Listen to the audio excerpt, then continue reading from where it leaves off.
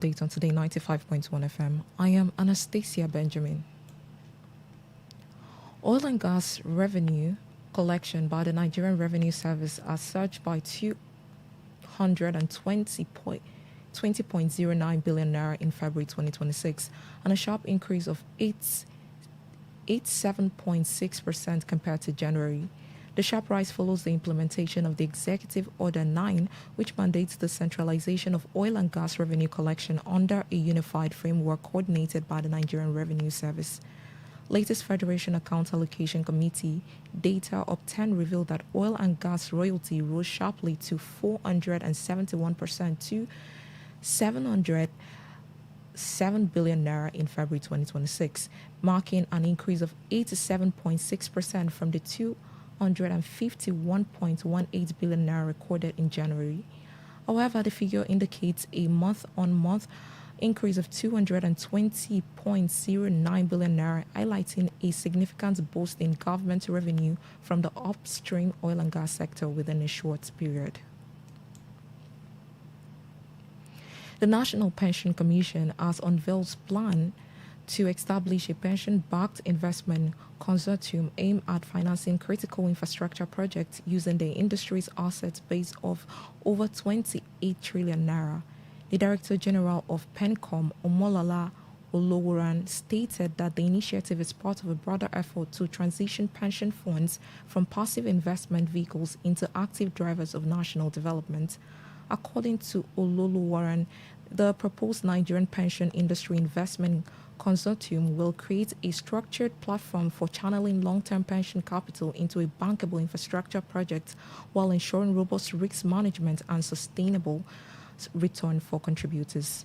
She explained that the move is designed to address Nigeria's infrastructure deficit, stimulate job creation, and enhance productivity while delivering inflation-edge returns through investment in real assets.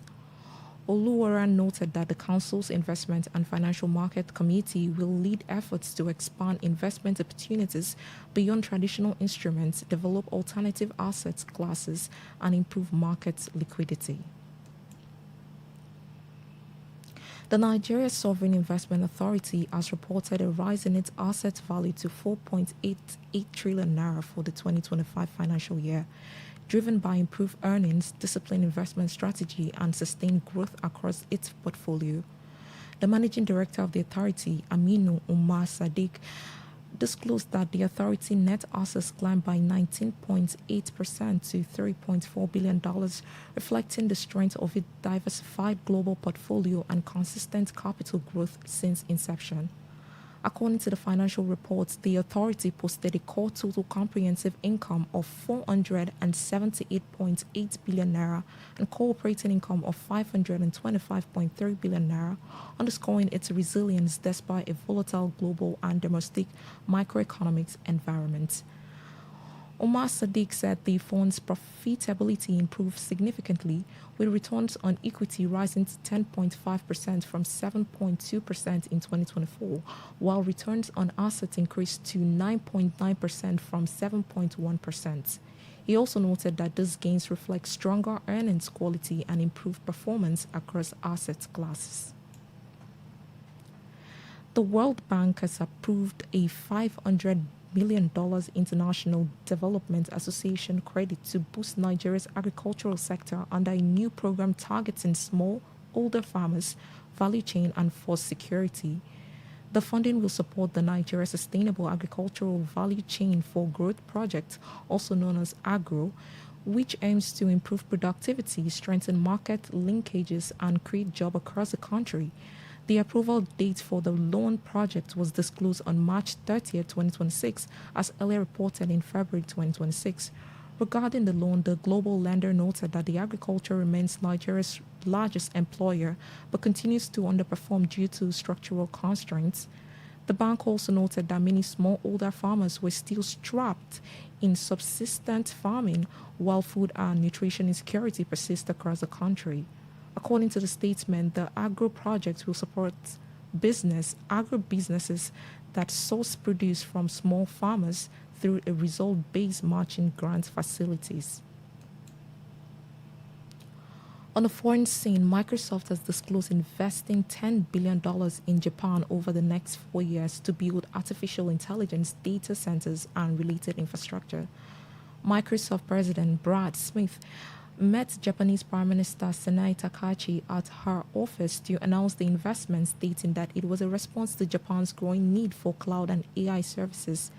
Businesses in Japan are eager to stay ahead in the rapidly evolving AI field, but data center expansions there is constrained by limited space and relatively expensive electricity.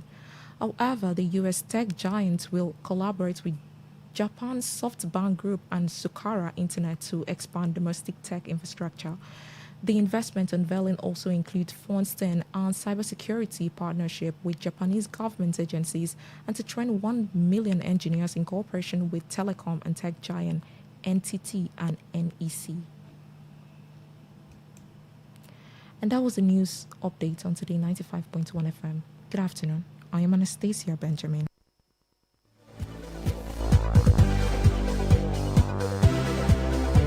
Today's news, today's entertainment, today's sports, today's news, today's entertainment, today's sports, today's issues, today on Today 95.1 FM, Port Harcourt.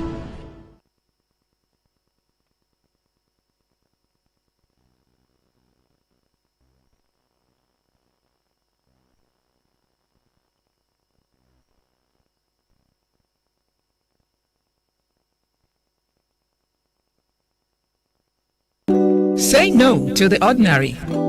Embrace the extraordinary, because we are the voice of the people. Voice of the people. Today, 95.1 FM. Today, 95.1 FM. Today, 95.1 FM. Where news meets insight, sports meets passion, and entertainment meets excellence. Expert analysis from seasoned professionals and our top analysts, informing, educating, and entertaining you. Your voice, your station. We are the voice of the people. Looking to grow your business? Ready to elevate your brand and reach the right audience? This is your moment to take your brand to the next level with Today 95.1 FM. Your trusted voice, reaching thousands of listeners every single day. From startups to established brands, we create powerful advertising solutions that boost your visibility and drive real growth. Our affordable advertising packages are designed to give your business maximum visibility and real results. Don't just advertise where people are listening. Call us today on 0818-389-2850 or visit our station to book your slot now at Today FM Drive off East West Road, Obiapo. Today FM 95.1. Your voice, your market, your success.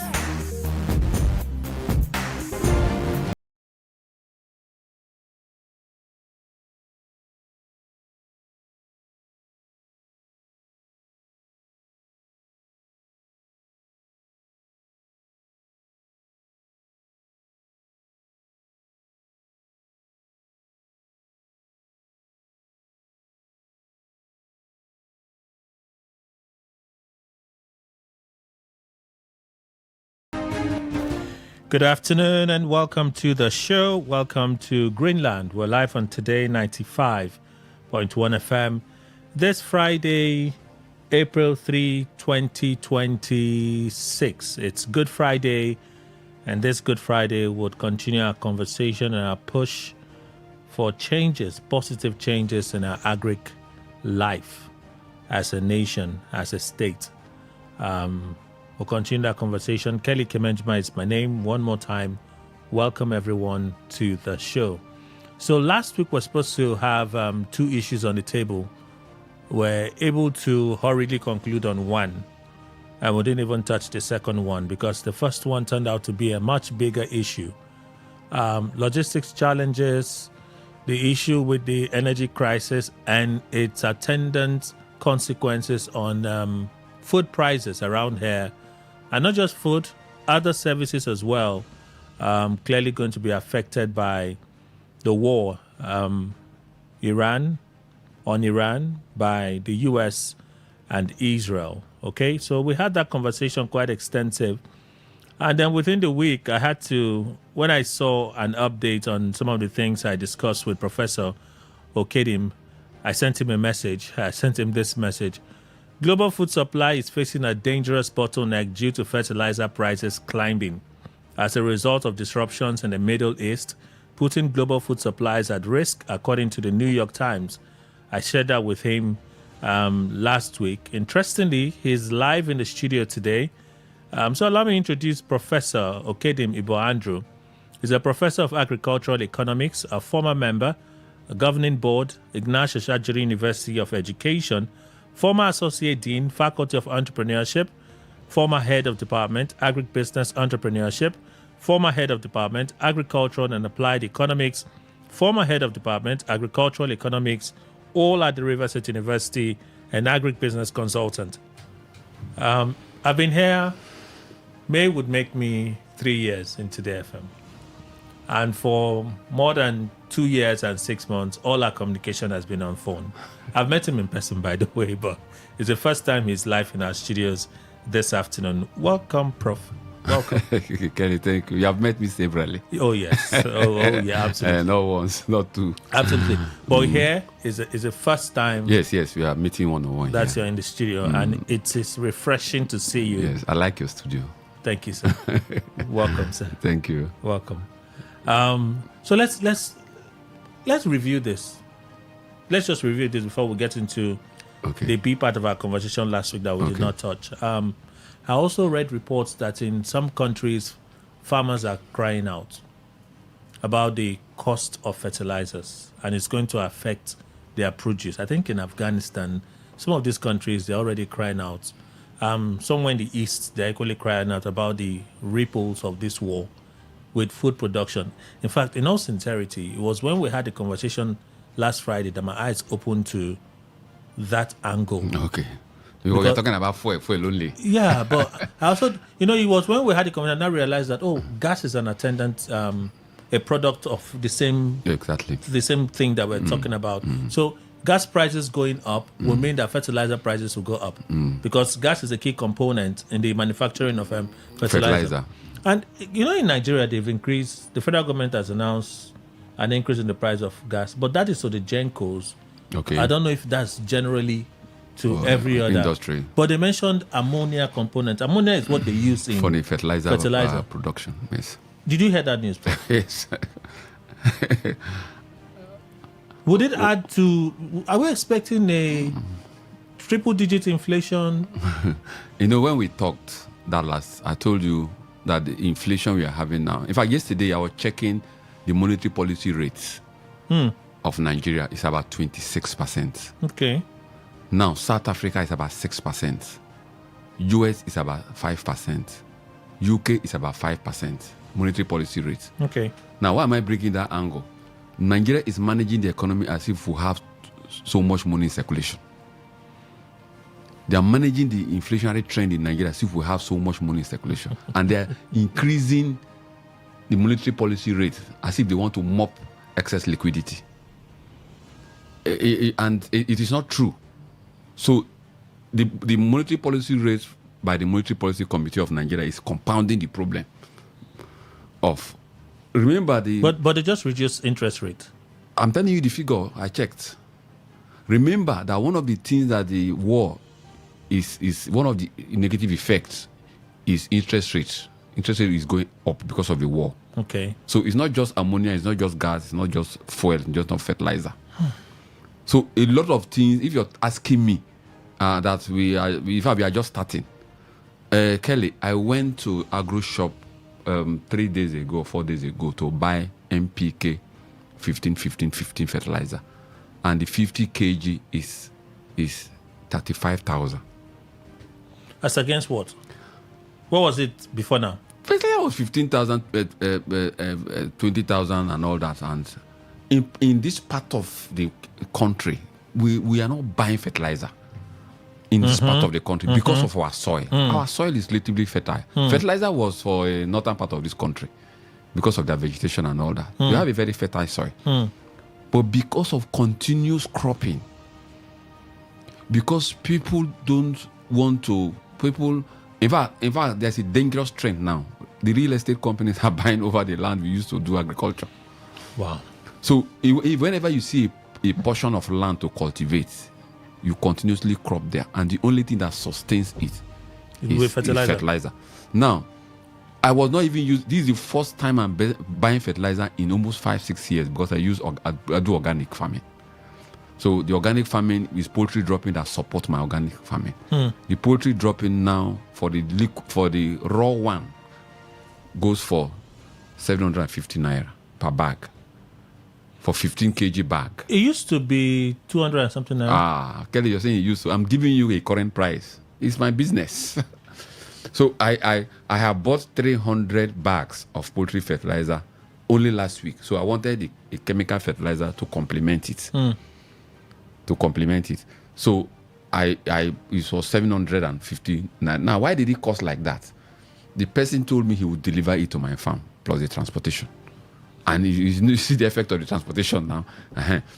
So I am putting that on a 9 plot farm. Okay.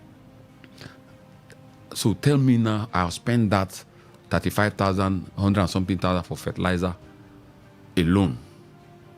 Just for fertilizer alone. For you just told us that for a product like poultry dropping that people used to throw away. In fact, there was a particular farm that called me, okay, where are you? Come, that because they didn't pack the poultry manure from the farm that is choking the birds. What is choking them is ammonia.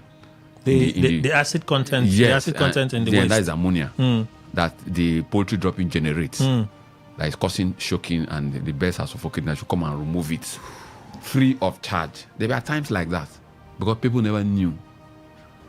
But today, nobody will give you. In fact, I don't want to call the names of farm here. There's a particular farm that has 19,000 birds. I went to buy poultry fertilizer. They said they are not selling because they are using it to produce ginger, tomato, habanero pepper, and so many. That farm is about 16 hectares. Is it in River State? Yeah, Abarache. So people are becoming more aware. That is because of what I'm telling you. People no longer do shifting cultivation in those days where you allow a portion of land to fallow and then you return to that portion of land after 7 years. And then people are doing what we call crop rotation and continuous cropping. So you plant beans, for instance, today. If you were even beans, it would have been a good thing. No, that's what I'm saying. That's the crop rotation. If you plant corn, the next one you plant is beans because it will fix nitrogen to the soil. That's the crop rotation.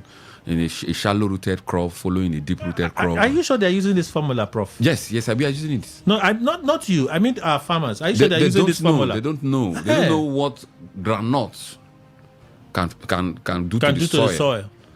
They don't know what beans can do to the soil. These are nitrogen-fixing crops. So they don't know. So even if they were doing crop rotation and they were rotating with crops that were adding nutrients to the soil, it still would have been better than that is organic than just planting anything. Yeah, anything you like. There's no if you plant. I plant yam. If you plant yam today, a particular spot, and you harvest next year, if you plant that same yam in that same place without padding up the nutrient, you will never harvest anything.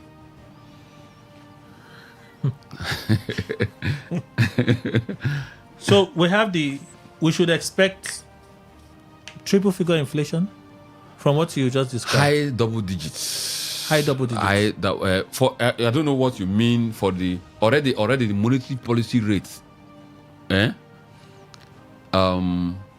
is high. The interest rate is high. Already the inflation is a higher double digits. Inflation is more than 19% now. It's just I think it's a little lower than 19%. Yeah. But if they didn't do their rebasing, if they didn't do their rebasing, and maybe the NBC, they are still being frank with us that indeed prices are coming down, but in the market we just don't see it that way. Certain products are dropping, certain products are still high. When they say prices are coming down, prices of what? Well, but basic food, staple food items, they say the prices are coming down. You see, when prices are coming down, the only time you use to measure prices coming down is during planting season, not during harvest. That is the only time you use to measure whether prices are coming down or not. So let us see. There was a time we are talking about rain and all rain, rain falling January and all that. This year? Whenever rain falls, this year we studied it, whenever rain falls, the next day, you see the weather will be very hot. And you think it's rainy season. The rain is falling today. Doesn't make it rainy season.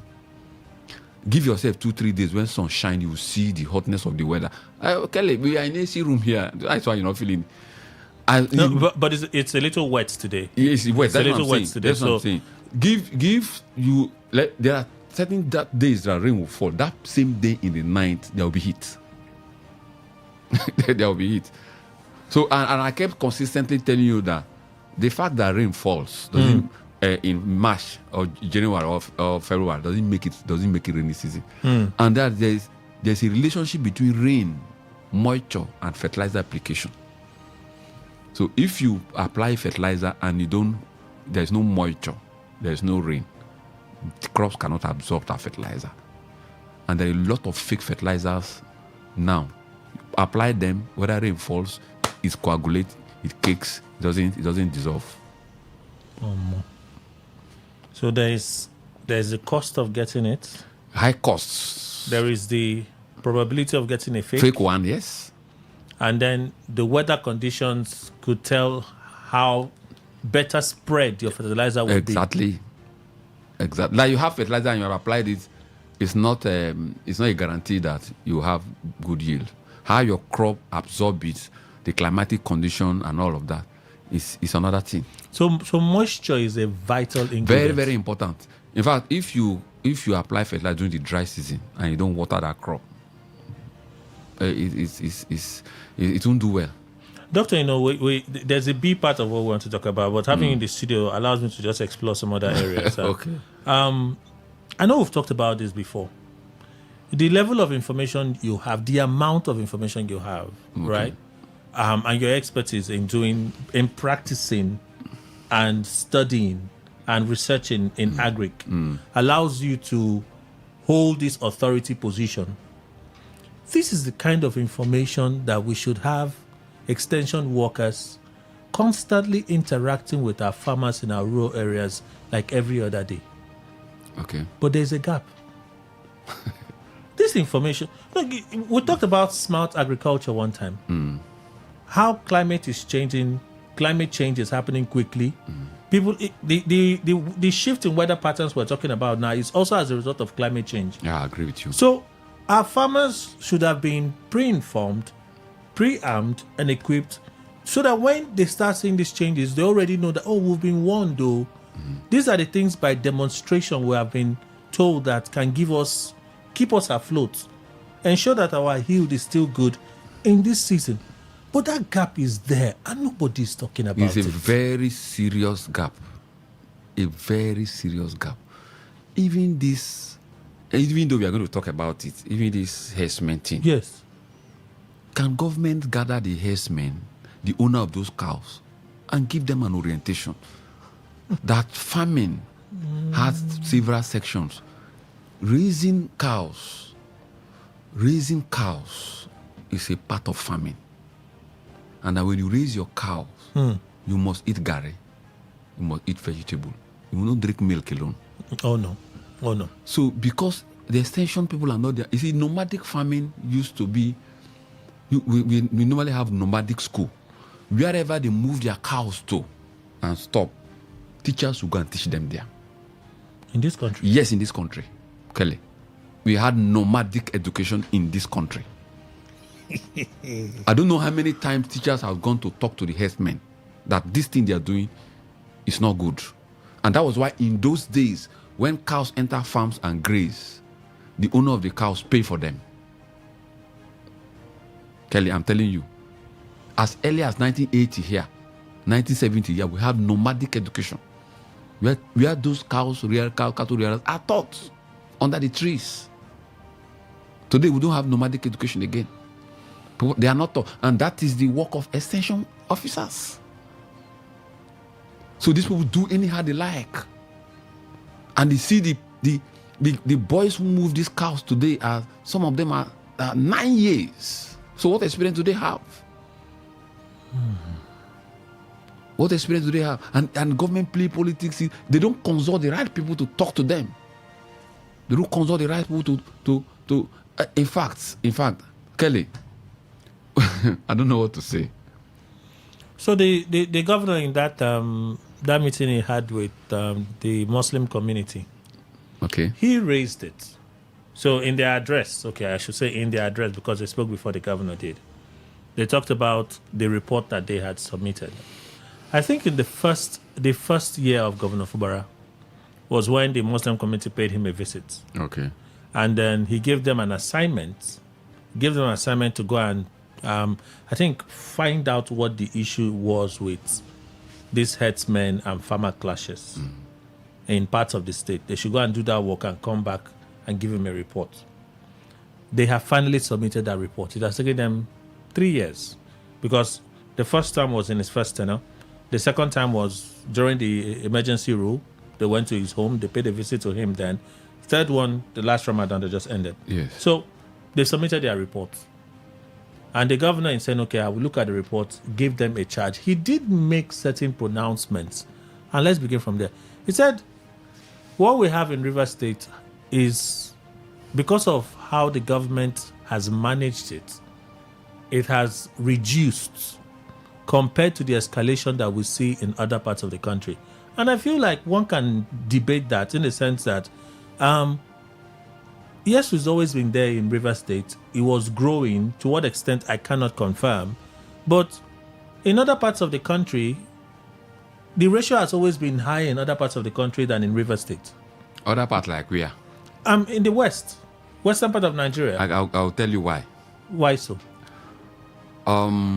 If you go to, we have almost 9 local government in water, inside water. The heads of cow you see in Buguma, Asari Tora, Kokotoru, Degema, Okreka, Boni. Oh, very few. Very few. Mm-hmm.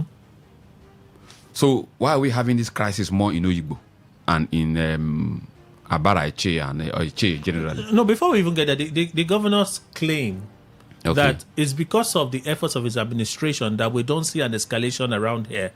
That's what I'm trying to explain. Okay. That's what I'm trying to explain. Okay. We are comparing with other states. Yes. And I'm telling you that most of our local government are in water. You can't carry cow on boats and dog canoe to certain places. So they'll be looking at the upland areas. Look at the upland area. Are there incidences in the upland now? I spoke with the youth leader of Abara. That's in Eche. In Eche. I've built 3 farms in Eche. I've built 3 farms, and they are not small farms in Eche. There are situations where these people break fences to put their cows. Yes. They break fence because they will sight green. You know, when your fence is placed, you put gates and the grasses are not cleared and all of that. It attracts them to go and feed them. Well, the herdsmen would use heavy gear to break people's fences and put their cow to graze. I am telling you, Kelly, go and investigate. When nobody is seeing them, and you think they were not the one who did it, to put their cows there to graze. Now, I spoke with the youth leader of Abara, who is also helping us now to build it, to do our farm. Because I know one day we'll discuss this matter. And he told me that it was so bad that there was a particular time where locals used to sleep in their farms to guide their farms. That it was so bad that locals used to sleep and guide their farms. That it was so bad that he was arrested on 2 occasions and locked for saying no. So let us not compare our states with other states. Now, number 2, we have a law. So the House of Assembly has passed a law. That comparison shouldn't even come. It shouldn't even come. Now, but my worry is the way governor is making the effort to talk to these people as a leader. The leaders of those communities are not helping issues. They collect money from herdsmen, owners of cow, and allow cows to enter into their communities. Yes. Fulani people don't just enter communities without using the locals. They don't. They don't. You can't stay in your community and just see herdsmen. Okay, my community had 30. We have never seen herdsmen in my community. January this year, we had 40 cows. And then the community people called me, complained, and I moved to my community and I saw them, 2 of them. And I asked them, what are you people doing in my community? I have the video here, Kelly. When we finish, I will show you. What are you people doing in my community? They said, sir, is the local government chairman? Oh, okay, they didn't say local government. They say, is the chairman? No. You know, they couldn't communicate well. They didn't say local government chairman. They said, is the chairman? No. So it's for you to go and figure out who's chairman. Who is the chairman? So I started making call. It was somebody from my community that brought them. And I called my Royal Highness. Incidentally, you see the worst case. It was a first primary school that they kept this cow. A fence primary school. So the teacher, the head teacher was a lady, a female. I accosted the man and said, carry your cows now. They were pooing everywhere in the premises and all that. And then I called the chief of that community and I asked him, did you collect money? He said no. And I called my Royal Highness. And my Royal Highness now have to proclaim, now gong around the 5 communities in my clan, that if you have a cow, move it out. That was how, after he gave them, I think, 48 hours. Immediately 48 hours expired, the cows moved away. Well, is it possible that the reason we have some of these attacks is because when they get into these communities, they pay to get in? Yes. So they can graze anyhow. When people harass them, they feel like they have paid, and you should not harass them. Yes. Number 2, who buys the cow? The cow meat? Is it not you and me? Yes. Okay. Who buy somebody comes to your backyard, grazes cow free of charge. People import grass from Brazil. People import grass all over the place. It's a fortune. But they see it as a free thing. Graze your cow at the back of your yard. Now sell that cow to you 1.8 million. The only thing he expended to raise that cow is probably the food he eats, the header eats. Every other thing the cow eats is free and sells to you 1.8 million. They don't pay tax because it's part of the agricultural exemptions of not paying cow to live animal and certain exemptions. You and we have discussed this matter before. Who buys the cow? So we are the cause of our problems. Why are we having too many herds entering with trailers into Port Harcourt? Because it's a market. Why are you complaining when you are the one? You see, says law in economics, supply creates its demand. That is says law in economics. Supply creates its own demand. So in most cases in Rivers State, you're saying from authority that the communities they've entered, yes, they entered because somebody gave them access to those communities. Yes, they choose the community people they know they are aware. Go and investigate. Again, thirdly, in most communities in Rivers State, the cows are owned by locals, our people, and they hire Fulani people to raise them for them. Well, would that also be the case in Eche? Go and investigate. I don't know whether that is the case, but most of these cows are owned by us.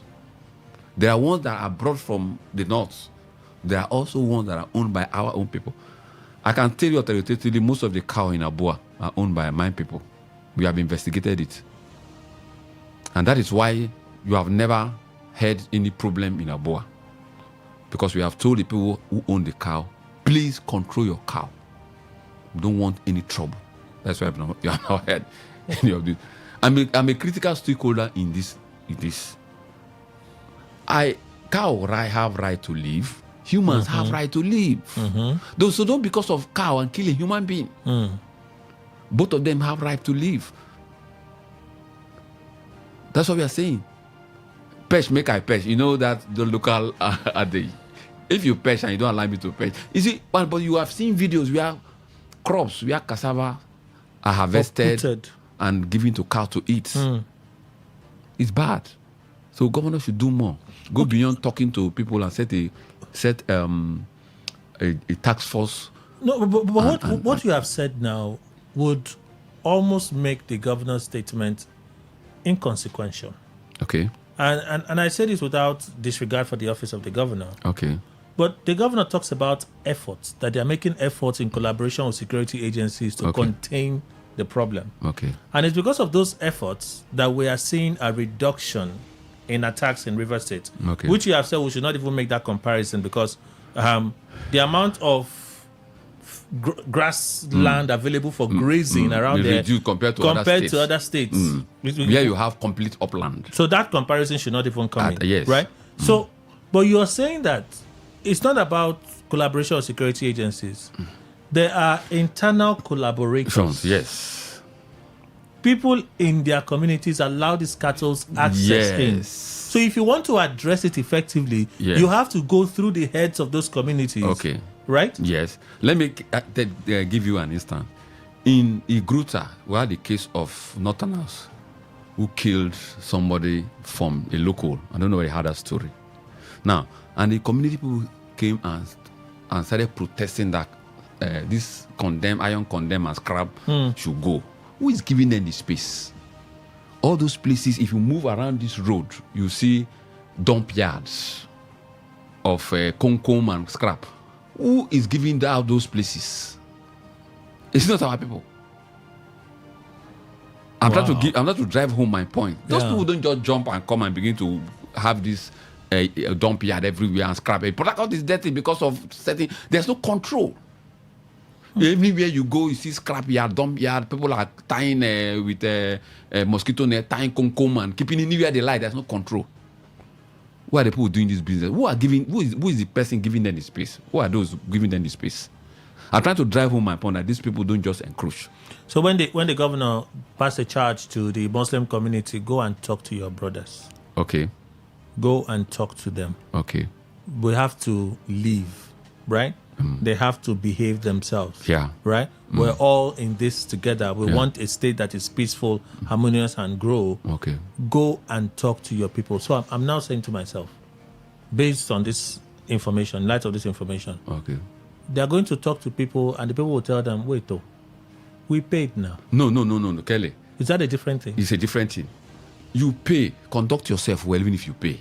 But don't do. No, but you also talked about the fact that most of the headers are not educated. I've said it here. No. And probably that's why the governor is saying that if you have given somebody a cow to raise, go and talk to the person or to conduct him. I think that's the point the governor is making. No, but I agree with him. The approach should have been. Shouldn't the approach have been? Oh, we are increasing our community engagement. Okay. Whoever brings a cattle, and you say, this Fulani, come and help us head it, right?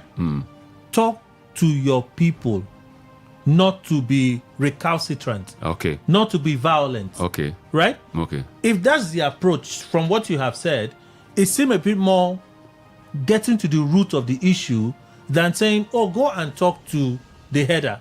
When you go talk to the header can listen to his brother, but he understands that there's a higher authority that is paying him money. No, but Sir Kelly, in Rivers State, we have attitude of going to police when something happens. These people don't report these issues, so they take laws into their hands. We agree. You understand? If something happens, we've had reports on how the police somehow try to remove their body when these things happen. And they are also the part of people causing all this trouble. Now, if in my community we have local structure, local authority. If something happens, we go to police. Or first of all, we go to report to the local chief. You summon somebody somewhere. That's a community head. In the community head. If the person refuses to come, so in most cases, it's the community head that call the police to come.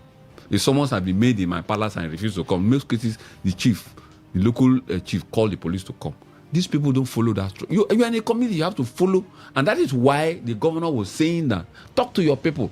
Let them surrender themselves to the local authorities. There is a traditional authority in every community. So in the cases like in your local government where you said you got them to comply, right? How did they comply? No, the people who own the cow are our brothers. So we call our brothers, just like the governor is sending them that, go and talk to your brother. We talk to our brother, look, if they graze a farm and there's an issue, we know who to hold. Well, I'm saying the same thing, right? While you're telling the Muslim community to talk to their brothers, why not take a direct message, call for a conversation, community by community, where we have rampant cases of herdsmen clashes, right? Take them and who owns these cattle? Okay. Why are you not taking responsibility for your business? And that is what I expect the governor to do now. The governor should go a step further to profile cow owners In the state. If we have a herd in HA and we have 300,000 head, all the owners of those herds should be profiled, capture them, document them, and so that when something happens, you know where to go to. We have to go who to hold. That's what the governor should do. That's what the governor should go instead, and it will help us a lot. And if these people know that somebody is monitoring them, it's not enough for you to just go and build a small hut and stay in the bush all day and think that people are not monitoring you. People know you because you have been profiled and all that. If anything happens, you will. You can't do that. But you don't just go and the governor should also tell the local chiefs, if they allow people enter their community without the consent of security agencies and the government, they should be held responsible. They don't have that right to just bring in people. They don't have. So we had a conversation with Alhaji Ambassador Awelewe, the leader of the Muslim community in River State. He was in our studios, and we sort of just asked him, how far? What are the key things in your report? And he said, well, the summary is, we believe that establishing an agency will be mostly suited in addressing this problem. Okay. So that when you have an agency, government comes, government will go, but an agency remains. So if there's any escalation anywhere, the first port of call would be that agency. Okay. So for instance, if you had an agency, livestock control check or something, that's what they recommended in their report. And they hope that the governor will give it speedy attention so that an agency like that will be birthed in River State. Do you think that would... What kind of agency that is more than the Ministry of Agric? There's a livestock department of the Ministry of Agric. By right, any cow entering River State should be quarantined. At the point of entry? At the point of entry. We should quarantine that cow, check if there is no disease and all that. And in most cases, in a state where even in our slabs now we're looking for vet doctors to be doing animal inspection. I'm trying to tell you that what the man told you is not true, because there are people who are not doing their work. Because you see, in most cases where our northern brothers and the cow are packed in a trailer and they move together. If you got on East West Road now, you will see some of them just arriving. In a civilized society, you don't carry animals and human beings together. And I've told you before, there are zoonotic diseases. Yeah.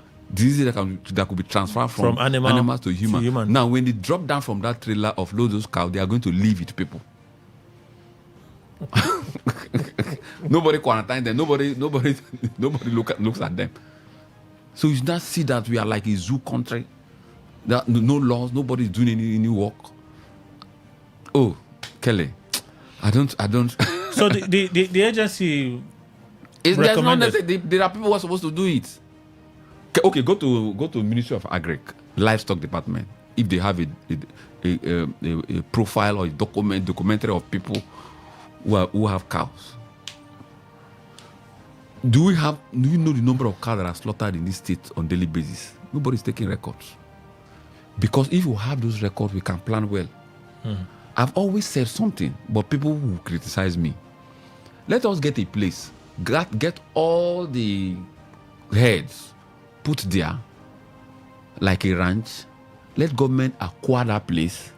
Anybody who puts any head there, pay money to government, so that these things will be controlled. You know, the communities will not. Not community. Government will acquire the place. The communities. Are there no motor parks? Oh, there are motor parks. Are there no motor parks? Are there no schools where people? Government can acquire a place from the community. Government-owned place. We are not giving them free a ranch. These people mandatorily keep your cow there, fence, water, school. These people will pay money to government for using that place. But you know that there is a lot of apprehension when it comes to this herdsman issue.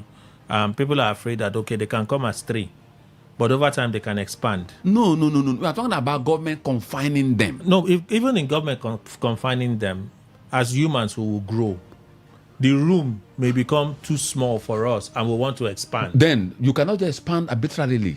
Government will come and check. You report to government that look, we have grown. That's the You same report to fear. government and say, I'm government, we have going grown. to the same fear that some communities have, that we give them one hectare now, for instance.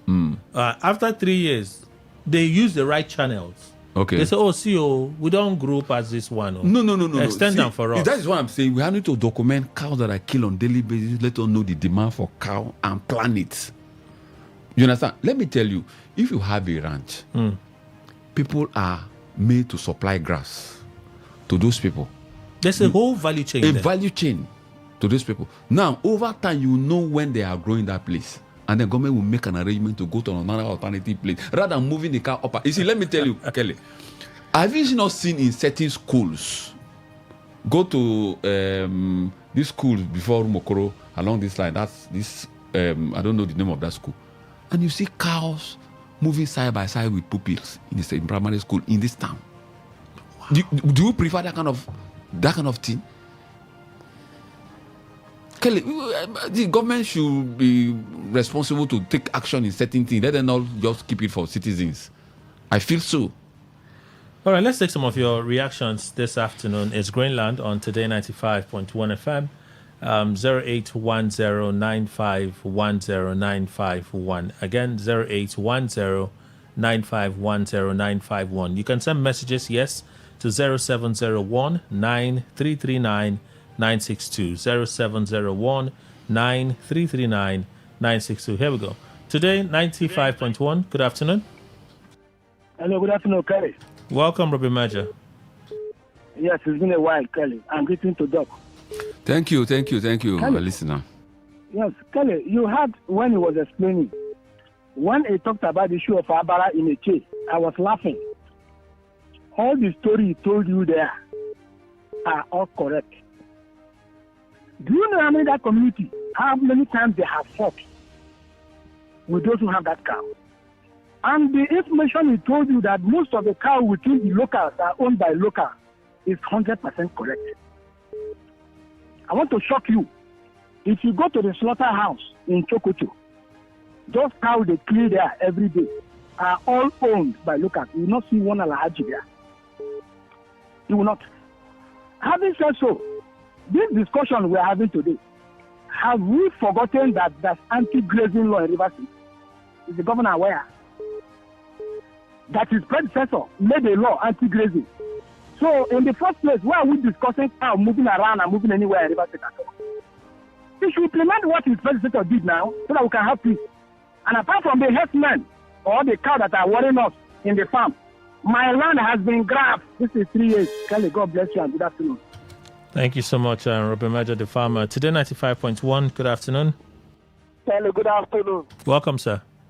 Wellington from Okrika.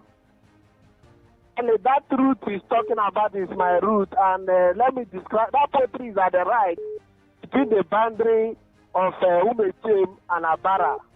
Let's go further. Kelly, the truth of the matter is that those herdsmen pay people in that community.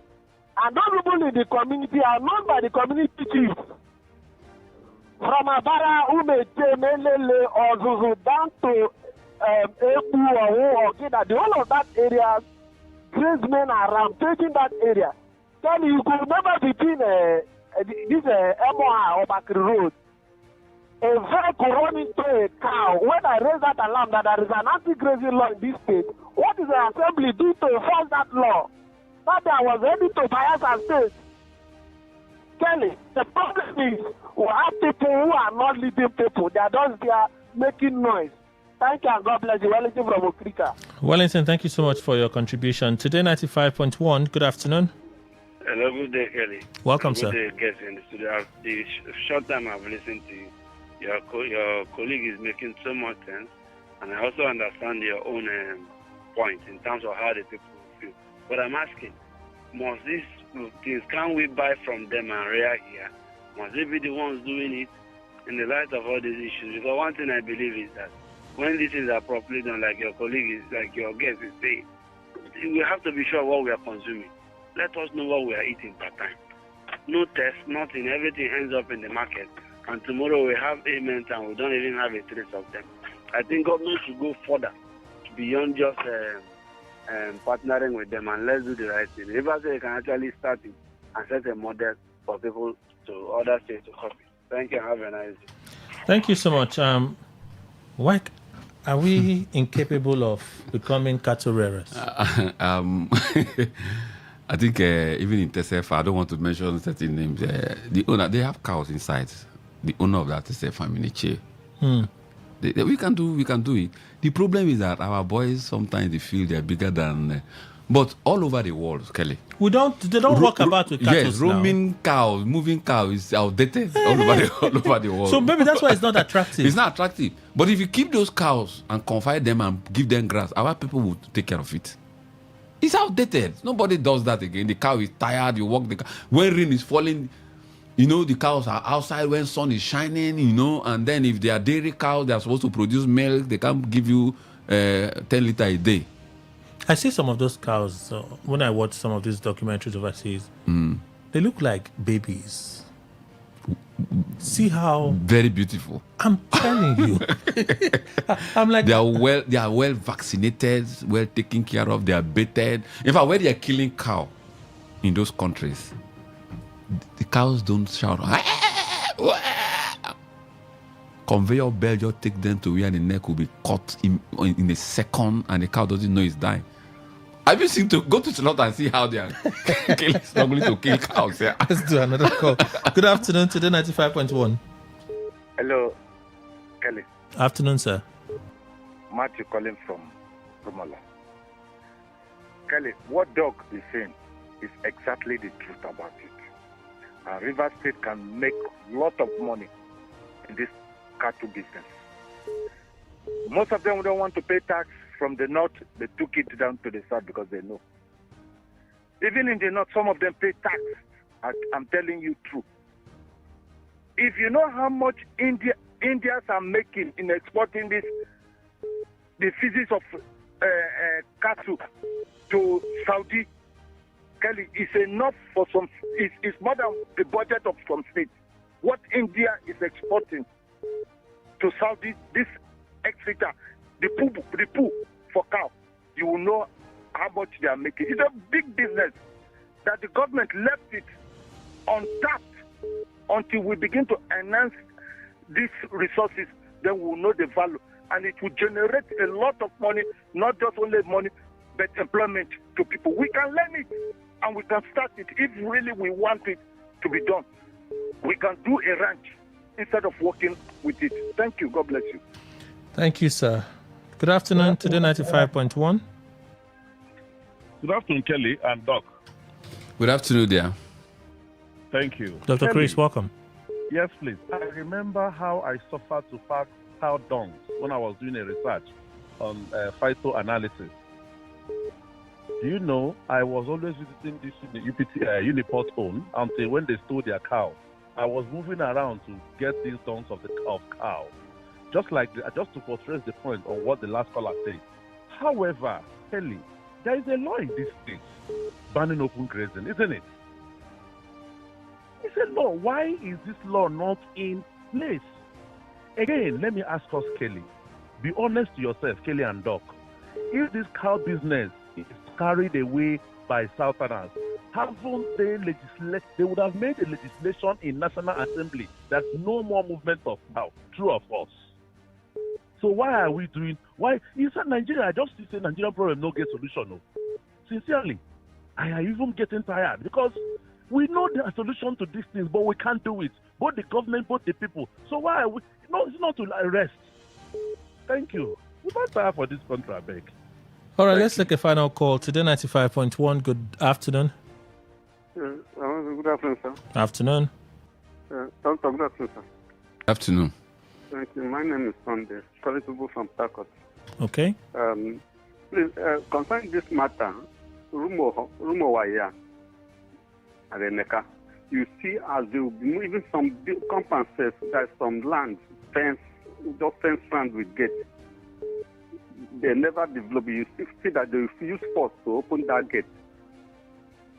It's very terrible. Thank you, sir. Abba. Hey. Good afternoon. Today 95.1. Yeah, this is Mr. Joe speaking. Concerning this cow issue, different cause. Last time I said it, that it must not be the Fulani that must rear cow. Everybody can rear their cow so that we know who is responsible. For example, if I am an Ikore man, I will buy the cow and I will employ Ikore person to take care of the cow. And with time, the cow will understand the language of the Ikore man. If I'm from the Igbo land, I will buy my cow, employ Igbo person to take care of the cow. And with time, the cow will understand the Igbo language. It's because these Fulani, they will be taking care of cow for long. That's why the cow understood their language. Not that they created the cow to understand the language of the Fulani for them to take care of the cow. So if they say they must rear cow in our country, then it should be on. We like to do that. Okay, if River State wants to rear cow, if the Koreman wants to rear cow, let's tell the Koreman to take care of the cow. So when anything happens, we know who to fall to direct. Not only the Fulani to the north or from here. If the Fulani from the north want to rear their cow, they should rear it there. All if right. they want to rear cow inside, then the Koreman or maybe Bayelsa man should take care of it and employ somebody from the same place to take care of that cow. With time, the cow will know their language and they will adapt to it.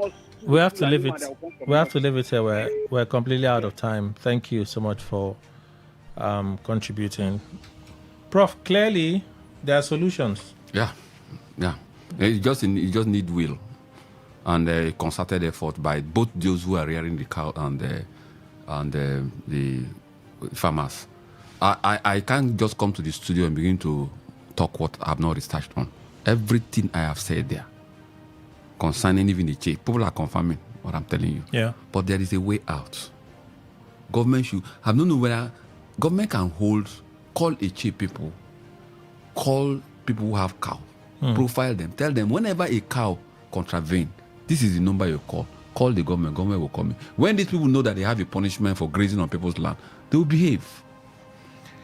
Professor Okedem Ibo Andrew, a professor of agricultural economics, a former member of the governing board, Ignatius Ajuri University of Education, a former associate dean, Faculty of Entrepreneurship, former head of department, Agribusiness Entrepreneurship, former head of department, Agricultural and Applied Economics, former head of department, Agricultural Economics, all at River State University, also an agribusiness consultant. Prof, thank you, sir. Thank you, Kelly. That's our show, everyone. Good afternoon. What if the internet had a voice? What if we knew exactly what you love to listen to? What if we understood your vibe? Your voice, your opinion. Today, 95.1 FM. Today, 95.1 FM. We are the voice of the people.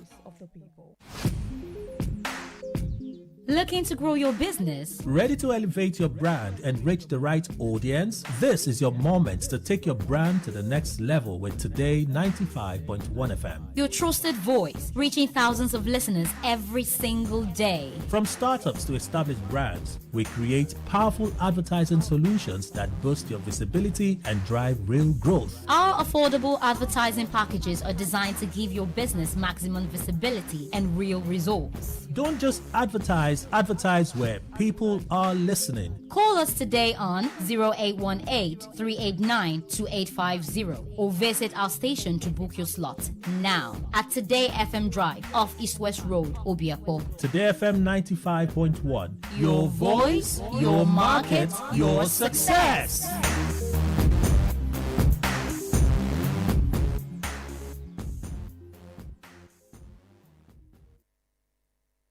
Whether it's happening in Port Harcourt, South, Nigeria, or around the world, we've got you covered. On air, online, delivering balanced news and unbiased analysis. Today, 95.1 FM.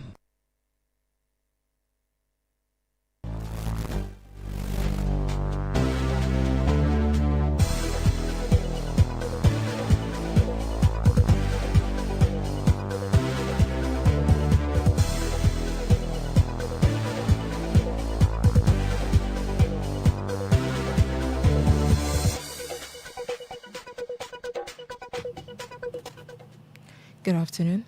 Here's the news update on Today 95.1 FM. I am Anastasia Benjamin.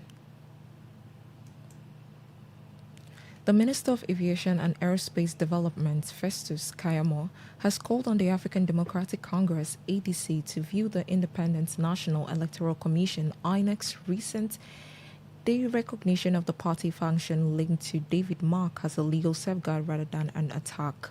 In a statement posted on his X handle, the minister said the issue is rooted in pending court challenges over the party's leadership, not politics.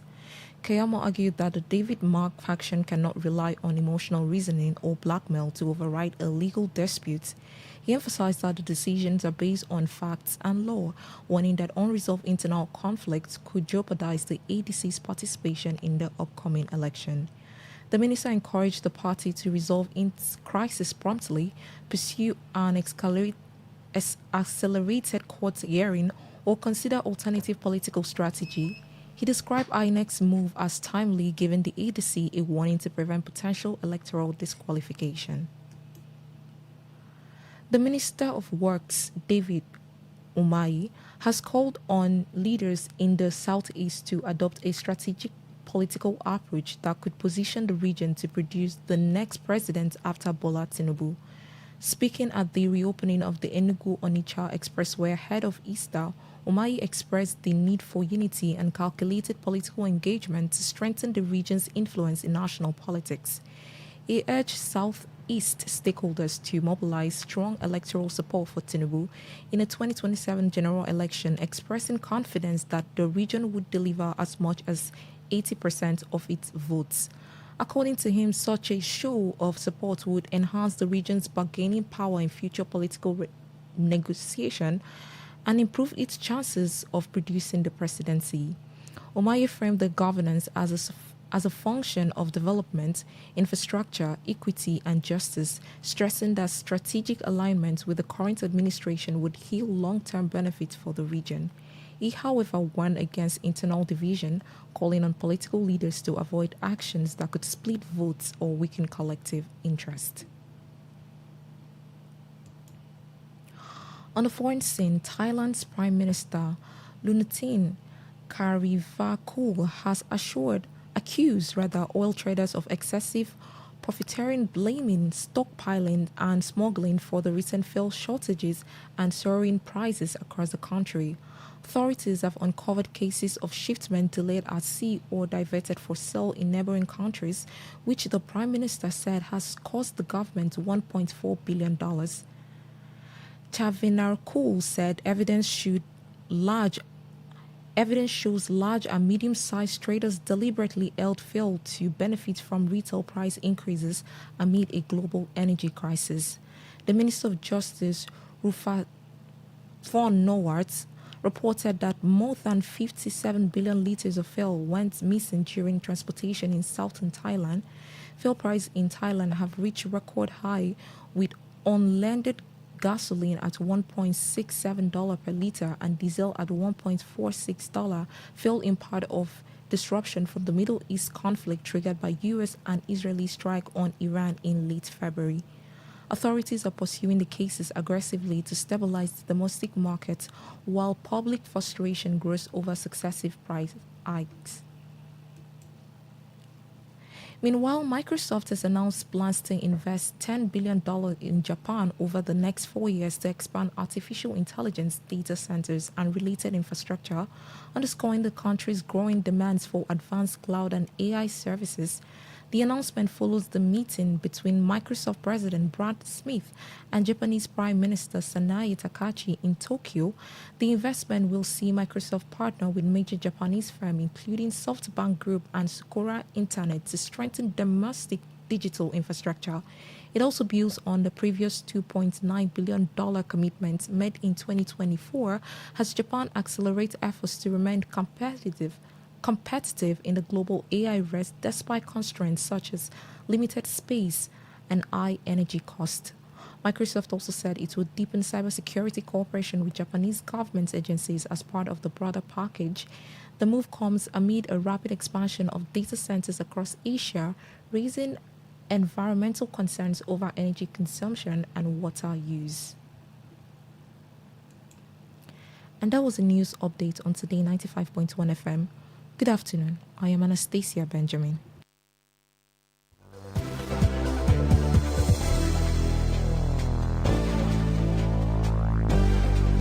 Today's news, today's entertainment, today's sports, today's issues. Today on Today 95.1 FM, Port Harcourt.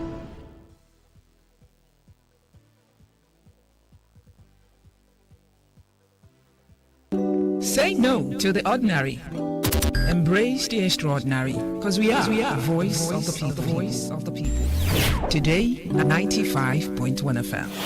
Today, 95.1. Live your truth. Express your love. Share your enthusiasm. Take actions towards your dreams. Talk your talk. And walk your walk. It was years ago. There's a statute of limitation on this stuff. Make today worth remembering as we discuss issues as it affects Nigeria moving forward. Talk that talk. Weekdays, 2 p.m. Exclusively on Today 95.1 FM Port Harcourt.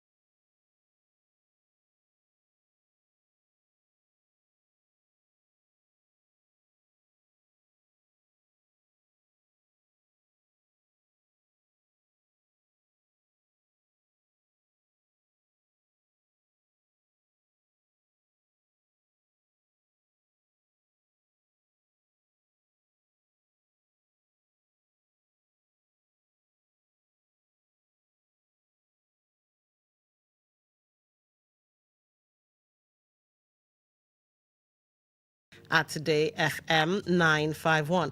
Now, to listen only via the website, you simply go to www.todayfmlive.com and, of course, click on the menu list and then listen live. You are in and golden. Okay. So let's get into today's talk.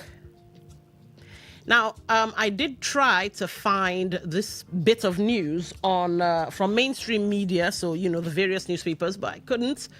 But yesterday and even today, we've been hearing, people have been posting that, the former deputy governor of Rivers State and current senator representing Rivers West Senatorial District, that's the person of Her Excellency, of course, Ipalibo Banigo, was giving out tricycles, what we've come to know as a keke napep.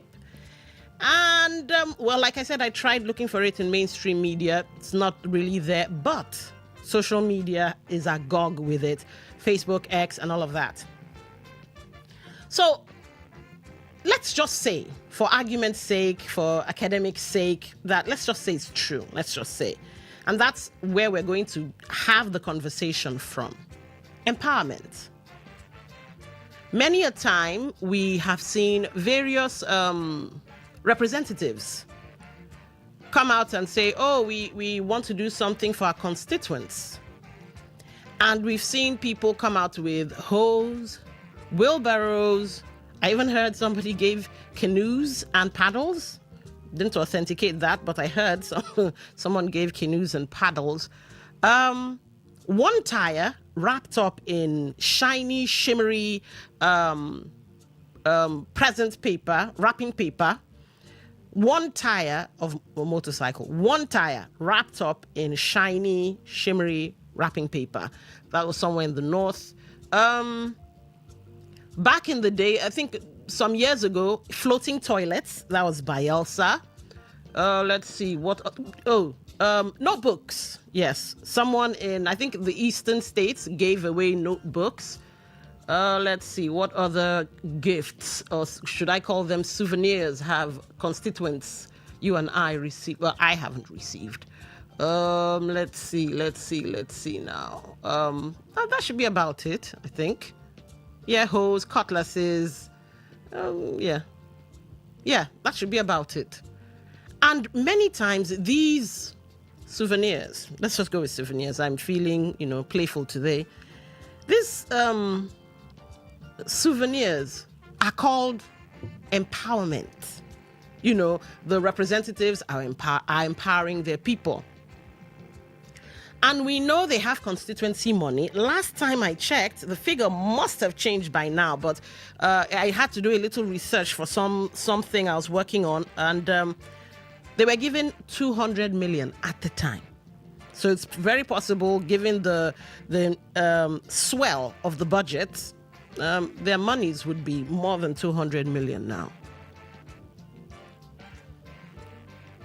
And they said they're going to do constituency this, they'll project that. I think someone even did a cemetery. Yes, they even refurbished a cemetery in the north as well and called it a constituency project. They call it empowerment. Now, here's what I want to ask all of us. A number of us are educated. And even if we're not formally educated, as in we didn't attend universities and all of that, we have been schooled by life.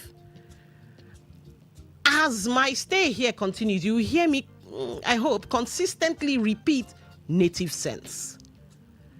Because these days, you can't call somebody an illiterate. You can call somebody an illiterate when it comes to letters, when it comes to reading and writing, but doesn't mean they are not educated, because life. Native sense. So, formal education, informal education, native sense, whatever you want to call it, you and I are given these things, and should we call it empowerment? Now, make no mistake about this. I must be fair.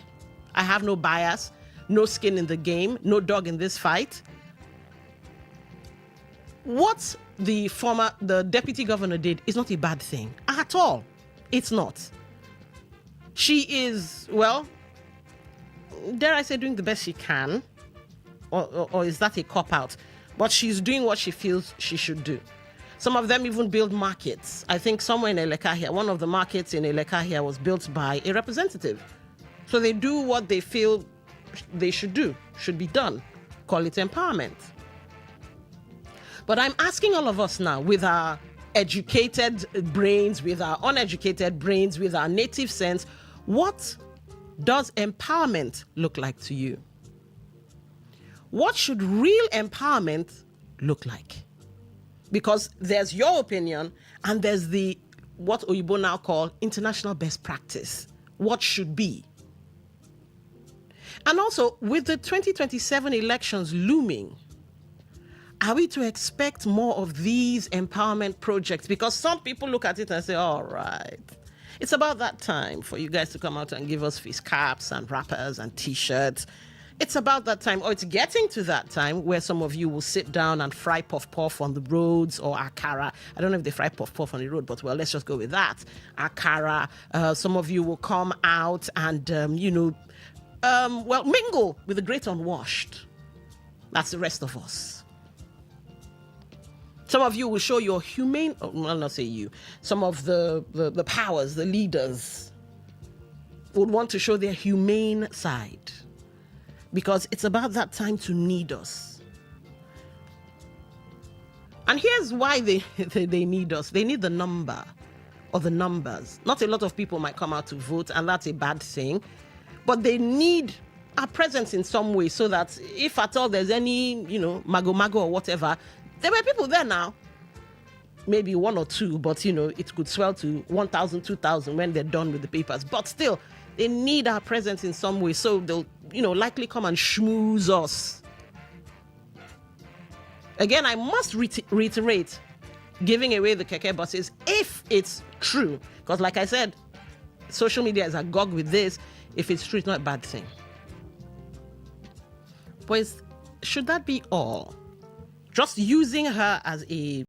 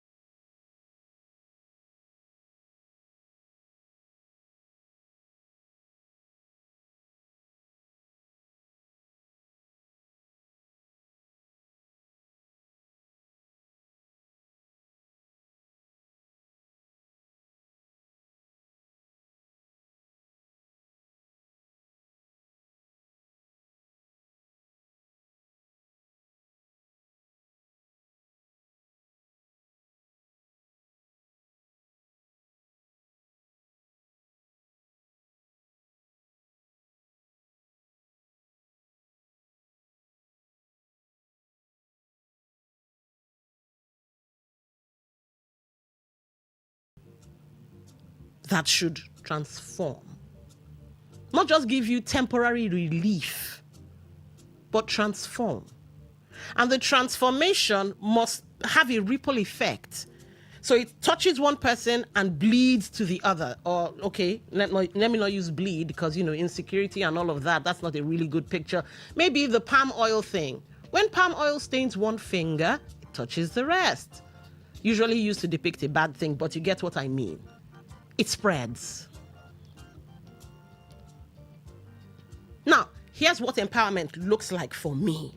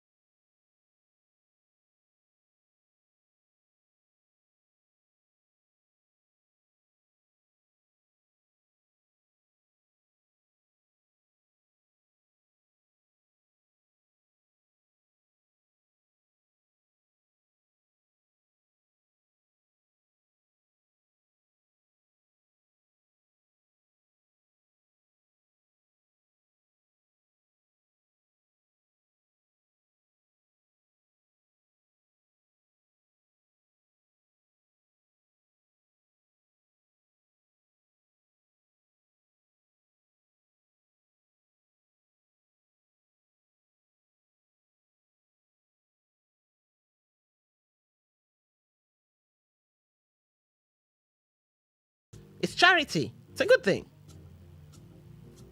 But like I said, outliving the politician and the politics. How about training them?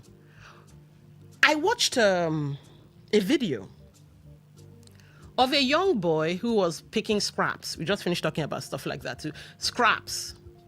And this, I don't know, blogger, influencer, philanthropist type thing, these days they go out and look for people they can help and then they film it. Yeah, so he meets this boy and why are you doing this job? Oh, I don't have any money. I'm looking for money to what's that word now? Release myself. So he was an apprentice, a plumber. And so they asked him a bunch of questions and he was calling the various tools. So it was clear that, yes, he was actually apprenticing as a plumber, but no way to release himself. He was doing it to keep body and soul together and also help his family. And this influencer, philanthropist person just went, as far as I was concerned, crazy. Will you follow me somewhere? Sure. So they take him, he gets a haircut. Take him, they buy clothes for him. And I was like, is that all? Nice gesture. But is that all? He doesn't need clothes. You just brought him from a rubbish site. So he would just wear these fine clothing and go back there. He now took the guy outside and they brought tools. And this young man fainted, just fell flat on the floor. By this time I was shedding tears. You could see the poverty. I know it's called poverty, but poverty ubiam, as Igbos say. But it didn't end.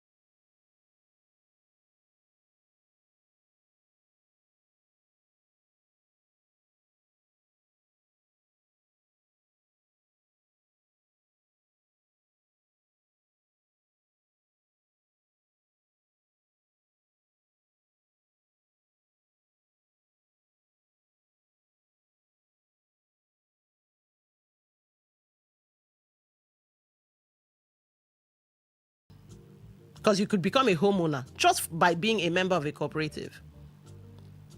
So basically, teaching people how to build wealth, not just take a dash, you manage this gift. Of course, all of you already know the expression, give a man a fish, teach a man how to fish. Now, here's the thing. Without knocking the powers that be, as in our representatives, too much, empowerment should look like stable electricity, good roads, access to markets, digital infrastructure. Because you see, the keke driver will still suffer fuel spikes, will still suffer bad roads, will still suffer all the suffer that we're currently suffering now. The wildness of this bit is that our representatives are supposed to be our fighters. They're supposed to be fighting for us. They're supposed to be in our corner, driving policies that would make our lives easier. That's why sometimes I have a beef with the state assembly members. Because rather than playing politics and saying impeach and no impeach, thank God those days are over, you could fight the governor on, dude, we've passed this law. We've done the heavy lifting. Oh, yeah. Because you're representing various constituencies. You're representing various local government areas. And that's your state. Now, imagine a federal representative saying, oh, no, you must do this and do that. But what do you find? We're fighting for Anyoma states because at the end of the day, state is about resources. That's what they're fighting for. If that place has resources, oh.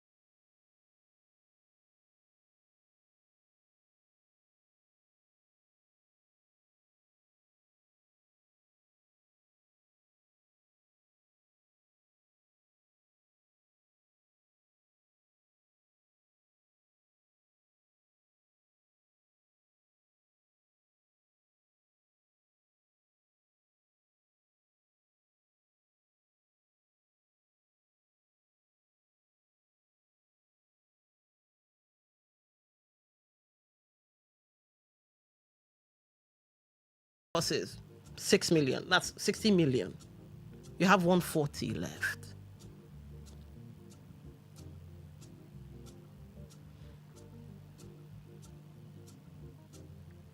Our representatives are supposed to give us dignity, not dependency. Give a man a fish, teach a man to fish. In all honesty, empowerment is supposed to make us less dependent on politicians. But is the system, was the system, or has the system been structured in such a way that the people will forever be dependent on politicians so they can have their way? The way being comfortably sitting in that seat of power. Again, I must reiterate, what the former deputy governor did is not wrong. It's not wrong. It's just the limitation of the empowerment. Should be more. I'm not saying go and buy more buses. I'm saying do something that would affect your constituency as a whole, where more people get to enjoy, more people get to benefit. And if more people get to benefit, imagine where you create like 10 millionaires. I know it can't happen, but 10 millionaires or 20 millionaires. Those millionaires will eat. Those millionaires will wear clothes. Those millionaires will buy houses. Do you see it? How the economy will grow just from having millionaires within your area. But no, it looks like the system is structured in such a way that, well, will always depend on the politician for 2K. And so when a bad-minded politician, not all of them are bad, of course, a bad-minded politician comes out and says, come out and shoot for me, kill for me, throw dynamite, everybody's willing to come out because they depend on that person. But imagine a river state with more independence in decision-making. That's what we don't have at the moment. A lot of us don't have it. Some people are political thugs because of how for do. A bit of an excuse, but still, they don't have a choice. And could that be that it's because of, well, the way the system is structured? So let's have a conversation. What does empowerment look to you? What should empowerment look to all of us? Would you rather receive a keke today or a system that guarantees you income for the next 10 years? And not just you. A system that guarantees your grand, your generations yet unborn. Let's talk. The numbers are 0810-9510-951. 0810-9510-951. If you'd like to send text messages, 0701-9339-962. All right, we have our first call. Hello? Hello, presenter. Good afternoon. Good afternoon. My name is Dawn. What's your name? Hello, this is Dr. Dennis Onyagwara. All right, go ahead. You have the floor. Don, yes, you're quite new to Nigerian Today FM, but I will not spare you. I keep blaming the journalists because you people went to school. Okay. I am confident that you did. If Yes, not, but remember I did ask about native sense. Native sense. Forget about native sense. We need a bit of education to know what to do. All right. You see, this when you talk about empowerment, that's sheer deception. If you look at the way people are sent to power here, it is actually the corporate. Do you follow? Now, when you go to other climes, if you look at what the world did when they established the IMF, the World Bank, International Bank for Reconstruction and Development and all that, GATT, General Agreement on Tariffs and Trade, you will understand what leadership is supposed to mean. Okay. Now, General Agreement on Tariffs and Trade means that you must trade, bring products to the international market. Now, China goes and thinks of the products they will bring. India joins. They were at par with Nigeria. And we now have hooliganism as a method of input into governance. And they don't understand what GATT means. You understand? Okay. Now, you come, there is nothing you're bringing to the international market, and your currency will continue to go down. Then, in other words, these people who actually do not know, because if you now tell me how I know, I will tell you the flurry of forged certificates in the National Assembly, in the state governorships and all that, tell me that actually these people never opened the books. Because if they open the books, they will know what GATT means, that you should go to your country, produce gas bottles, produce building materials, produce all these industrial goods which China floods the market with and earn foreign exchange. In that way, if you have multiple industries around that Today FM street, my dear, you will know what it means. Nobody needs to tell you empowerment. That is sheer fraud of the highest order, sheer wickedness, and then foolishness on the part of the people. Now, today, hello? I can hear you, but we're about to move on, so No, others can let me check. Hello? All right, I think he got cut off there. Hello, 95.1 FM. Welcome to the show. What's your name? Where are you calling from? Hello, good afternoon. Good afternoon. What's your name? Where are you calling from? Yeah, I still remember Mama from by River State. Okay. You see, when we talk about empowerment means when you let somebody work, for instance, like a computer. Then after them the computer, then after the pigments, like Jen and computer, red house for him or her. Then you have established the person. The others can come and left for him or her. Not by buying a rebiro. For instance, one letter from another state, one letter, a whole letter. I want to be able to rebiro. What do you mean by rebiro? Just imagine a whole letter. Empower someone with a rebiro. Like you should go to market and carry Gary. And it's kind of unfortunate. All right. I don't understand because some councillors we have in our nation. Okay. Not by, at the end of the month, you give us 5,000 and 10,000. What do you mean by 10,000? Empower somebody. So when you empower a person can empower the four of. That's what you mean by empowerment. All right. Not by you, by you. Okay, thank you. We get the meat of your gist. All right, thank you. Thank you for calling. All right, we'll take a short commercial break, and when we come back, conversations continue to flow. Don't touch that dial.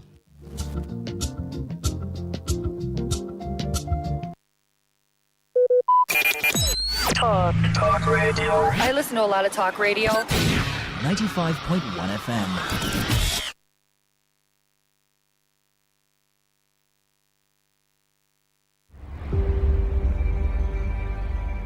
Maybe home is somebody's smile when they look at you for the first time. Maybe home is being a home to something you love and adore with all your heart. And that is what life, friendship, and love are all about. Love and A glorious dawn is before us. A victory worth celebrating is here. Hope is alive. Love has risen. Join us as we celebrate Easter at the King's Assembly. It will be a powerful celebration of the resurrection and a fresh encounter with God. Experience uplifting worship, joyful praise, and a life-transforming word that will renew your mind and strengthen your faith. Ministering, Pastor Chris Uko. Music by New Song. Time, 7 a.m., 9 a.m., and 11 a.m. at the King's Assembly, 58 Tombia Road, GRA Phase 3, and Number 1 Stadium Road by Air Force Junction, Port Harcourt. You can connect online at TKA Community. It's a celebration of victory. It's a celebration of new life. Celebrate Easter at the King's Assembly. For more information, visit our website at thekingsassembly.org. See you there.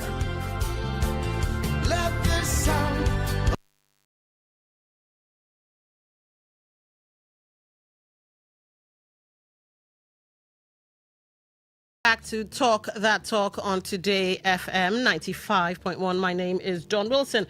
All right, we've been having a conversation about what's happening on social media, and the story on social media street is the former deputy governor of Rivers State is shared about 10 keke buses as a constituency project. Now, I did say that I've looked for the story in mainstream media, but only have found it on Facebook and X. So we're using that as, a kind of springboard to talk about empowerment.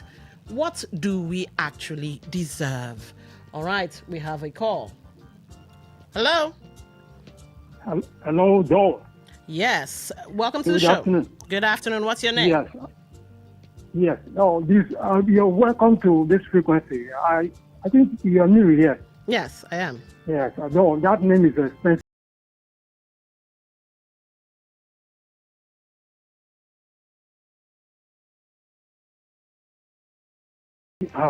Yes.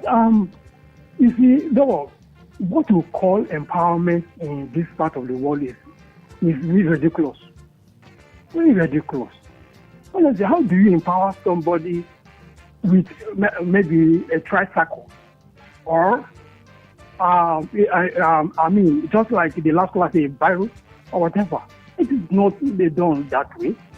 Yes, you can empower somebody with a tricycle, and not just, empowering with a tricycle, you just give some seminar. You organize seminar, tell them, what to do, tell them what not to do, and how to use them. You don't give somebody, probably such person does not even need tricycle.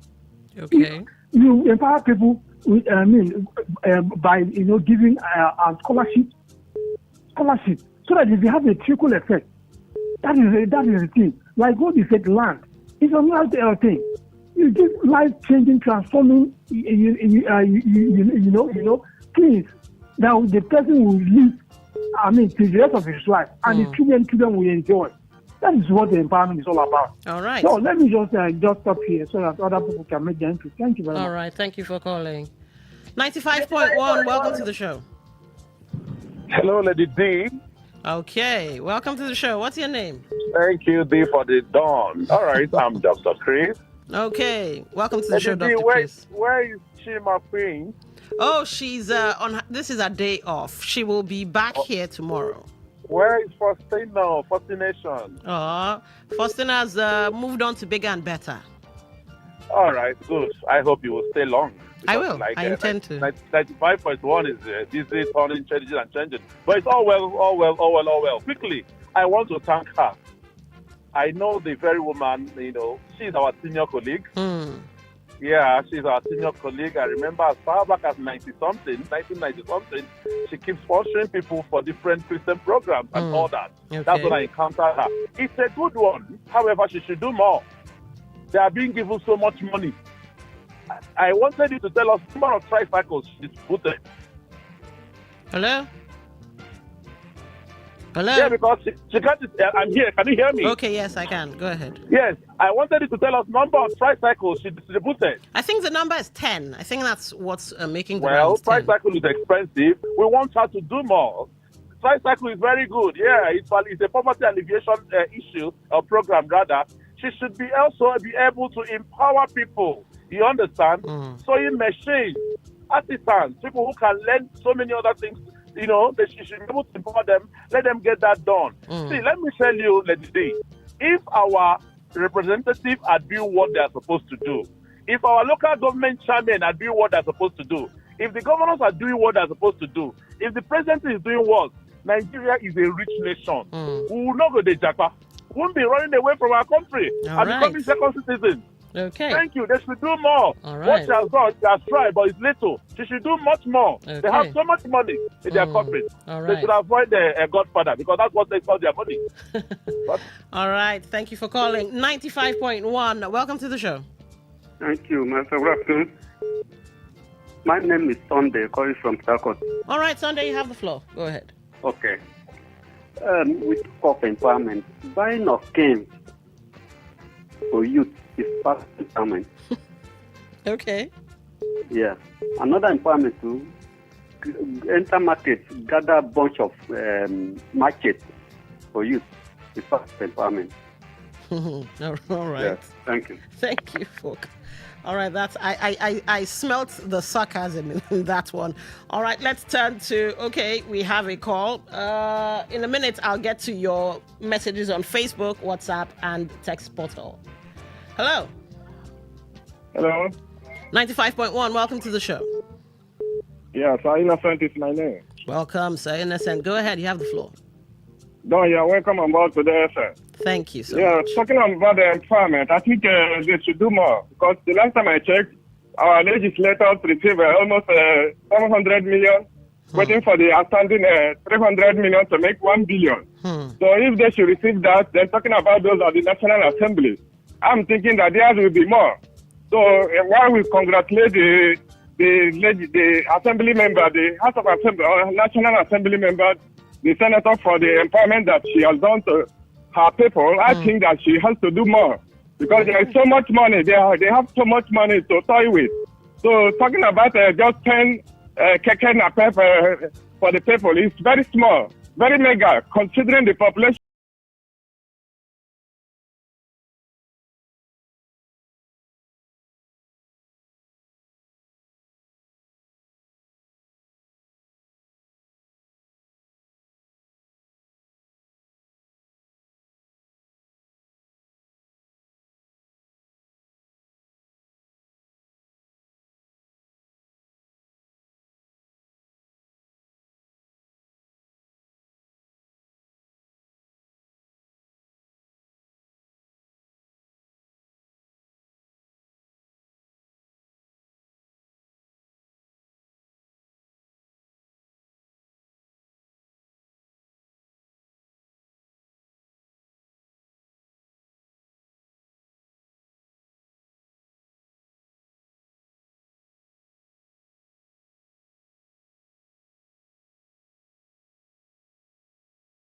nothing.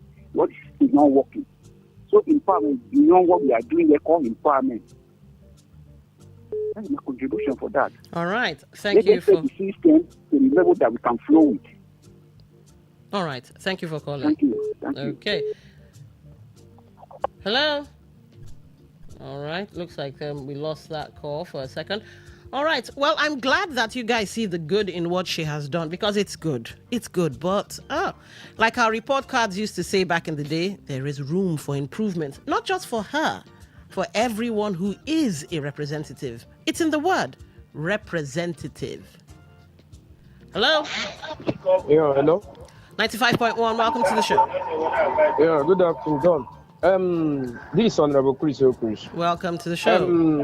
You can't fool everybody. Let me talk to the person that are doing empowerment. See, that money they are using to do empowerment, you are just robbing Peter to pay Paul. You increase fuel.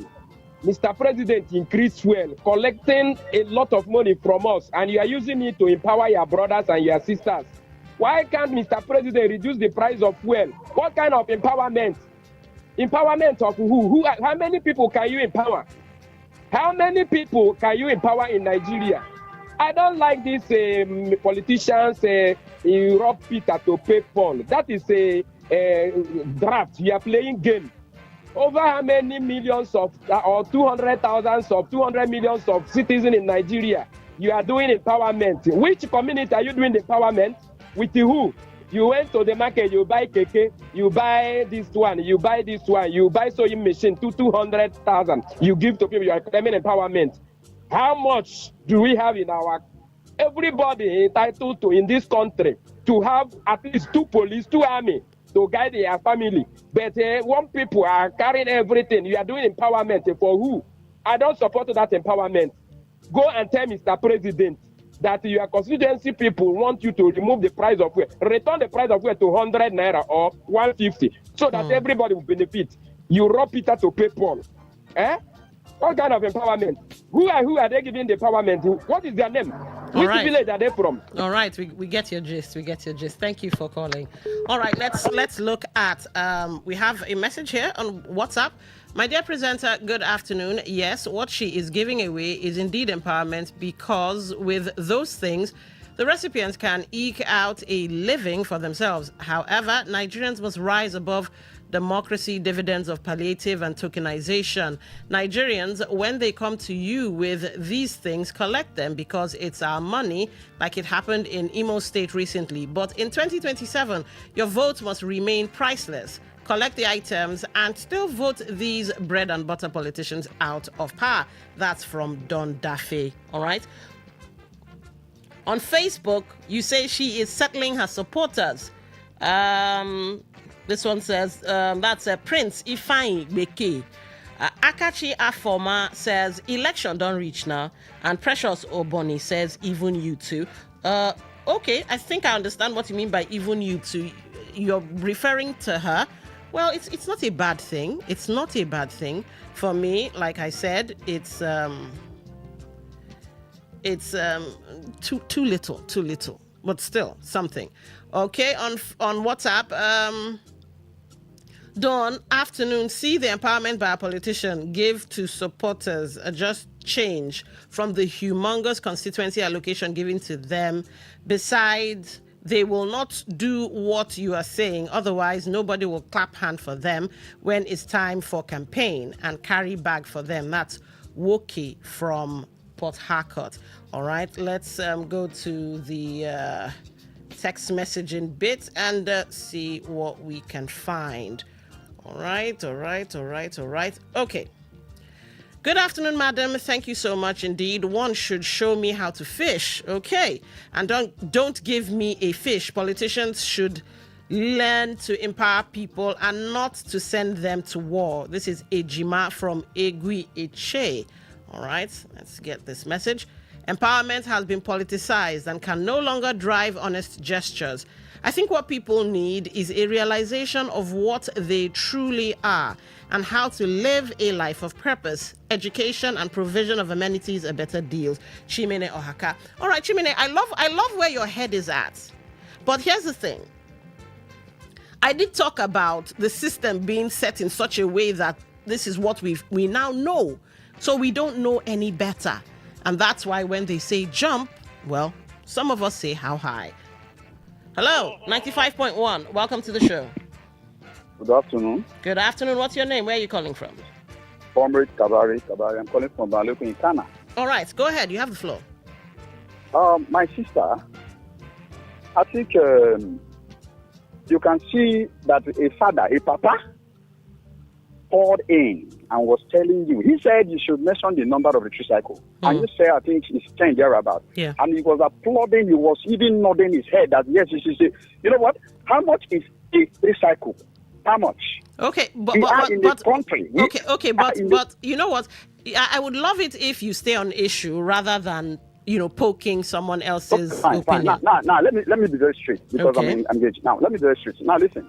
Okay. The people you call your representatives, are they actually your representatives? And if yes, how are they your representatives?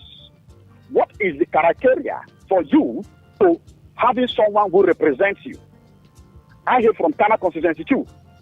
We've had a former House of Assembly member who died. The wife is currently representing that same constituency. And a message from the governor similarly of Rivers State, he said that the lady that has shown that she is famous, that was why she emerged, a lady that I do not know. The Ghana constituency people do not know her. Okay. But simply because the husband was a former assembly member. The lady is currently the one representing the people. So what told you that these people are representing us? They are not. These are people who force themselves on us. And beyond that, let's go to the other way around, which is also emboldening these people to impose candidates on you. Now, you talked about the native sense. Are you with me? Yeah. You talked about the native sense. Now, listen. Do you know that education today has lost its principle? I think good sense is likened to that native sense you're referencing. Okay. Are you with me? Even when we were in the faculty of law, you see the lecturers, they give you instances of the fathers in those days, how they are able to detect if you actually committed or not, and provide means of remedying or disciplining those persons that committed matters. Today, you do not have a nation. You don't. You don't have a nation. You don't have a nation. What you have are criminal-minded individuals mastering the positions of authority. Is the authorities of Nigeria not supposed to be moral? Do you have a moral authority? Can Nigeria authority be referenced as a moral authority? All right. The answer is no. So when you said Banigo, who voted Banigo to represent the people? That person representing who voted them. Is it the people that voted them? The answer is no. Are we kings? Except we don't possess that native sense that you are referencing here. Otherwise, the likes of Kabari will tell you that they are not representing us. All and right. you know what? These are also part of what is constituting terrorism in the world today. Because I've always found it. I said the security agencies are protecting the political leaders. That is why they can do anything and get away with it. All right, we get It the is meat of as your simple as gist.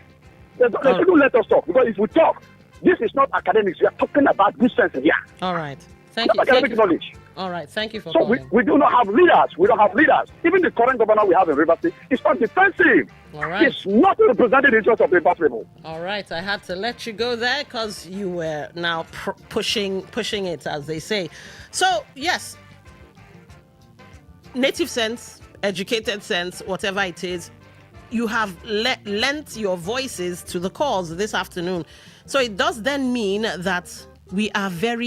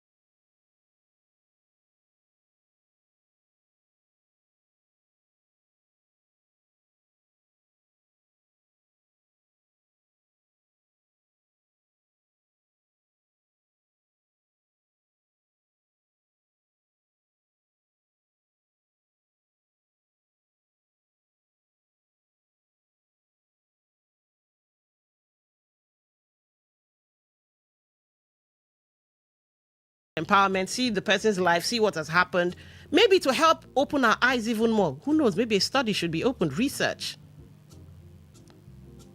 And the answers, glaring as they may be, or they would be, will let us understand that we're being lazy, like inheritance. I, for one, I don't really like that inheritance thing, because sometimes you might give birth to some kind of funny children, and all they're doing is waiting for you to die because you've made them dependent on, what you kept around. Maybe inheritance will be a topic for another day. Who knows? But for today, thank you. You've been a wonderful audience. My name is Dawn Wilson. Coming up next should be the sports. All right. Speak of the Angels, and he will appear. All right.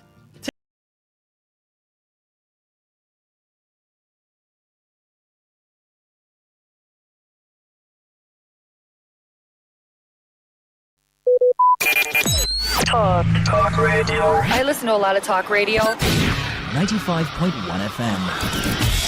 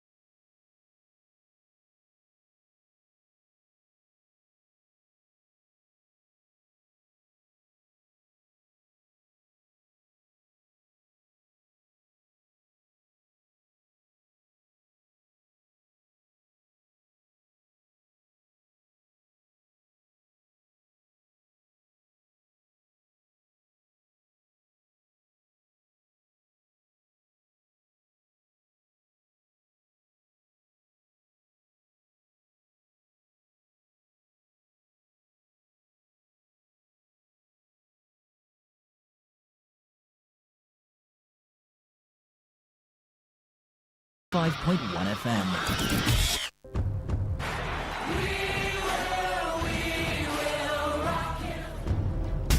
This is what we've waited for. The showdown. The fastest men in the world. Hearts racing. One light, two lights. They're backing off and backing. Pulse rising. Who will come out on top? Who'll take 3 lights, 4 lights. He's ready to be the star. The anticipation. Powerful, strong. Beckham. Time, Tyson Gay right. Hold all the way. The heart stops.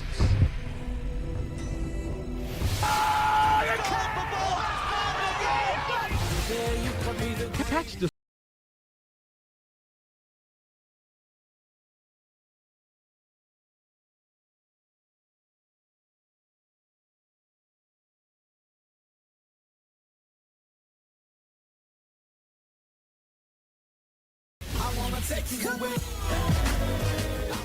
My name is Gianni Infantino, FIFA president. For the best of sports, always listen to Today Sports Live on Today95.1 FM, Port Harcourt. Hello, my name is Kanu Wanko, aka Papilo. For the latest and trending sports stories, always listen to Today Sports Live on Today95.1 FM, Port Harcourt.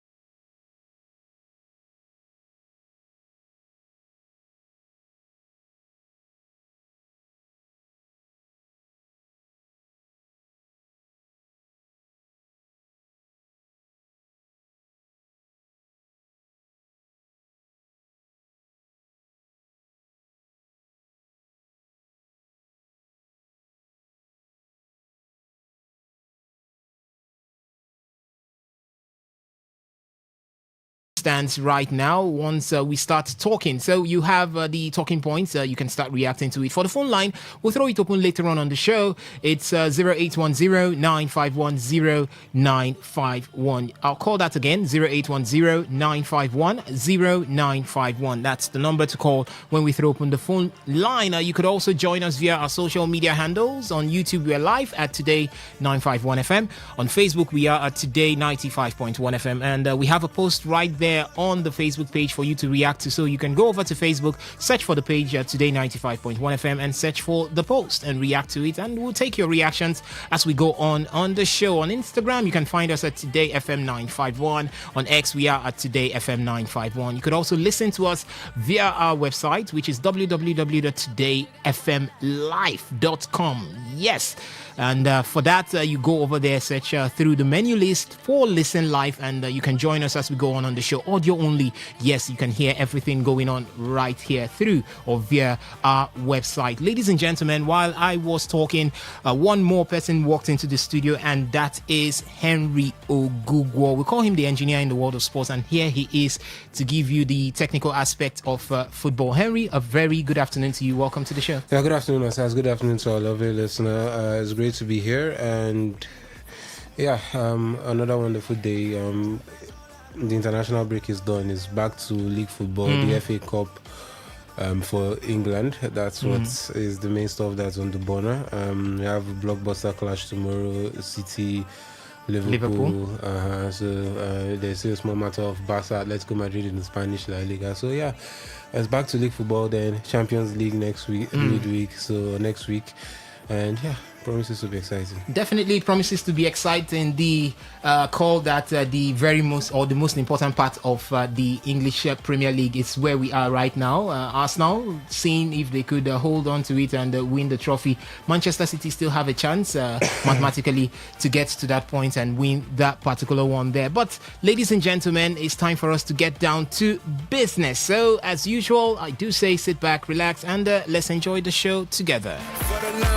I'm a rep where I'm coming from. Every nation under the sun, elevating their favorite sign when he hitting.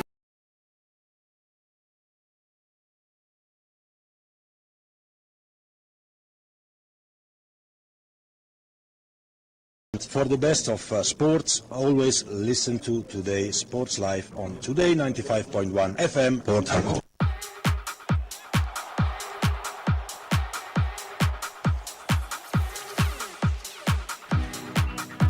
All right, let's get started from the home front. As the National Sports Commission has constituted a high-level Diaspora Talent Discovery Committee, drawing on a pool of seasoned Nigerian sports professionals and stakeholders across the globe to strengthen talent identification and engagement beyond the country's borders. The committee is chaired by UK-based sports administrator Dr. Tunde Adelakun, who previously worked with the Nigerian national football team as well as the Benin national football team. His appointment was on the back of the NSC's resolve to leverage global expertise to enhance Nigeria's sports development framework. In furtherance of this vision, the Commission has now unveiled the full membership of the committee, comprising of individuals with strong diaspora networks, influence, and proven track records in sports and related field. Some of the members we have include journalist Collins Udo, retired track and field star Olusoji Fashuba. We have a former athlete Marilyn Okoro, table tennis legend Olufunke Oshonake, as well as former Super Eagles midfielder Sheyi Olofinjana. So the leadership of the committee is further strengthened with the appointment of Abigail Mashao Katong as a vice chairman, and David Omige as second vice chairman, and former The Tigress captain Sarah Ogoke as third vice chairman. So the Diaspora Talent Discovery Committee is expected to play a pivotal role in identifying, engaging, and integrating Nigerian athletes in the diaspora into the country's sports ecosystem, thereby expanding the nation's talent pool and boosting international competitiveness. And I'm asking a question here. Have we finished discovering the ones that we have right here in Nigeria? Have we finished taking care of the athletes that we have? Have we finished harnessing the talents that we have right here? We discover them, we don't handle them, they now switch allegiance and they leave, and we're concerned with the ones we have in the diaspora. I would come to you, Somtochukwu. I'll start with you on this particular one. How do you feel with this announcement? Yeah, it sounds good. We've got lots of Nigeria is a country blessed with talented young men and women. We've got them scattered everywhere, all around the world. So this is definitely a laudable initiative, is a commendable one. At least bring them together wherever they are scattered all around the world. But the question is, have you done your homework?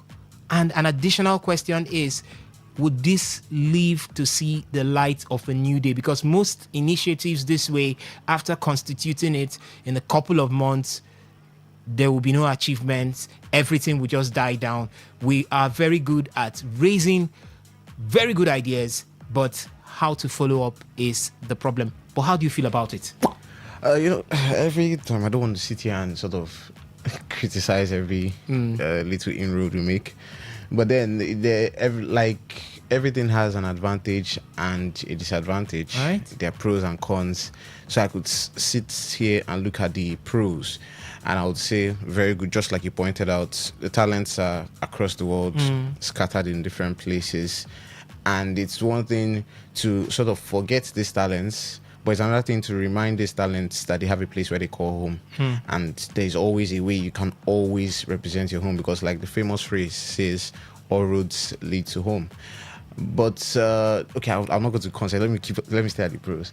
With bringing all of these together, you also have more representation. You also have the fact where you can have people who can actually put in a good representation of the country in different fields across the sport.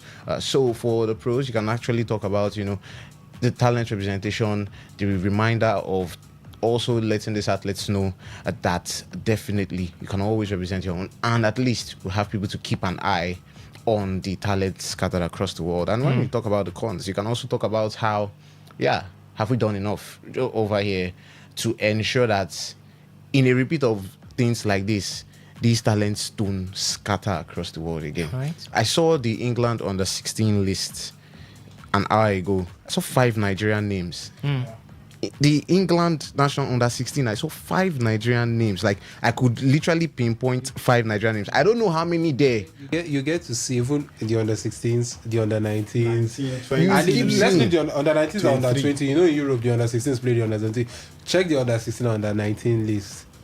In fact, a lot of the countries in Europe, from England, Scotland, to Germany, Ireland, Germany, France, Switzerland, Austria.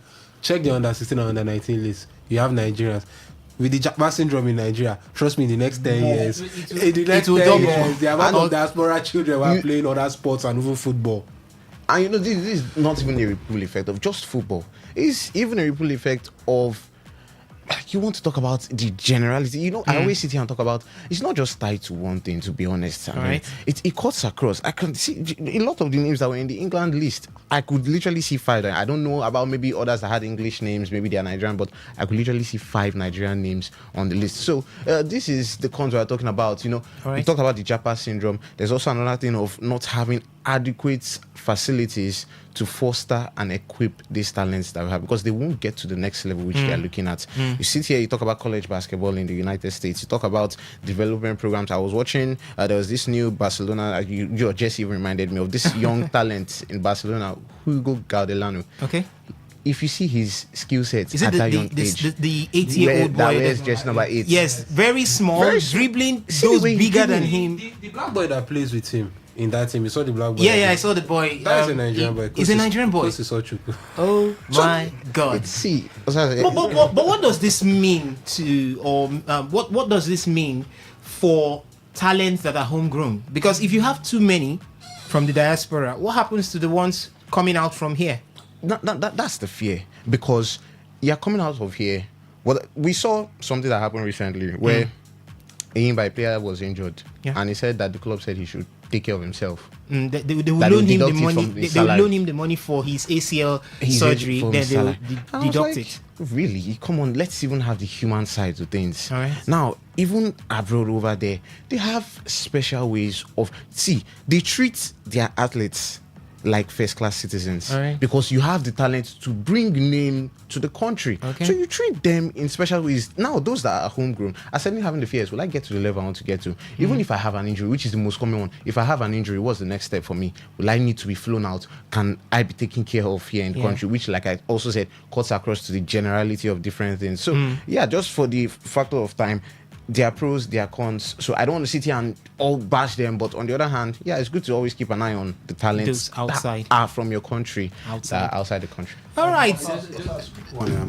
Concerning this, I feel that it's a good thing, it's a good innovation, but again, before you talked about the fear for the homegrowns, All right. I think it came into my mind. That's one thing, and then my question is, what have they really done to actually secure those That are here. That's number one. Then number two, you could also do these things, but where is the facilities?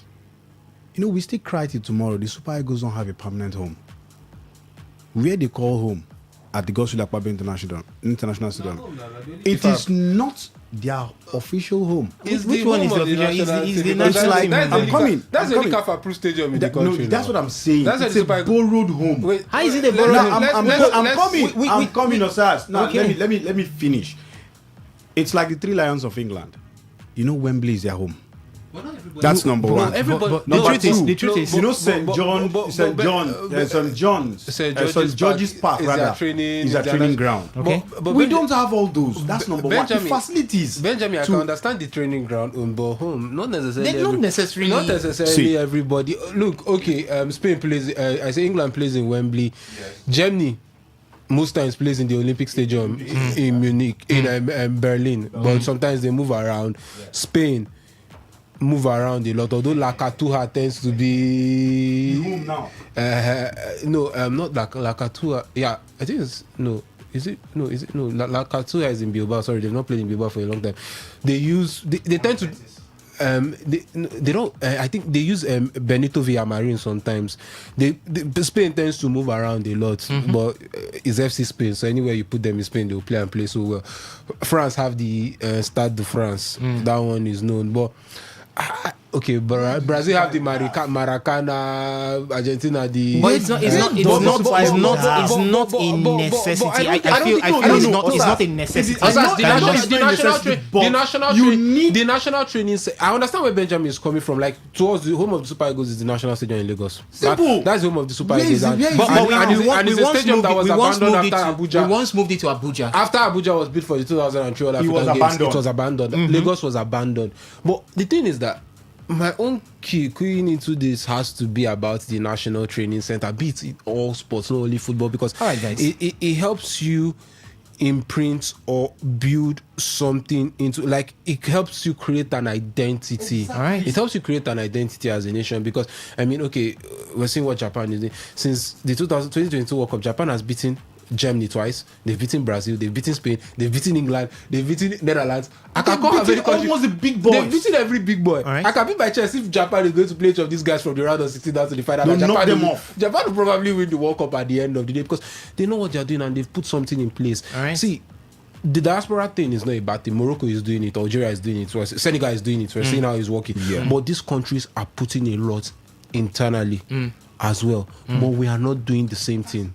So that's where the problem is. All right, I think I will leave that to discuss over the weekend due to inavailability of time. We're going to be moving ahead. And moving ahead, we talk tennis right now. I'll just let you know that Ima Raducanu has delayed the start to her clay court season as she continues her recovery from a viral illness, according to her representatives. The British number one was due to play in the Linz Open in Austria next week, but according to reports, she has withdrawn from the WTA 500 event. For Iman Raducanu, so many of withdrawals, so much of illnesses at this point. Is it a time for Iman Raducanu to start thinking of retiring from the sport? It's one question that I'll be having for you. You can react to that if you are a tennis lover and you want to talk about that. The SMS and the WhatsApp portal is there at 0701 933 9962. That's the number to drop your reactions to. We talk boxing right now, as even at 40 years old, Deontay Wilder is convinced that he can return to the world title action.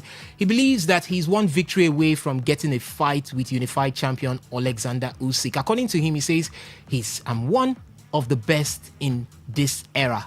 I do need him to accomplish what I need him to accomplish. I'm one victory away from challenging unified heavyweight world champion Alexander Usyk. And I'm asking, it seems Deontay Wilder, his time away from boxing, he doesn't know that a lot has changed in the world of boxing. But Henry, Deontay Wilder, one victory away from challenging Alexander Usyk. I don't know. This is the same man that was beaten by Ziligen. He was beaten by Joseph Parker. Even Joseph Parker is not one victory away from challenging Alexander Usyk. And Deontay Wilder is claiming that... It's Deontay Wilder.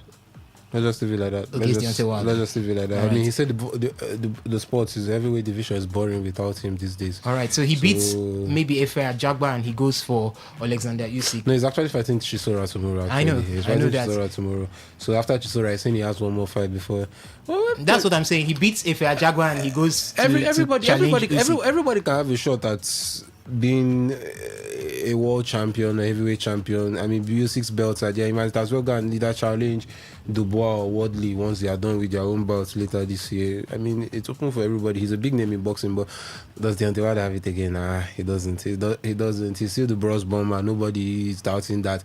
We know he has a big jab, a right hook that can literally end any boxing bout. It's end you literally. So but I think that time has passed. It's past his prime. I think he's just basically trying to stay relevant as much as possible in the sport. But for how long can you actually do that at the end of the day? I don't think there's any much or anything towards. He fights Usyk, he probably gets beaten. Usyk has taken out Joshua. My question is, before getting to Usyk, there are so many persons. You've got Moses Itauma as a mandatory contender for the Usyk took out a Fury that took him out twice. Usyk took out a Joshua, and we're not even sure if Deontay will be able or Wilder will be able to beat a Joshua. We're not sure about that yet. So, at the end of the day, what is the guarantee that he's a mandatory challenger, that it won't be an easy or a walk in the park for Usyk at the end of the day? So, yeah, he could be, but I don't even think he's even up there in the ladder. Okay. I don't think he's up there in the ladder because, like you said, Daniel Dubois is ahead of him. Fabio Wardley definitely is ahead of him. Joseph Parker is ahead of him. Moses Ituama definitely ahead of him. So where is this coming from? All right, I would let's see the results between Deontay Wilder and Derek Chisora tomorrow. After that bout, then we'll know how serious Deontay Wilder is. But he still maintains that he's one victory away from facing Alexander Usyk, who is the unified heavyweight boxer with the WBC, WBA and IBF championship with him right now. Let's leave talking other sports and look at what we will be expecting from football. And it's the Nigerian Premier Football League as the NPFL enters the match day 33. And you have lots of fixtures coming from that particular side as standout clashes. We'll see Wiki Tourist and Eyimba on Saturday. That's Wiki Tourist on Saturday.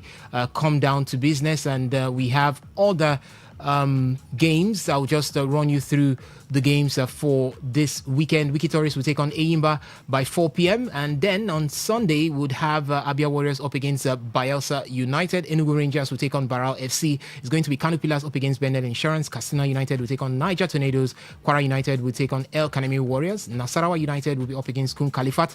Remo Stars will take on Shooting Stars, while Warri Wolves would entertain Rivers United. And on Monday, match day 33 will be concluded with Plateau United entertaining Ikorodu City. Benjamin, it's another week again for Rivers United. Can they hold on to the top spot? Because these days, the sinusoidal effect we get from being at the top of the MPFL table is becoming very loud. Today you see Rangers, tomorrow you see Rivers United. It's basically between these two as we look to end the season. It's probably called that 6 matches to the end of the season. But do you think there's going to be a possibility of Rivers United returning to match day 34 on top of the table, or do you think Rangers would usurp? Well, I think for Rivers United, we saw what they can do. At the early stage of the season, we complained that fans complained that they weren't scoring much goals, and I think they were maintaining their steez. 1 goal is enough, trying to chase the title. But at the end of the day, we saw them last week. We saw them score 4 against relegation battled Kun Khalifat, which almost scared the boys from Rivers. But again, I think they've shown maturity. For Rangers, I think the experience is what is playing out.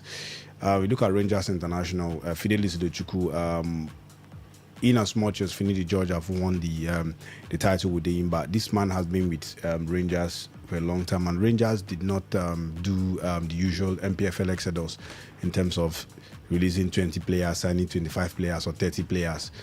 So I think he's been with these players, he knows them. But I'm looking at the title going down the wire. But this week, I see Rangers actually topping the table. Warri Wolves have been very... I think Rivers United could go and get a draw because Warri Wolves have been decent away from home. But at home, they've not been picking maximum point at some point. So I feel that Rivers United could go there, maybe do their normal, play the defensive and low block, and then see how you can go out or come out with 1 point. But for Rangers... I feel that they'll just have to top the table because they are playing at home. They held the last game. They held what's their name now? Almost towards the end of. I think they lost to Shooting Stars by 3 goals to 1. They lost 3 goals to 1. At some point they equalized. They were playing 1-1. So I feel that Rangers would actually, since they are playing at home, they could actually get this one. They could actually top the league. When it comes to match day 34, but for Rivers United, they could actually get something away from home when they host when Warri Wolves get to host them. All right, so for the MPFL, keep a date with match day 33 this weekend in the Nigerian Premier Football League. Let's talk about the Nigerian Football Federation, as the NFF has inaugurated an electoral committee and electoral appeal committee ahead of the 2026-2030 executive committee elections, with officials pledging to deliver a transparent and credible process. The inauguration ceremony took place on Thursday at the Federation Secretariat in Abuja, where NFF President Ibrahim Musa Gusau charged committee members to carry out their responsibilities with integrity, impartiality, and diligence. Speaking on behalf of the committee, Matthew Booker assured stakeholders that the electoral process would meet the highest standards of fairness and credibility. He emphasized that the assignment would be handled with utmost seriousness, with the aim of setting a benchmark for future elections within Nigerian football and beyond. Somto, very important it is that we get it right this time, because if we get it right administratively, definitely it's going to tinker down to every other part of Nigerian football. Very important, and it's an important time in September. I was like, you are giving me sour grapes, and I'm very forced to actually express that it is sour while I'm licking it. Now let me tell you, Italy, Gabriel Gavrina resigned as the federation president yesterday. Gattuso has just resigned as the head coach. Gianluigi Buffon has also resigned from his role in the Italian Football Federation. Over in a country like Northern Motherland, the current president is running for his second term. Yes. He's going to run for I don't know if Mohamed term. Sanusi would also go for an 11th term. They play. And, some of these things, it baffles me, even down to even like the apart from sports in Nigeria, where you are going to have an election and it's the people currently in power that oversee the appointments of those who will be in charge of that election. It baffles me. I think that needs to be amended. Because it's almost like you're saying there's a Champions League final and Chelsea is playing against Paris Saint-Germain and Chelsea should pick the center referee who will be in charge of the final. I can't really understand that. But then, anyways, we hope to see, since they've decided that, they are fit, firing for the job, let them keep on moving at it. Fine. Second chances, Abi. Let's go. Let's see what will happen. How many years now? When was the last time we were in the FIFA World Cup?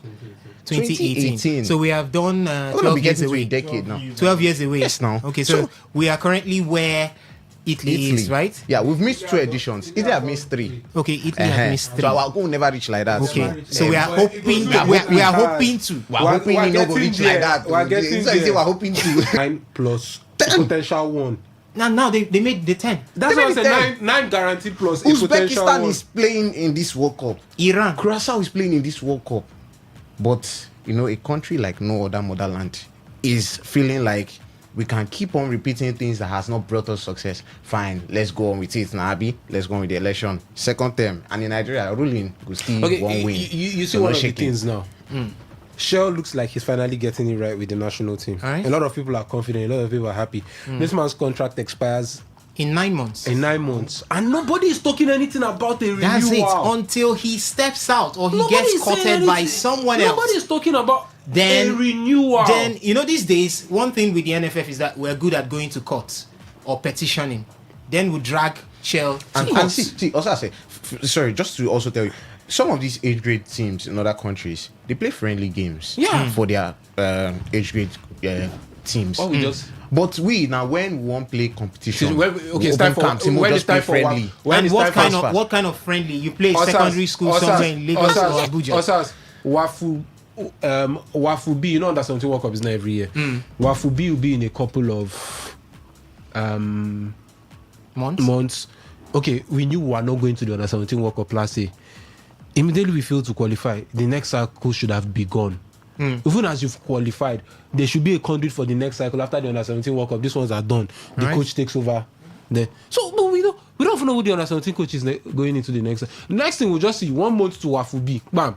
They don't hire coach. Go and win the competition and qualify out for the World Cup. All right. Who does that? Talking about under 17 coaches, this time for the female side of things, the Nigerian Football Federation has appointed Akim Busari as the new head coach of Nigeria's under 17 women's national team, the Flamingos. Busari takes over from Bankole Olowokere, who previously led the team and oversaw a period of notable progress for the young side. Before his appointment, Busari served as head coach of Pace Setters Queen, where he gained recognition for developing young talents and promoting competitive football at the domestic level. Let's see what happens. The changes that Busari could ring into Nigeria's under 17 female side, being the Flamingos, they've been impressive. Hopefully we see that something better comes through. But let's move ahead right now, ladies and gentlemen, and talk the Super Eagles.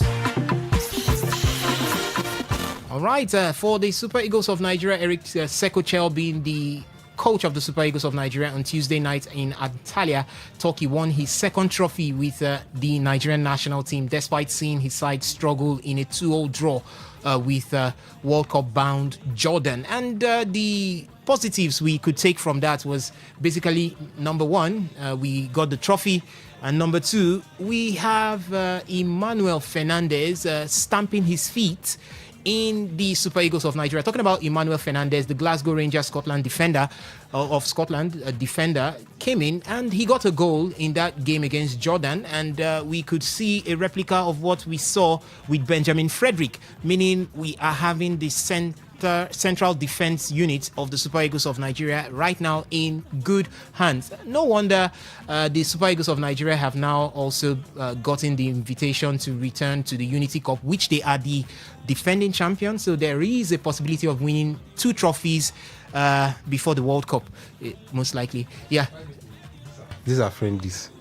It's they come with trophies. The aim of these things is just to gauge. It's just to gauge. Okay, like now I'm looking at that thing. I'm like, okay, I've seen Igor Ogbu is a bit shaky. Okay. He's not bad, but he's a bit shaky.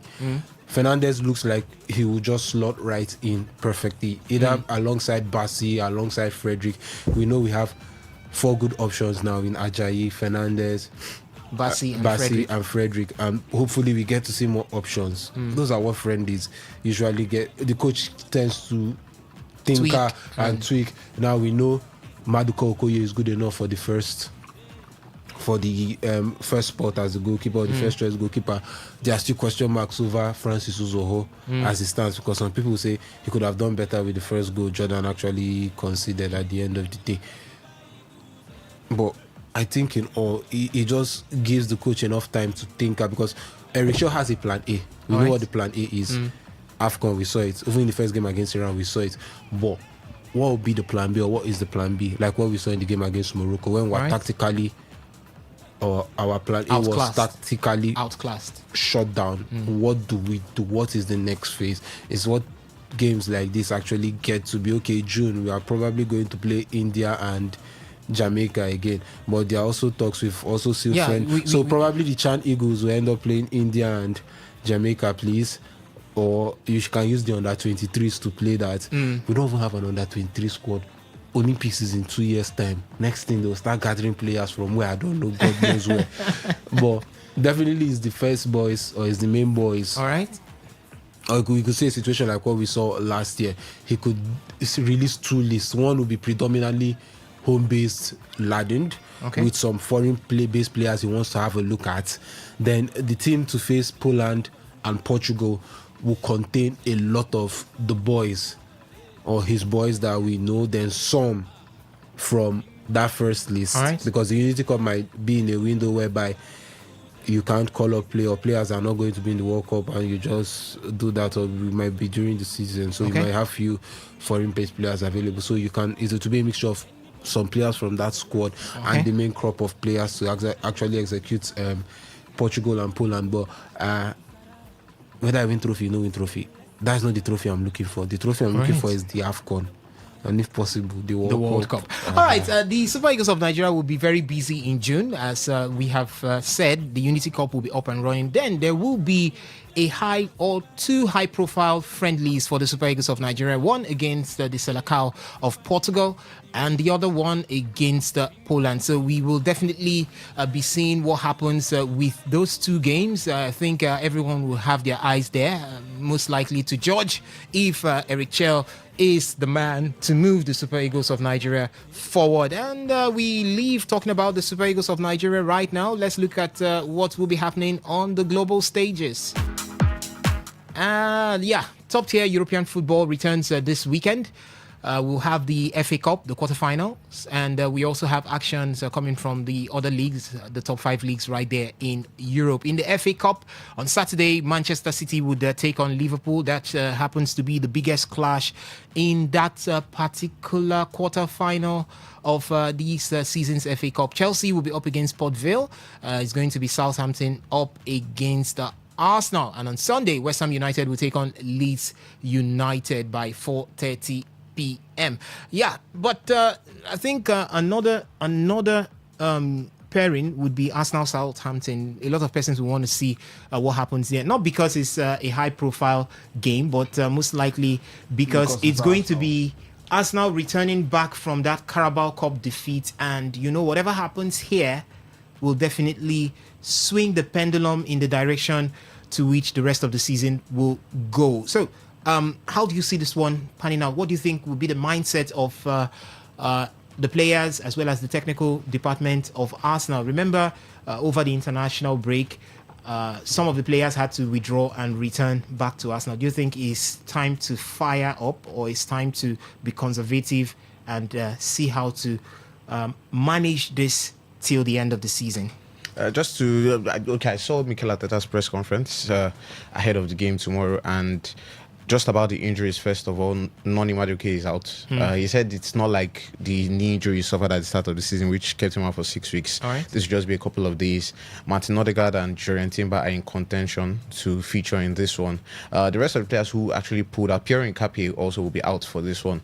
But the rest of the players who pulled out from international duty was just fears of their workload and their fatigue. And if you can see what the fixture schedule is, they'll be playing a game every 3 days, Champions League, Premier League. If they do qualify for the FA Cup, they'll play the semi-final this month also. So very important game for him. He's also tight-lipped on which goalkeeper will be starting tomorrow, which is something everybody is trying. He said it's a Spanish goalkeeper that will be starting tomorrow. And both are Spanish goalkeepers. So he's a right-footed Spanish goalkeeper that is starting tomorrow. So obviously I still think it will be Kepa. I still think it will be Kepa. He's the goalkeeper for the cup games, basically. But can Mikel Arteta afford to allow lightning strike a second time? It's not easy for Arteta to be bad management if he just tries to. He already, from what he said after the Carabao Cup final, it was clear that come the cup final, come any other cup game, Kepa will still start, because he said, "I'm here. I'm the manager. I picked him. So there's nothing you're going to say to Kepa that is going to change the scoreline. It's now that I'm going to draw him closer. And for anybody that knows Ateta,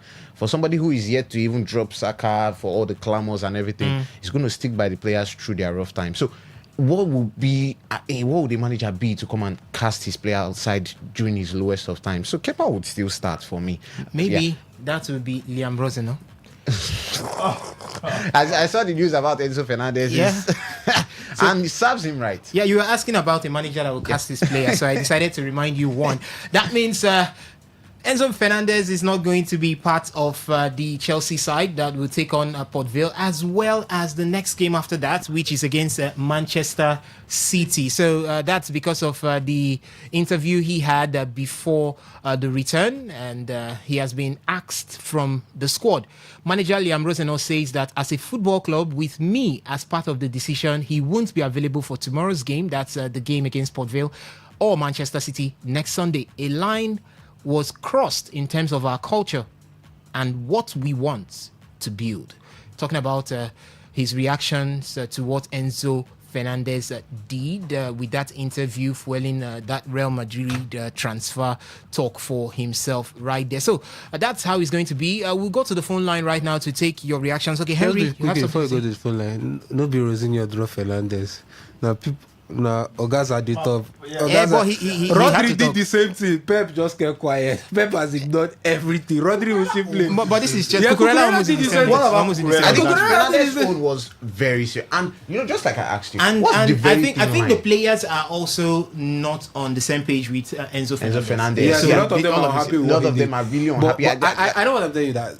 Is Rosinho saying Fernandez is out of the match day squad? I don't think it's Rosinho that made that decision. Yeah, but he's the spokesman. Chelsea is in a dire position. You need all your best players. Okay. You can't go and start dropping Fernandez now because of his Omo, you go play.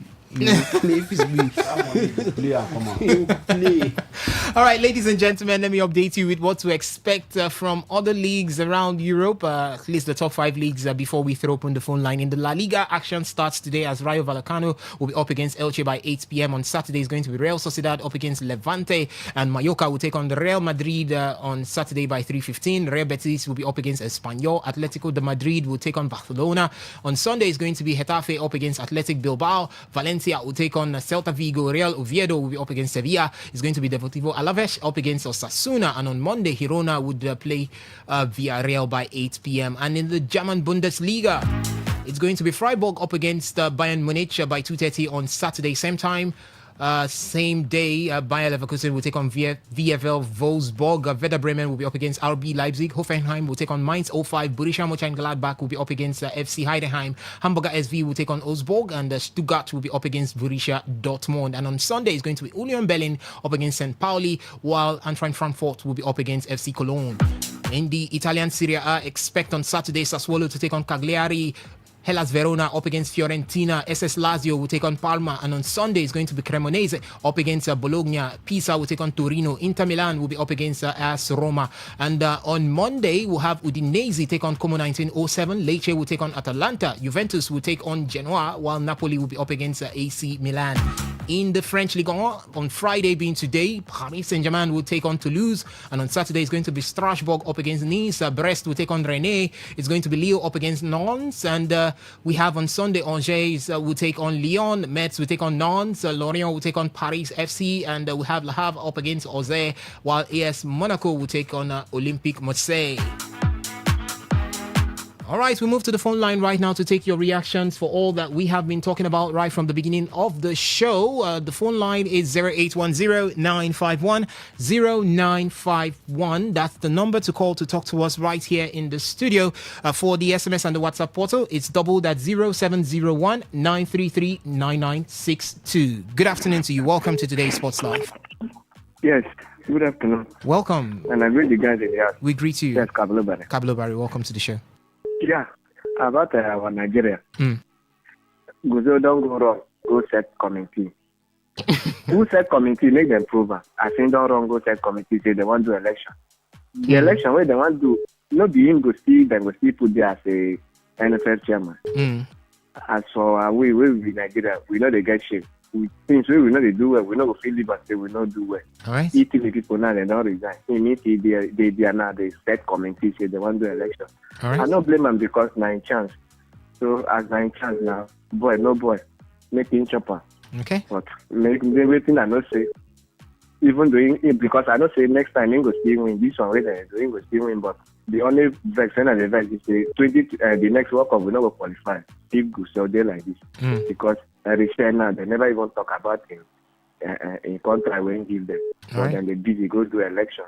I don't blame them because nine chance as Nigeria people we fit something to do, they know they get chance to do. And people we know they fit, now then they always they get chance to run something. That one is apart. Then for Liverpool. And slot don't come again. The weekend don't come. This man. Yes. I'm a Liverpool fan, but you see that our coach, the man, he could do well today, tomorrow he not go do well. So this our match we go play tomorrow. I don't even know which in our stuff. Then Enzo Fernandez. All right. Because of him play ball for Chelsea, now I don't feel like saying the big player. You could just the waka go the talk. What Enzo don't do for as a player. We be say he go look down on Chelsea to that extent. I don't blame him because they not turn to Chelsea as a small picking club. That is why people like Enzo will go and get more stuff. He will be talk when Lampard and they or where John Terry then. But I don't blame him. But me, I know say as this man don't drop him. I know say this man will still get drop him until he will find way come out. But when he go to that Madrid, he will fail. All right, Kablo Barry, let's leave it there so that others can have their take. Good afternoon to you. Welcome to Today Sports Live. Good afternoon. Welcome, Tony Hosford. Yeah, thank you very much. Good afternoon to your guys in the field. We greet you. Good afternoon. Thank you very much. Yes, also, good question.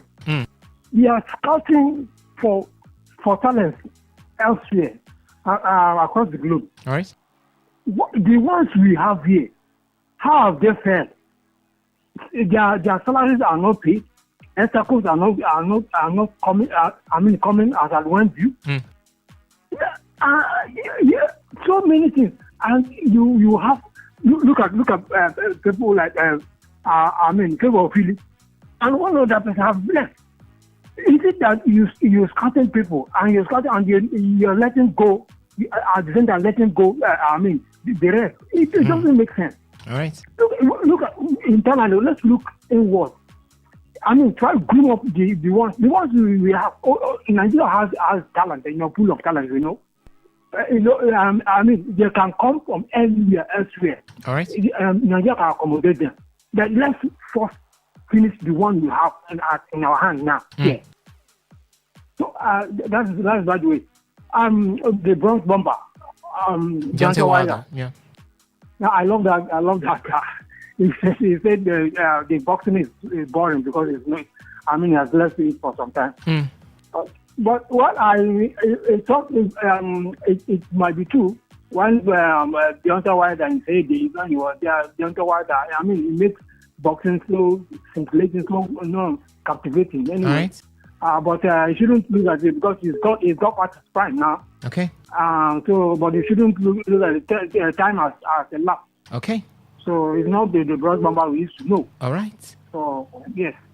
Thank you very much. All right. Thank you so much, Tony Hosford, for your thoughts right there. Good afternoon to you. Welcome to the show. Good afternoon. This is Stephen from Port Harcourt. Stephen from Port Harcourt. Welcome.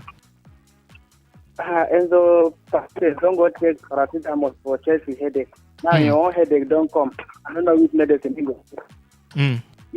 Your work is to play football and collect your salary. All right. No matter how the cost that the club thing is none of your business. Your own business is to play. If the cost put you in the field, play your best and leave the rest.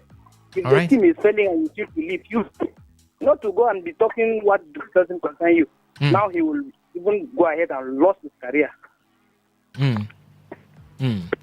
All right, thank you so much, Stephen, for your thoughts there. You can keep the calls coming in 0810-951-0951. That's the number to call to talk to us right here in the studio. You can also make use of the SMS and the WhatsApp portal, which is doubled at 0701 933 9962. We've got this WhatsApp message here coming in from NS from Ngoji. He says, Liverpool fans are waiting for weekend to get back to club football. Chelsea fans are waiting for weekend to get back to club football. Manchester City fans are waiting for weekend to get back to club football. Arsenal fans are waiting for weekend to get back to club football. Manchester United fans are waiting for weekend to get back to waiting for another weekend to get back to watching other clubs play in the Champions League and FA Cup, as well as before getting to see their club play.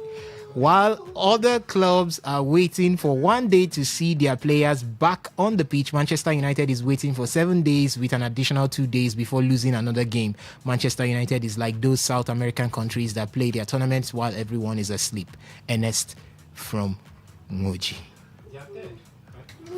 They are third. They're third. Well, yes, comfortably would qualify for, and they have the player of the month. So let me remind Ernest, yes, and will comfortably qualify for the UEFA Champions League ahead of some of the persons that are waiting to play this weekend. Yeah. So you can keep the calls coming in 0810-951-0951. That's the number to call to talk to us right here in the studio. You can also make use of the SMS and the WhatsApp portal to reach us, 0701-933-9962. That's for the WhatsApp and the SMS portal. Good afternoon to you. Yes, I call back. I can believe it. Go on. Why Man City if you qualify for Champions League, they say that they play one match in 2 weeks. Why they know if you qualify for Champions League? Why people they put the Man U they qualify for Champions League? Now next season, when they don't qualify for Champions League, next season maybe they don't run come out for Cali Cup, come out for FA Cup. Maybe they play the 3 strong legs so that we will see where Man U don't go. Yes. Okay. Then sorry, for this Dante Wider. I want to ask, for the heavyweight division, how many fights where they fight for 1 month? Where in the open market, when they say boxing, they body. They never watch boxing before when they grow up, but when they hear them, they read them. Waiting them they do those days, it is different from waiting and they do now for boxing for heavyweight. Nah, just we just did like WWE, and then they do. So making just sit down because nothing way than they do for boxing for now. You go day 1 year, 2 years, you go fight one fight, you say fight day, but let him leave that. That person when you go meet, I think go beat him. So that you know go fit challenge that type.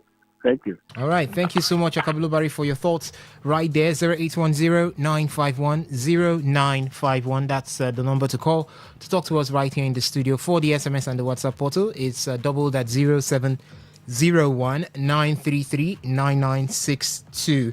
We also have a message coming in from the Facebook platform, and we have 2 questions there. One is about the 2 high-profile friendly games for the Super Eagles of Nigeria, which we're asking if you're impressed with the pairing, and can the Super Eagles get 2 wins from those 2 games. And the other question has to do with Kevin De Bruyne and Bruno Fernandes of Manchester United. For Kevin De Bruyne, he's got 782 games, 195 goals and 316 assists under his belt before leaving the English Premier League. For Bruno Fernandes, he's with 708 games already, 222 goals and 197 assists. And we're saying if you have a team to pick a midfielder, which would you pick? We've got Amity Prince. He says you're supposed to add their trophy as well because that makes the difference. KDB is the king of modern midfield. Yeah, we didn't add the trophy there because we just wanted to know what you pick based on what the put forward in terms of their goals and assists. That was why we dropped that there. But thank you so much for your message right there. You can keep the calls coming in 0810-951-0951. Guys, have a list of players right here that we wouldn't be seeing in the FIFA World Cup. Gianluigi Donnarumma, Sandro Tonali, Alessandro Bastoni, Federico Di Marco, Nicolo Barella, you said that's called we call the Italian national team, then just leave a space for Ademola Lookman and Victor Osimhen. Yeah, both of them are there. We also have Dominic Szoboszlai, Milos Kekes in that mix. There is Sibickas Kvaratskhelia, Robert Lewandowski, Jan Oblak, Benjamin Sheshko, Pierre-Emerick Aubameyang. We've got Brian Mbuemo, Sergio Gurasi, as well as Andre Frank Zambo Aguiza.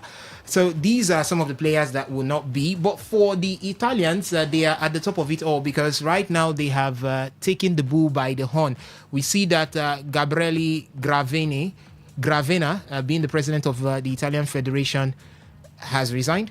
We also have Gennaro Gattuso resigning, and Gianluigi Buffon also resigned. And a lot of Italians are talking at this point. Their talisman, Roberto Baggio, said that he was called up 4 years before now. That was in 2022. And he was given a role.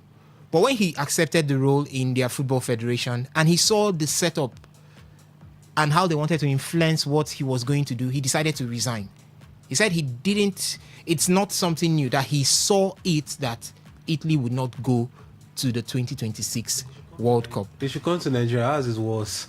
But it's actually funny. The last time Italy played a knockout match, I know where I was. I know how old I was. But with all of this, are you seeing any other country toe the lane of Italy pretty soon? I think in 10 years' time, watch where Italian football will be. In 10, 15 years' time, watch where Italian football will be. You'll be marveled by what they will do. But we will still be where we are. Okay. We will still be here where we are. It's as simple. These are countries that are proactive. It is a 4-time World Cup winner. Now, the last time they even played the knockout game was when they won their 4th World Cup in 2006. Mauro Camoranesi, Luca Toni, Alessandro Del Piero, Francesco Totti. Those were the guys. Gianluca Zambrotta, them, Massimo Ambrosini. I can go on and mention the names that were in that Italian team that went on to win the 2006 World Cup. Pirlo, Gattuso. See, it's bad. Okay. The last time they played a World Cup game was in 2014. Like some persons were toddlers then. Some persons were toddlers. Some persons that are doing things. I mean, you saw what I drew. The last time Italy played the World Cup match, Barack Obama was still the president of the United States. Yes, and Lami Yamal was 6 years old. The San Antonio Spurs just won the NBA title. TikTok had not been invented. Neymar was still a Barcelona player. But that is the truth. That is the truth. We're not talking Nigeria now. Some people say, what about your own Nigeria? But it's not Nigeria. We know our own. We know we're probably not going for 2030 if we are not careful. No, but if what Giannis Infantino is proposing rings in 64 countries, they should not increase their bet. They should not water down the World Cup again. 48 is more than enough. If we cannot qualify with 9 plus a potential 1, then we're not ready to qualify. But you can't have a 4-time winner, a 4-time World Cup winner not just 1, but 3 World Cups in a row. Something like, even after the second time, it should have been panic buttons pressed. But nothing changed.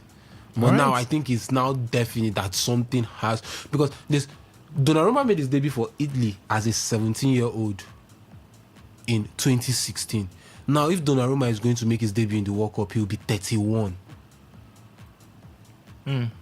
He'll be 31 if he qualifies for 2030, and it's not even a guarantee, and he needs to make his debut. So there's a whole generation of Italian footballers that will be lost, that will not play at the World Cup. It's as simple as that. There's a whole generation. You look at some of these guys. Bastoni will be 30 by the next World Cup. DiMarco will be 30 by the next World Cup. Barella will be 32 by the next World Cup.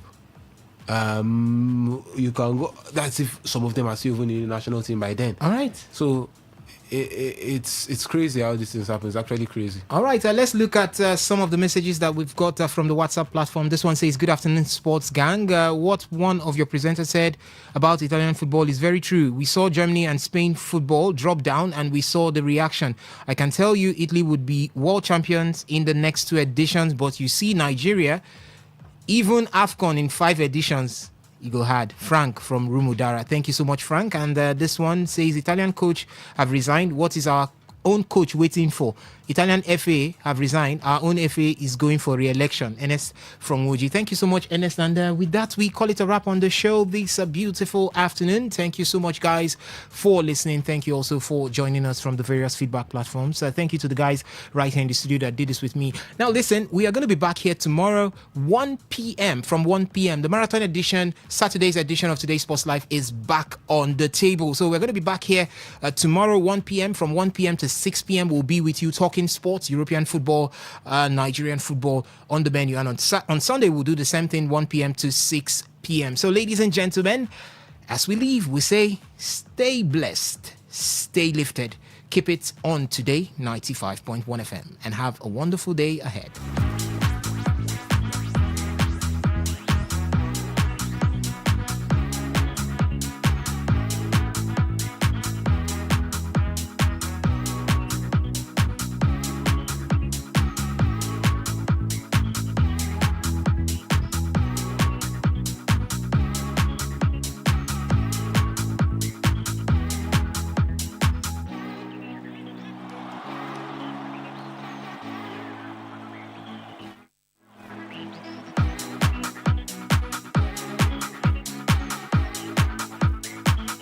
Whether it's happening in Port Harcourt, Nigeria, or around the world, we've got you covered. On air, online, delivering balanced news and unbiased analysis. Today, 95.1 FM.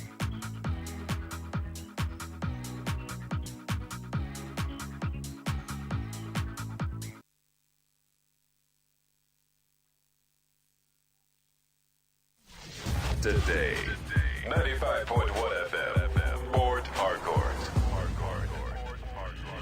News update.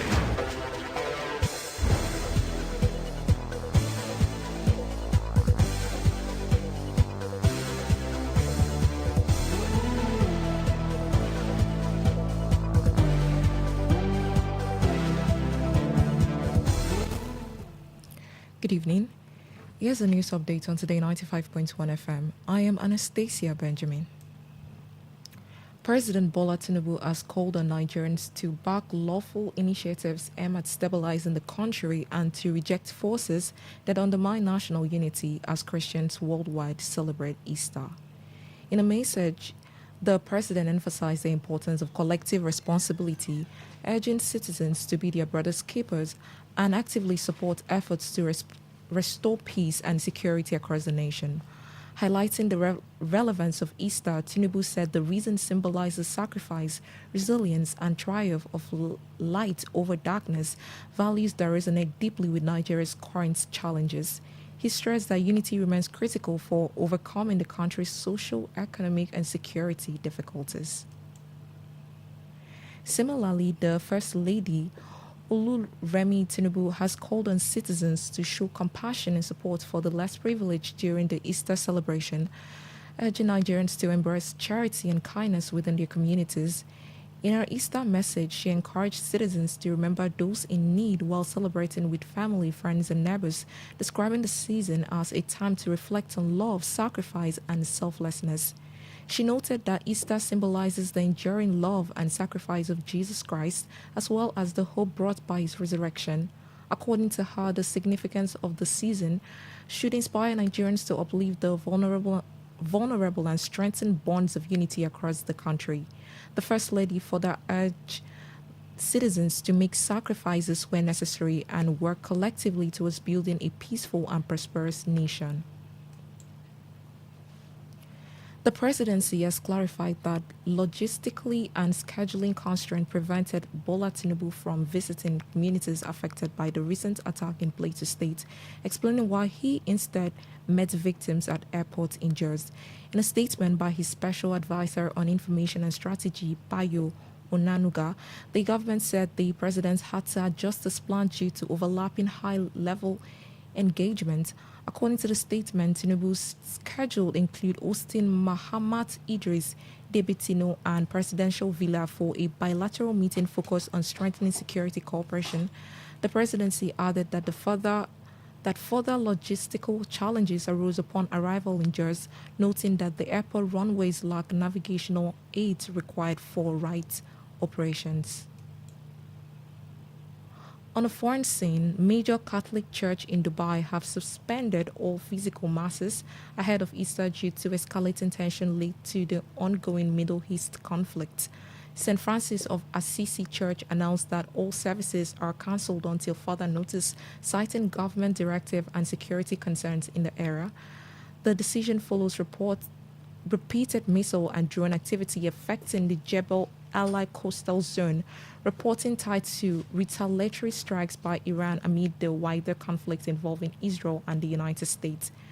Church authorities urge parishioners to avoid visiting premises, emphasizing public safety and community well-being. Similarly, St. Mary's Catholic Church confirmed the suspension of gatherings and said its Good Friday service would be streamed online to allow worshippers participate remotely. The move reflects growing caution across civilian institutions in a region as security risks intensify. And that was a news update on Today 95.1 FM. Good evening. I am Anastasia Benjamin.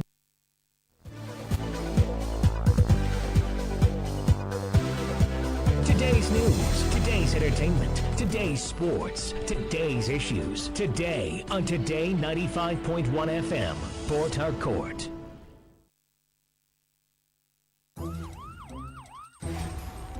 It all begins with breaking news. Now make no mistake, this is a difficult mission, and it will remain difficult for some time. Then it keeps trending. Events, issues, personalities, all struggling to gain attention. But in the race with deadlines, the intrigues, power play on the currents are often missed or underreported. Insecurity here is basically a product of poverty. But not anymore. As the platform on radio steps in to fill the missing links on events, issues, and personalities in the news. I'm not afraid of anybody. The platform on radio serves only the hottest topics and trending issues. Only on Today 95.1 FM. 95.1 FM. Port Harcourt. Weekdays, 4 p.m. Get on the platform on radio and be served.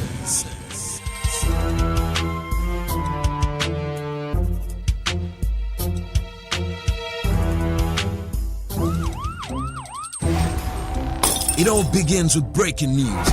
Now make no mistake, this is a difficult mission, and it will remain difficult for some time. Then it keeps trending. Events, issues, personalities, all struggling to gain attention. But in the race with deadlines, the intrigues, power play on the currents are often missed or underreported. Insecurity here is basically a product of poverty. But not anymore. As the platform on radio steps in to fill the missing links on events, issues, and personalities in the news. I'm not afraid of anybody. The platform on radio serves only the hottest topics and trending issues. Only on Today 95.1 FM. 95.1 FM. Port Harcourt. Weekdays, 4 p.m. Get on the platform on radio and be served.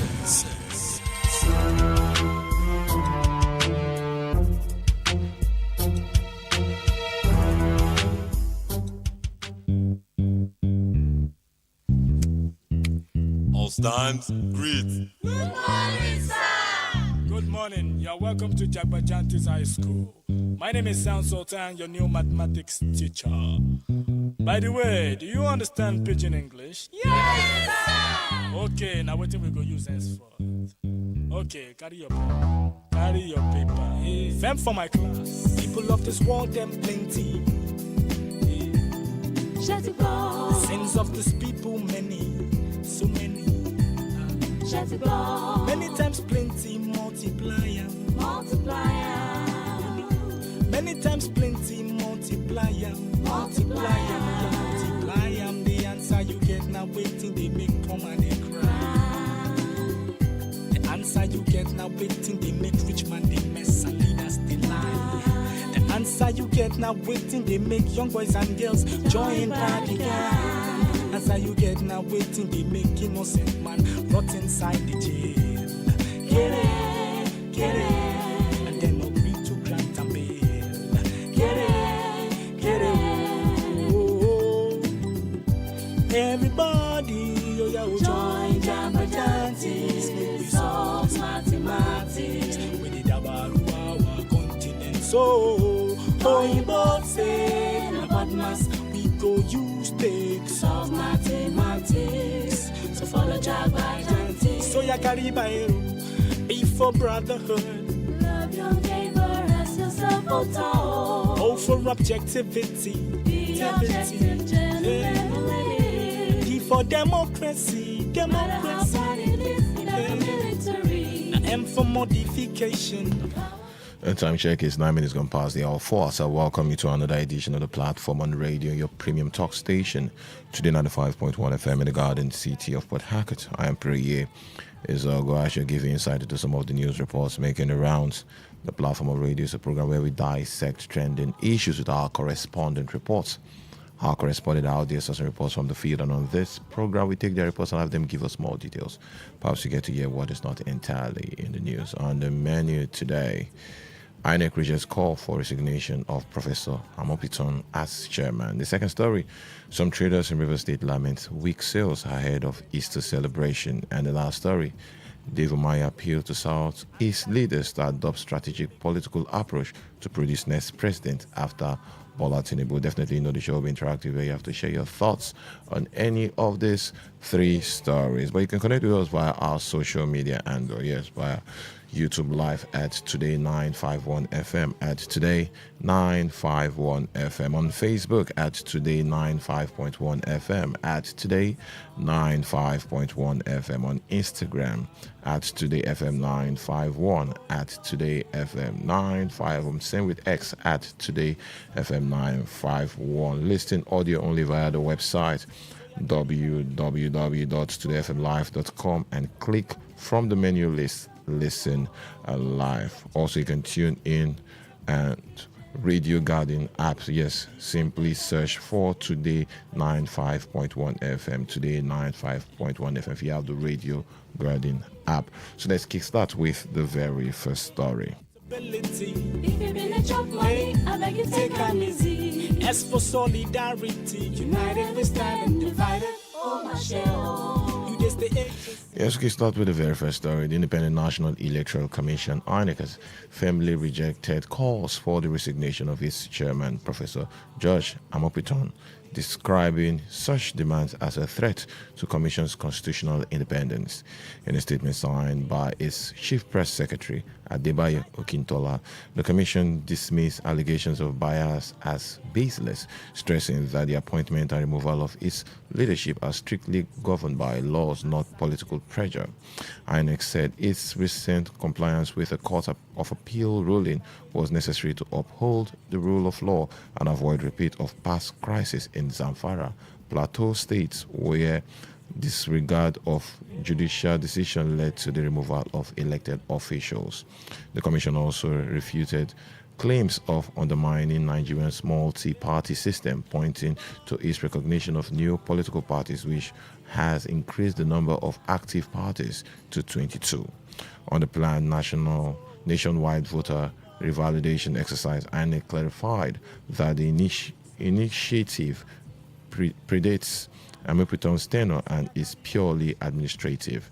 The exercise, to be conducted across all local government areas and polling units, aims to clean up the voters' register by eliminating duplicates and disease entries where offering digital option for verification.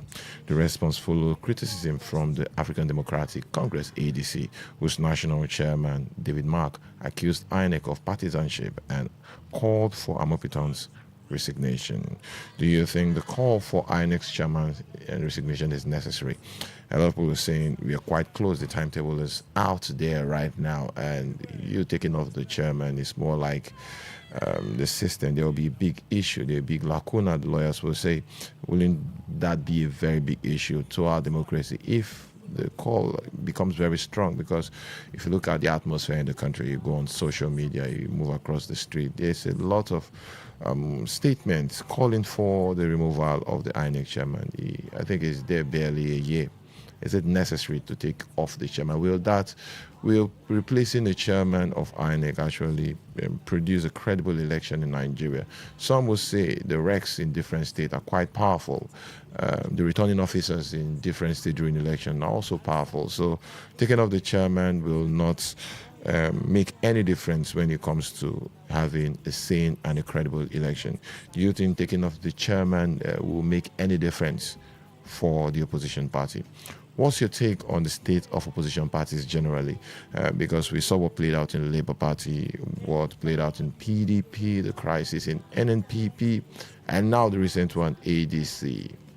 Should the ADC have taken possibly another route of the leaders of the ADC, maybe registering a new party? I'm talking about the coalition leaders then before they adopted ADC. A lot of people say that would have been their best option, creating a new political party. But they decided to go for an existing party, ADC. Is that a big problem for the leaders of the coalition? Phone number remains 0810 9510 951. 0810-951-951. Text messages, WhatsApp messages, and voice note via this number 0701-9339-962. Let's look at the reference by INEC. They talked about the Zamfara election where the current Minister for State for Defense, yes, he became the governorship candidate. He became the governor, yes, governor-elect due to issues like this. He got less than 30% of the votes. He lost the election. But due to the internal crisis in the People's Democratic, in the APC then, the People's Democratic Party actually took the opportunity and they took him off the office. Same happened also to some PDP candidates during the 2023 general election. A lot of them lost their seats. They won the election. They went to the National Assembly. They lost their seats at the appeal court due to crisis, internal party crisis of the PDP that led to removal of some of this National Assembly and House of Assembly elected members then. So do you think it's the right call from INEC in actually telling ADC to fix their party? Or is the INEC chairman actually biased? Let's start with this call. Hello, good evening.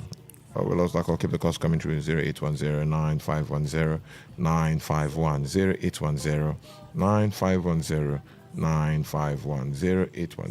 0810-9510-951. We saw the crisis between Yari and Marafa, yes, when they had that big problem in APC in Zamfara State. Hello, good evening.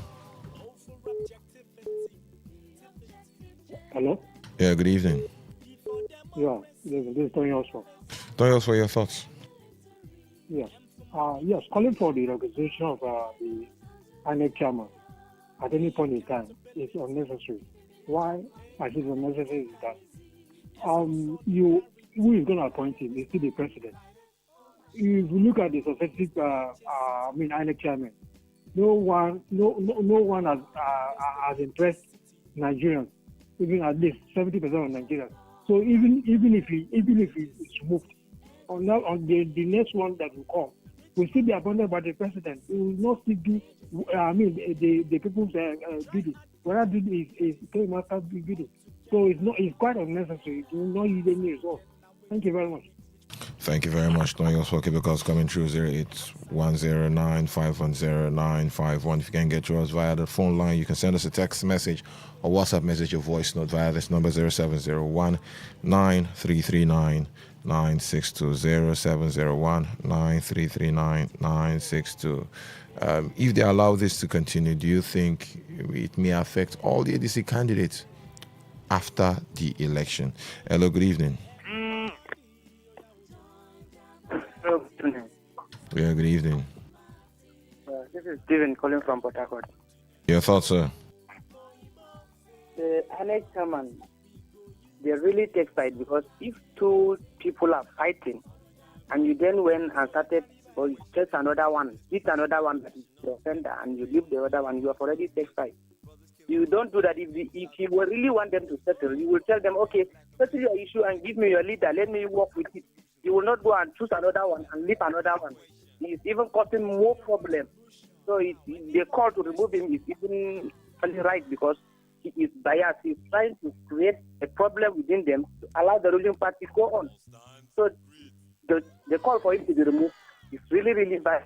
He's taking a really good side. Do you think it would be wise for the ADC to go ahead with its national convention with this current crisis? Yes, this is a big crisis. Do you think they need to continue with their planned convention? Hello, good evening. Hello, good evening. Yeah, good evening. Yeah, this is Mama calling from by River State. Mama, your thoughts? The call to remove INEC chairman is the right direction. Because INEC chairman lacks the power to conduct 27 elections. INEC chairman is dependent. INEC chairman is totally dependent. He's supposed to be well transparent. So INEC chairman, they are using him to stop ADC, which is very unfortunate. They knew that ADC has come to stay. So they are using him indirectly in order to stabilize ADC, which is very unfortunate. I remember my man from Beche, and ADC has come to stay. Thank you very much. Thank you very much. Hello, good evening. Good evening, my brother. Yeah, good evening. Comrade Kabari, calling from Baloko in Ghana. Kabari, your thoughts? My brother, would you rely on this INEC chairman to give you credible election? I am sure if you said yes, aside of this, see, if you are not on this air, you will say no. The INEC chairman has been bought over.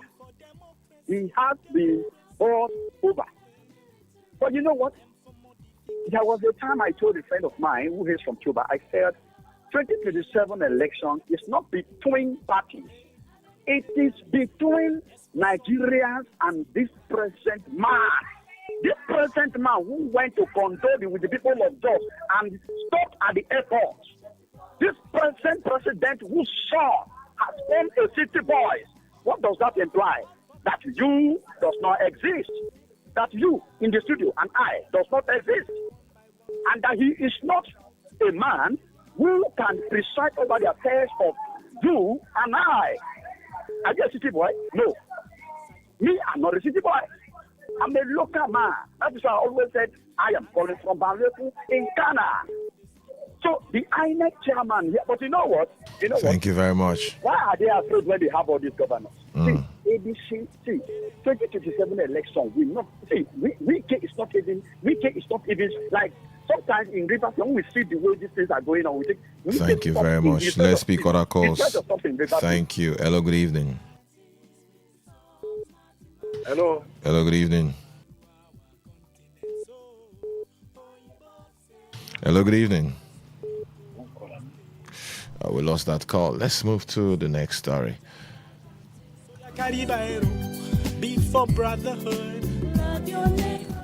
Some traders across markets in River State have lamented weak sales ahead of the upcoming Easter celebrations, blaming high food prices and transportation costs for the decline in customers' patronage. In an interview with Today FM's Uloma Musu, the traders said reduced customers' turnout has directly impacted their daily income. They linked decline in patronage to the ripple effects of higher fuel prices, which have pushed up transportation costs and consequently food prices. According to the traders, many consumers now have less purchasing power compared to previous Easter period, resulting in low sales. While expressing frustration, the traders urged the government to take steps to address escalating fuel costs, emphasizing that cheaper transportation will ease the price of food items and boost market activities. They warn that without intervention, Easter sales could fall significantly short of expectation, affecting livelihoods across local markets.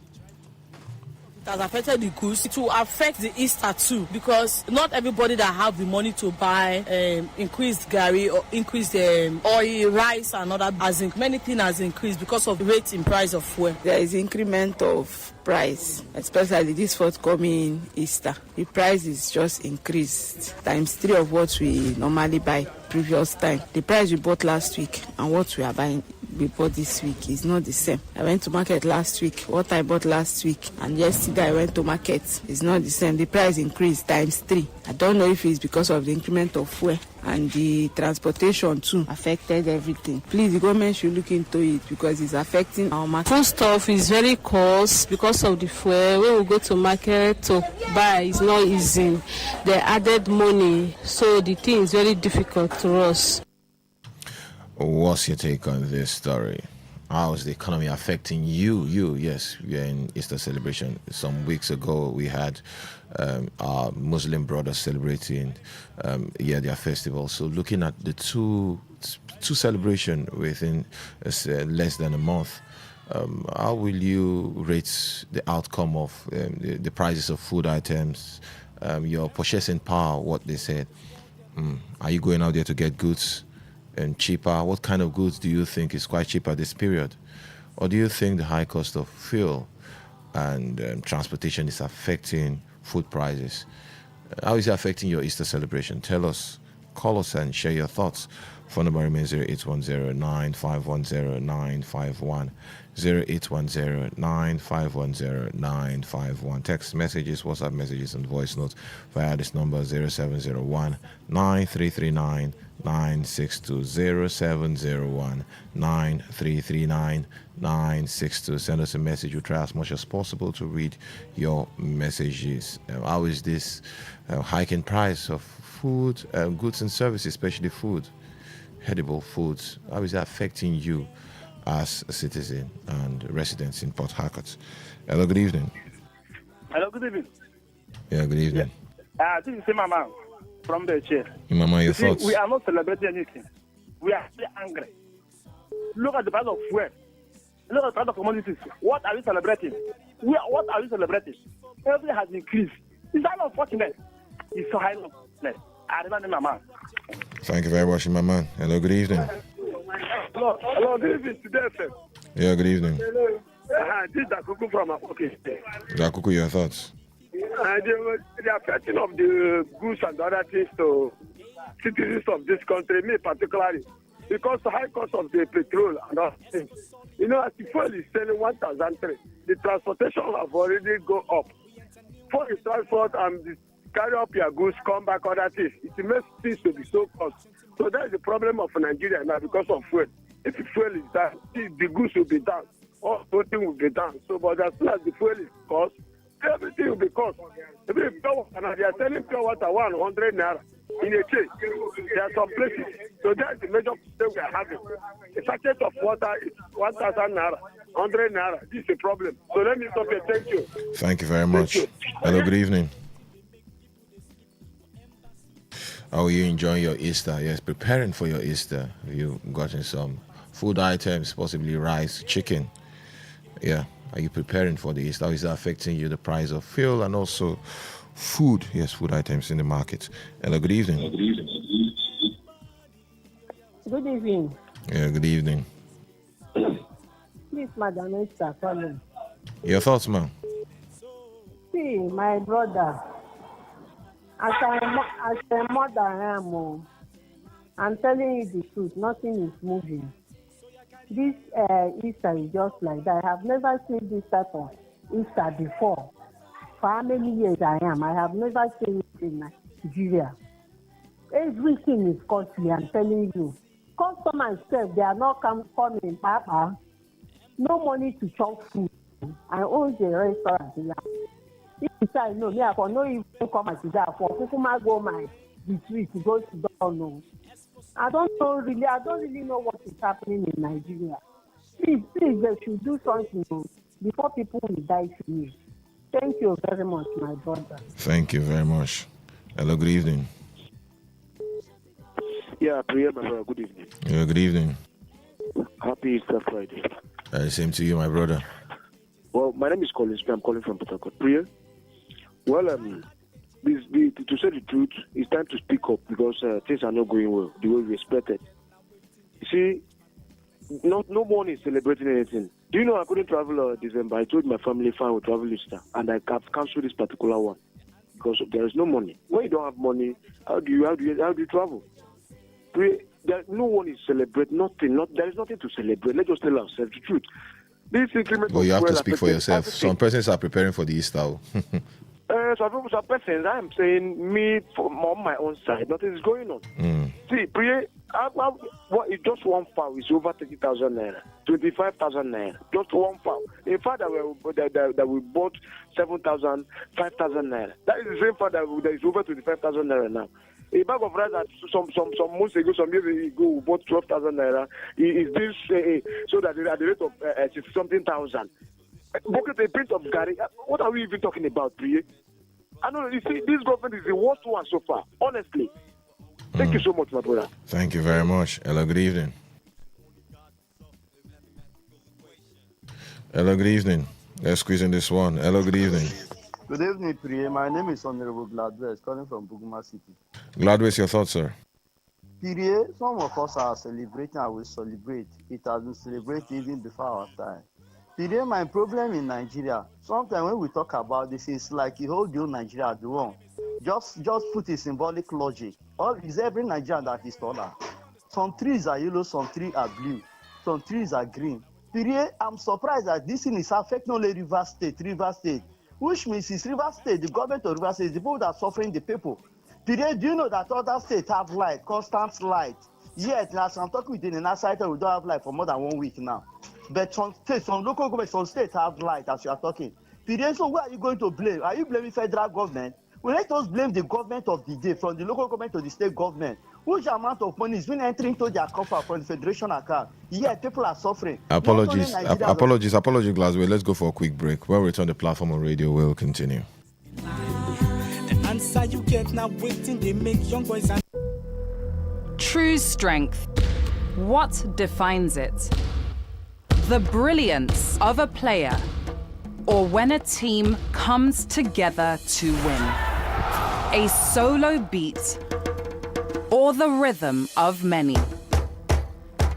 The flair of one dancer, or the art of a troupe. One distinct voice, or the beauty of the symphony.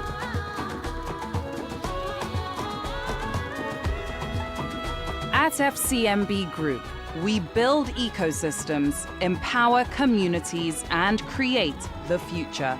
Because we believe it's not just one, but the power of the group that delivers the future we all desire. FCMB, the power of the group. All stands, greet. Good morning, sir. Good morning. You're welcome to Jagbajantis High School. My name is Sound Sultan, your new mathematics teacher. By the way, do you understand Pidgin English? Yeah! You're welcome back into the platform on the radio, your premium talk station, Today95.1 FM. Yes, let's take it on from where Gladwell stopped. Do you think the Rivers State government also have a role to play when it comes to the situation of hardship and trying to reduce the pains on the citizens, the residents? Do you think they are doing enough? Because some will say a time like this, a season like this, possibly the governor should reduce the costs when it comes to transportation by buying some vehicles. The issue of also other states going into power distribution and power generation. Do you think the state government needs to involve and invest in the power sector? It seems like the government is not looking towards that direction. So can we say that also the state needs to play a big role, and also the local government? Phone number remains 0810-9510-951, because the cost of food is quite high, especially in this festive season. So what's your take on this? Hello, good evening. Hello, good evening, Priye. Yeah, good evening. Indeed, Dakuku from Apokeche. Dakuku, your thoughts. But you've shared your thoughts on this particular story. Look, listen to me. The state government, what is happening in Rivers State, that is why we're having a sort of hardship in Rivers State. Like in I got to other state, they are having schedule like that's the light that help people can use it and cook. People can do a lot of things, forgetting about fuel and other things. But the Rivers, nothing is moving. No stable light. For many months now, no stable light. The one who collected my hammer is saying he collected. It was very few communities in the Thank you, Dakuku. Dakuku, you've spoken about this particular topic before. Apologies, Dakuku. You've shared your thoughts on this story. Let's pick other callers so they can also share their thoughts on this particular topic. Hello, good evening. Hello, good evening. Yeah, good evening. What I want to say that, as we all know, Rivers State is a Christian state. Season like this, the governor of a Christian state ought to support the people, either by subsidizing some goods, such as a goat, a fowl. Now we have senators and House of Representative members who are all Christians, and they are our leaders. What about the local government chairman? What are they doing? You know, in this Nigeria, we are only concerned about the federal government. So that is it. My name is Thank God Hanson. I'm calling from the community, Kana local government. Thank you very much. Let's move to the next story.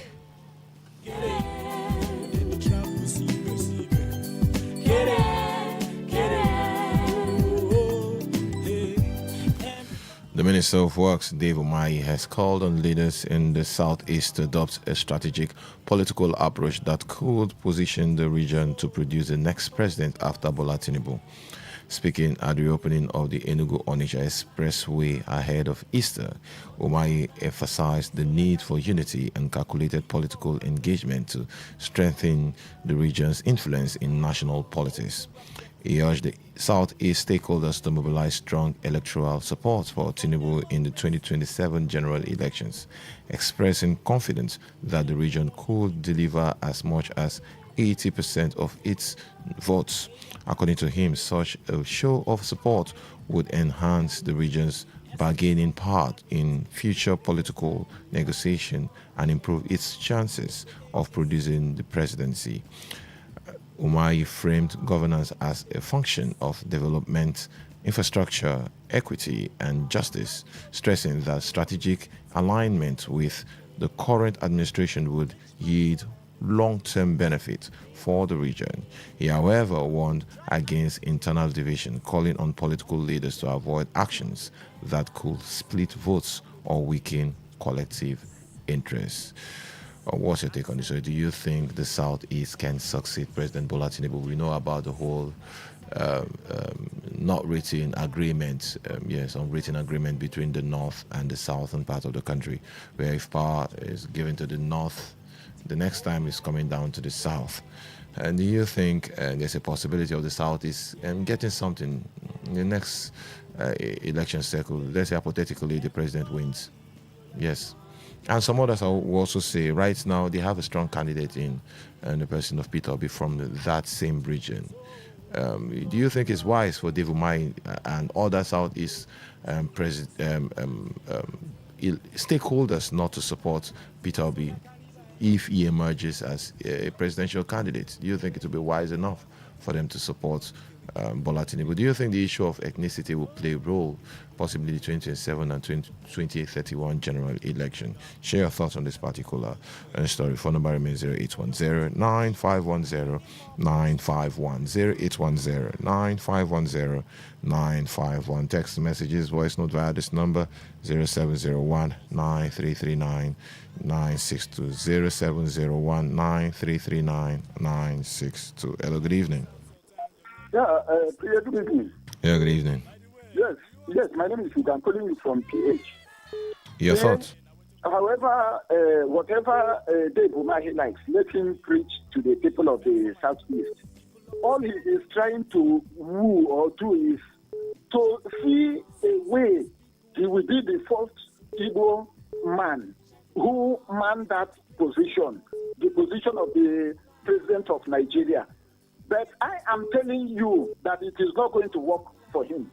It is not going to work for him in the sense that this man had already, in time past, and even in the present, as we see now, worked against the candidacy of any, not only people, any Igbo man, any man from the Southeast that came out for this position. He has spoken against him. He has worked against him. He has done everything possible to make sure that that person did not clinch the position. So is it him now that will come to occupy the position? I say no unto him. Thank you very much. Anybody that knows him very well and can reach him should tell him that we'll go. Say, me alone, I will never ever be alive to see Thank him you very much. man that position. Thank you. Hello, good evening. Hello, good evening. Hello, good evening. Hello, good evening, Priya. Yeah, good evening. For the comment of Dave Umahi, listen to me.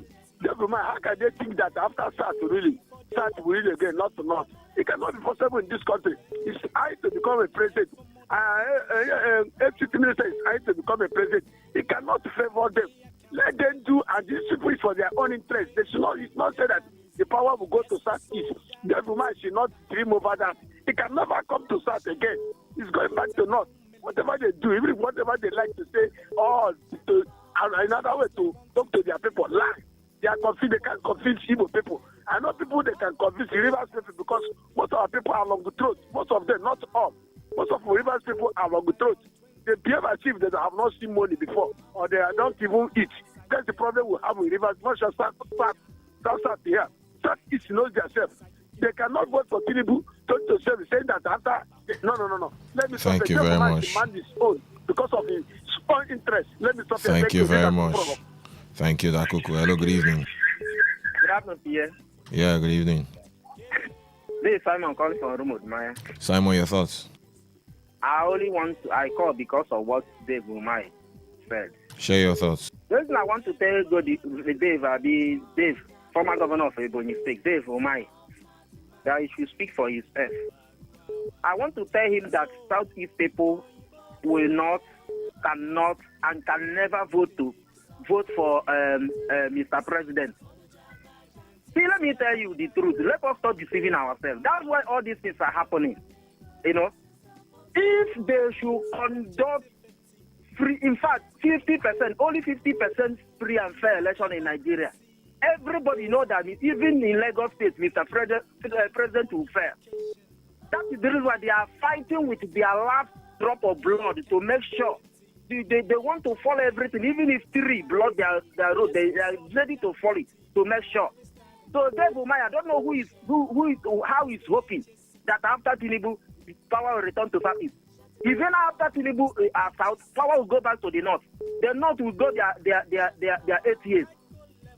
Before it comes coming to South again. Who is Dave Umai? They can deceive the governor for Southeast, whether they will rig the election for them. That is the only thing. Thank you very much. If talking about people that will come out to vote, I'm telling you, if we do it normal voting, even 10,000 You votes said this will not before. come Now out. let's speak on that course. Thank you very much. Thank you. Thank you. Hello, good evening. Yeah, good evening. Yeah, good evening. Yeah, this is Honorable Chris O'Chris. I'm calling from Port Harcourt. Chris, your thoughts? I don't know who cares to listen. No reasonable Igbo man would like to vote Tinubu. I see. The devil mind, the same thing under Buhari. These are the same uncle who keep on deceiving their children because of political interest. I don't even know who is that Igbo man that will just wear clothes, carry PVC, going to polling vote Tinubu, APC. APC is a forbidden fruit in the whole of Southeast. Are you not speaking for yourself? We have some APC governors that won election with APC. Jobbers. You know what I call political jobbers? No, I mean they won election in the Southeast. That's what I'm saying. I said they are no reasonable human being will vote APC in Southeast. Thank you very much. Thank you, Chris. Chris. Thank you. Hello, good evening. Hey, we hear you, Zogo. Yeah, good evening. Good evening. Let me talk about the devil Mai. Devil Mai, yes. Yes, devil Mai. They are telling me now that all the such. Hello? Okay, Omahi. Yeah, Omahi. They are telling me that, let me call him Omahi because that devil Mai, I cannot pronounce it. So, it's Dave, not devil. Okay. He's telling me that Southeast will vote for Tinubu. Let me tell him, please, if you are speaking, I don't know who is telling you to speak in that way that you are speaking. If you want to speak, just speak on your head. Even if you want to, you have right to speak with your family. Anyway, before he told me the election that they did in the past that their family did not vote for Tinubu. He did not know that only him and their wife and children did not vote for Tinubu. Now he come out now to tell me that I will vote for Tinubu. Please, Omahi, know what you are saying. If somebody sends you to come and say this, tell that person that you are told. Those people that are killing in your community, in your village, in your state, you have never come out and said anything. Thank you very much. Grab power. Thank you. To grab power. Thank you. Thank you very much. Let's move over to the text message on WhatsApp platform. Let's start with the text messages. Good evening, Priye. I am in support of resignation of the INEC chairman. Let him resign because he has already shown show us where he will be dancing to. This Gochuku Ewule. Next message. Gift from Port Harcourt. Priye, the ADC should return the party chairman to Raf Wazirike, and during their convention they should elect David Mark. That's also an option. Next message. Umai Tortoise Theory. This one, Max Mucho, but I don't get the message. Hi, Priya. The call for INEC chairman resignation is long overdue. The INEC chairman is working for the APC. The recent delisting of ADCS coup by INEC is clear evidence of his partisanship. All the crises happening in Labour Party, PDP, and ADC were all sponsored by APC government to destabilize opposition and install one-party system. Why is Tinubu and APC afraid of opposition and a credible election? No matter their antics, 2027 will not be business as usual. This one, Mr. Lucky. Pray which political office holder has resigned from office and which oil company is bigger than INEC that somebody will suggest the chairman to resign. That is not going to happen. Let's move to the WhatsApp platform. Yeah. We have this message.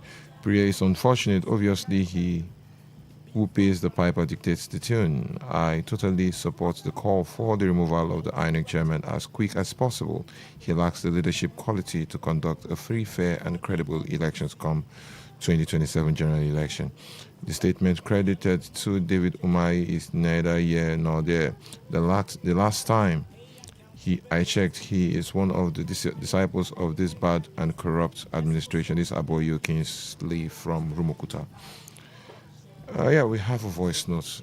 Let's play this voice note. Good evening, Priya. David Umar is just wasting his time.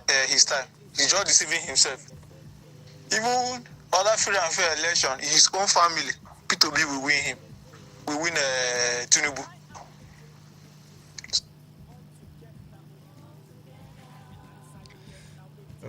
So they are just wasting their time. Who try thinking person in this country we vote Tinubu? For both Tinubu for what now? Is it for electricity? Is it for good road? Is it good economy? Is it good healthcare, good road network? What will you vote Tinubu for now? We never voted for him before, and we never vote for him again. Tinubu even knows that. So all these people in Southeast are just deceiving him. They are just political jobbers.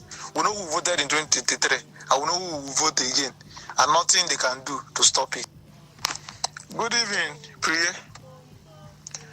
Dave Omar is deceiving. I think it's the same message. Let's move to the next one. Yeah, INEC chairman should resign because the perceived biasness of his statement shows clearly that he is working for the ruling party. Let him resign rather than cause crisis in the country. This is Kelly from Port Harcourt. Okay, you have a second. Okay, same message. Let's go back to the text message, see if we have any new message. We don't have for now, so we'll go back to the phone line. You can share your thoughts on any of the stories we discussed today. From the very first one, INEC rejects call for resignation of Professor Amopitan as chairman. The second story, some traders in River State lament weak sales ahead of Easter celebration. And the last story, Dave Umahi appealed to Southeast leaders to adopt strategic political approach to produce next president after Bola Tinubu. You know the phone line remains 0810-9510-951, 0810-951-951. Hello, good evening. Good evening. Your name, where you're calling us from, sir? Okay, my name is Thank God. I'm calling from Sin Community in Kana local government. Thank God, your thoughts? On the statement related to Dave Umahi, I want to say that Dave Umahi is a member of the APC, and he's aware of the APC constitution that after Tinubu power will go to the north. So I don't know why politicians like telling lies. What type of lies? Or is it deceiving children? If he's supporting Tinubu, the least the East can get his vice presidential ticket after the president has gone to the north, after Tinubu. So you should stop deceiving these people. Thank you. Thank you very much. Keep the calls coming through 0810-9510-951. Hello, good evening. Hello, good evening. Dakuku. This is Nyafu, I think. Yes. So let me talk for issue of local government and the government how the river state is. These people are not helping matter. Most of these new local government chairmen, I don't know what they are doing with the money given them to the people of their local government. Talk of state, I can't blame him because him big fold up. He don't even know what to do. I cannot say he's not anything. If I allow him, River State will become the best state in this country. But today, other states have taken position. Are you hearing me? So that's the major problem of it. And now let me go to Dave Umai. Dave Umai should not then come up with campaign for Southeast, telling Southeast people that they should vote Ahmed Tinubu. Next time we're coming to South. People know that they are wise. That's what is happening. I have been saying it. They are not the River State. I'm a River man. We always, when we see money, we have seen God. That's the problem of River State. People always coordinate. They will not vote Ahmed Tinubu, go 2027. And that's why they were able to hunt the opposition. Are you hearing me? Therefore, she look for his own alone. Thank you very much. To do whatever they want to on their own for his own peace. That's what I want to say. Let me stop here. Thank you. This is from Ogeche. Thank you. Hello, good evening. Hello, good evening, the one and only P.A. Adogu. The good blessed evening. one to you, the bad one to all the bad politicians and shy and wicked leaders all over. They don't do anything here. P.A. Adogu, you see, we should not waste our time trying to say Omotakun should resign from INEC. The truth is that we should be prepared. These men, they don't want the right thing to be done, so we should be prepared for them, we the people, to make sure that whatever they want, we'll give it to them. So we should not waste our time. Let them be doing their caricature and their gymnastic maneuver. We will be watching them. Then when the time comes, whether there will be election or there will be no election, we will know. And looking at Devil Umahi telling that they should vote Jagaban, it's like we to go and vote wickedness again in the second time, whereby we already see wickedness in the broad daylight, even when they call wickedness as a verb. Now you are seeing it carrying, moving around with agbada and eyeglasses with one symbol on the cap, moving around, whereby you see he go to just. Thank you very much. Thank you very much. Your choice of words. Your choice of words. I always say this. Hello, good evening. I will lost that call. Keep the calls coming through. Hello, good evening. Hello. Yeah, good evening. Yeah, Mr. Priya. Yeah, good evening. I beg, just tell Devil Maya, who is our uncle, that let thunder fire my family. Come on. Be civil. Come on. Hello, good evening. Yes, good evening. Yeah, good evening. My name is Sunday, calling from Tako. Sunday, your thoughts? I want to talk of the David Maya that said that Southeast should support President Tinubu being a president. I want to ask him, is he the one that will take over from President Tinubu 2027, after 2027? With this kind of hardship, you should let me know so that I know the next step to follow. Thank you. Okay, you should let you know. Oh, all right. Yes. Hello, good evening. Yeah, good evening, Priya. Yeah, good evening, Chris. Chris. Yeah. Let me talk about the INEC. Until president will resign or stop to appoint INEC chairman, if you want to contest, please, they should resign. How can you be chief of armed forces and the other things? You are still dragging power with it's not done anywhere. What we are just doing here is election, not election. On Devo Mahi, let me still say it again. We have never voted for even Tinubu or Buhari. No time, no record that people from Southeast have voted APC before. APC, is this a party you can... What are you going to vote APC for? Is it the ice fish APC made for 100 naira? Now it's 3,500. Is it meat where we go just go market, go use our hand, cut, come back house, use our knife and recut it? Now you go to buy meat. butcher will use their hand and share 7 pieces of meat for you for 2,000. What is that thing that will make you to vote APC? I'm asking you. You just calculate your PVC. I don't vote during election. I cover election. Hello, good evening. Hello, good evening. Hello, good evening. Yeah, good evening. Yeah, this is Akoni Chikon for Patako. Akoni, share your thoughts, sir. INEC issue. INEC, I know them as a employer. I know them as also an employment people. I also know them as an employee. It will be so difficult because since someone appoint them to be a leader, since someone employ them into that seat, which means they will work for the person that employed them. So what other party will do now is to go to INEC. Everybody should follow INEC on their trousers. When they misbehave, they should draw them to death. That is just only simple thing. Thank you very much. Hello, good evening. Hello, good evening. Good evening to you, sir. Yeah, good evening. Yes, my name is IMJ of the Jays, calling from Okrika. Your thoughts, sir? Yes, in respect of what David Omai said, I want to advise southeastern people to not take things that way. Because if they say they will not vote Tinubu, and after a week, when it will come to their time, others will also say they will not vote their person. But if you not vote the person, leave it. And let them not think that when next election comes, 2031, that it is not Anton. It's a lie. When Southerners were voting, Atiku came up. He contested. Was it not a Southern turn? So let them not think that way. If they think that way, they are missing their chances. The same way Amechi and Atiku lost their presidential opportunity. It's the same way they are doing. Not like that. If you let them know that 2031, Yese Wike will also be president, and that is how it's going to be. It is not going to go to North because that agreement is cancelled. It's not there. It's not agreement. We are to be there. Atiku wouldn't have been contesting all the time. Thank you. Thank you very much. Let them not think that way. It's not good. Thank you very much. Hello, good evening. Hello, good evening. Hello, good evening. Yeah, good evening once again. Yeah, good evening.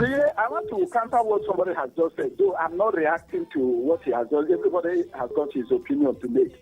But I want to say that when the Southeasterners massively voted Obasanjo, what have they received in return from that investment they made on Obasanjo today? The same Southwesterners who are the owners of Tinubu today are saying that Igbos put all their eggs in one basket.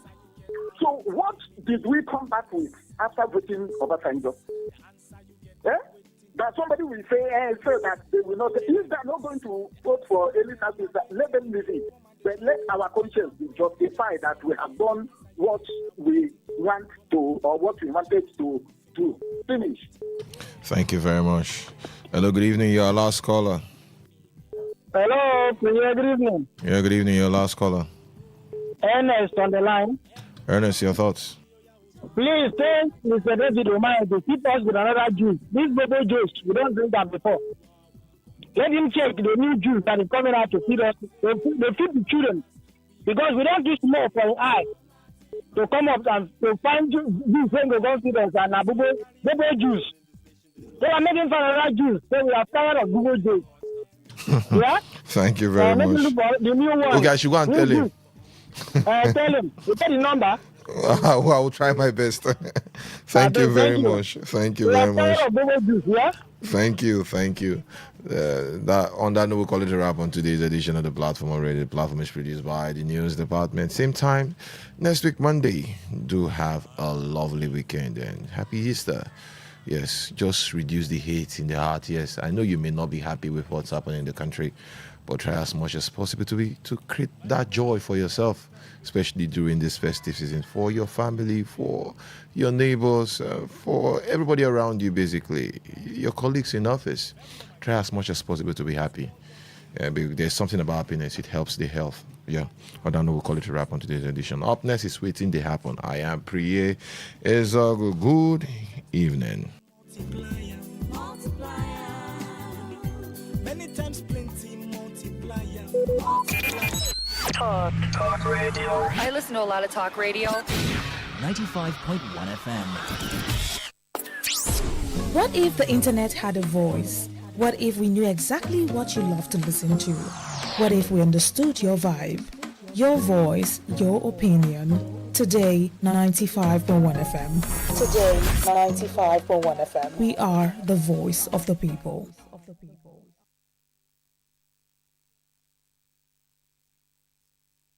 In 60.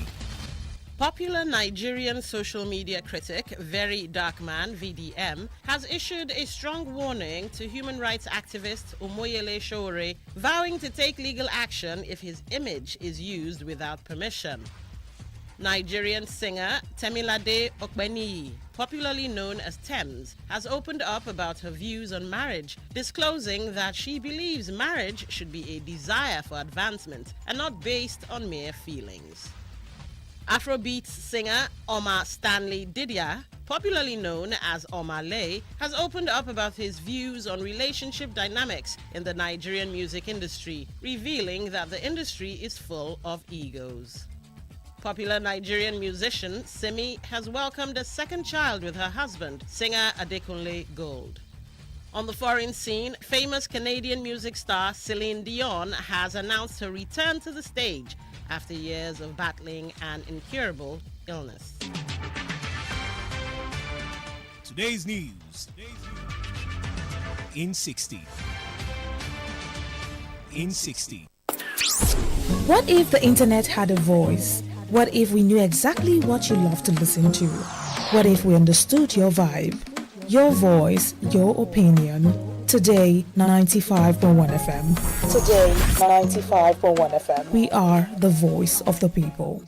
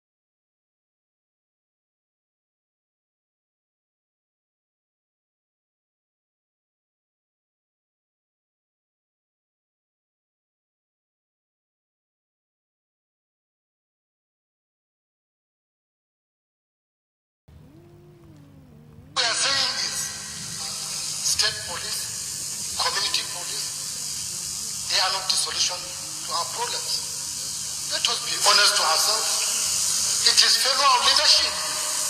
The president is the solution to this problem. It is time for the president to act now. The country is going down. If you look at the social media everywhere, drums of war, civil war is gradually moving. You will see Muslim clerics, Christian clerics preaching hatred. You will see people talking about tribes anyhow. Garbage in, garbage out. If you put an incompetent person to head a place, it will not bring good result. So why are we giving people if we know there is no good result there?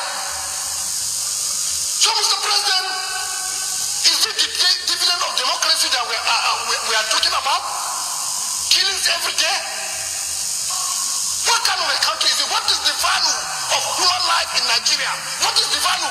We should ask ourselves. Killings are taking place everywhere. We don't care. It is the primary responsibility of government protection of life and property. The APC convention, the police mobilizing 5,000 people in the place that is no more than 5 hectares. All right.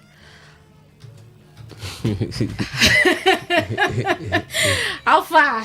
Fine. NC Justice and NCTD. Yes, sir. Another Ubunga edition. Thank God it's Friday. Thank God it's Friday. Yes, sir. So may they not get and twisted. Yes, that's senator where they talk. Not before this 10th assembly. So make it not be like say, you know what they call this 10th assembly? In the I shock you. So this one are from 8th assembly. Yes, I this senator been get the alagbara to stand up to the talk. ginger. You understand? I shock. You shock at me. By now they don't come out enough assembly. So not be this 10th assembly that the Yes, senator talk this thing. So now since 2015 them have been 20. All right, so my better country people, how una dey? Male, pale, Bobby, Ageli, body them, everybody, how una dey? Welcome on top the program what they call Waiting They Happen. So waiting they happen now. That Ogbonge program where they come up for this Ogbonge station what they call Today FM 95.1. Yeah, for here now what would they do? They bring you all the Ogbonge things where don't happen for we Obodo River State, Obodo Nigeria, Obodo the world. We'll carry all, mix get better jollof rice where see they hot. Carry and come serve you as they hot like that. Okay, so the name of the station, you don't hear me, I don't talk, I'm already at Today 95.1 FM. And today's dates, MC Justice, today's date now, wait. Today na 3rd. If I shock me, say you know date. All right, so today na the 3rd day of April 2026, and then a Good Friday. You know, say get what Catholics they do where they call Station of the Cross, yes, where they go add one kind drama like they that. They flog people for road. Now people then they flog, I mean, Jesus. Person where they act like Jesus. Because he get one with the flog, he collect that wipe the person back. Wipe the person back, okay.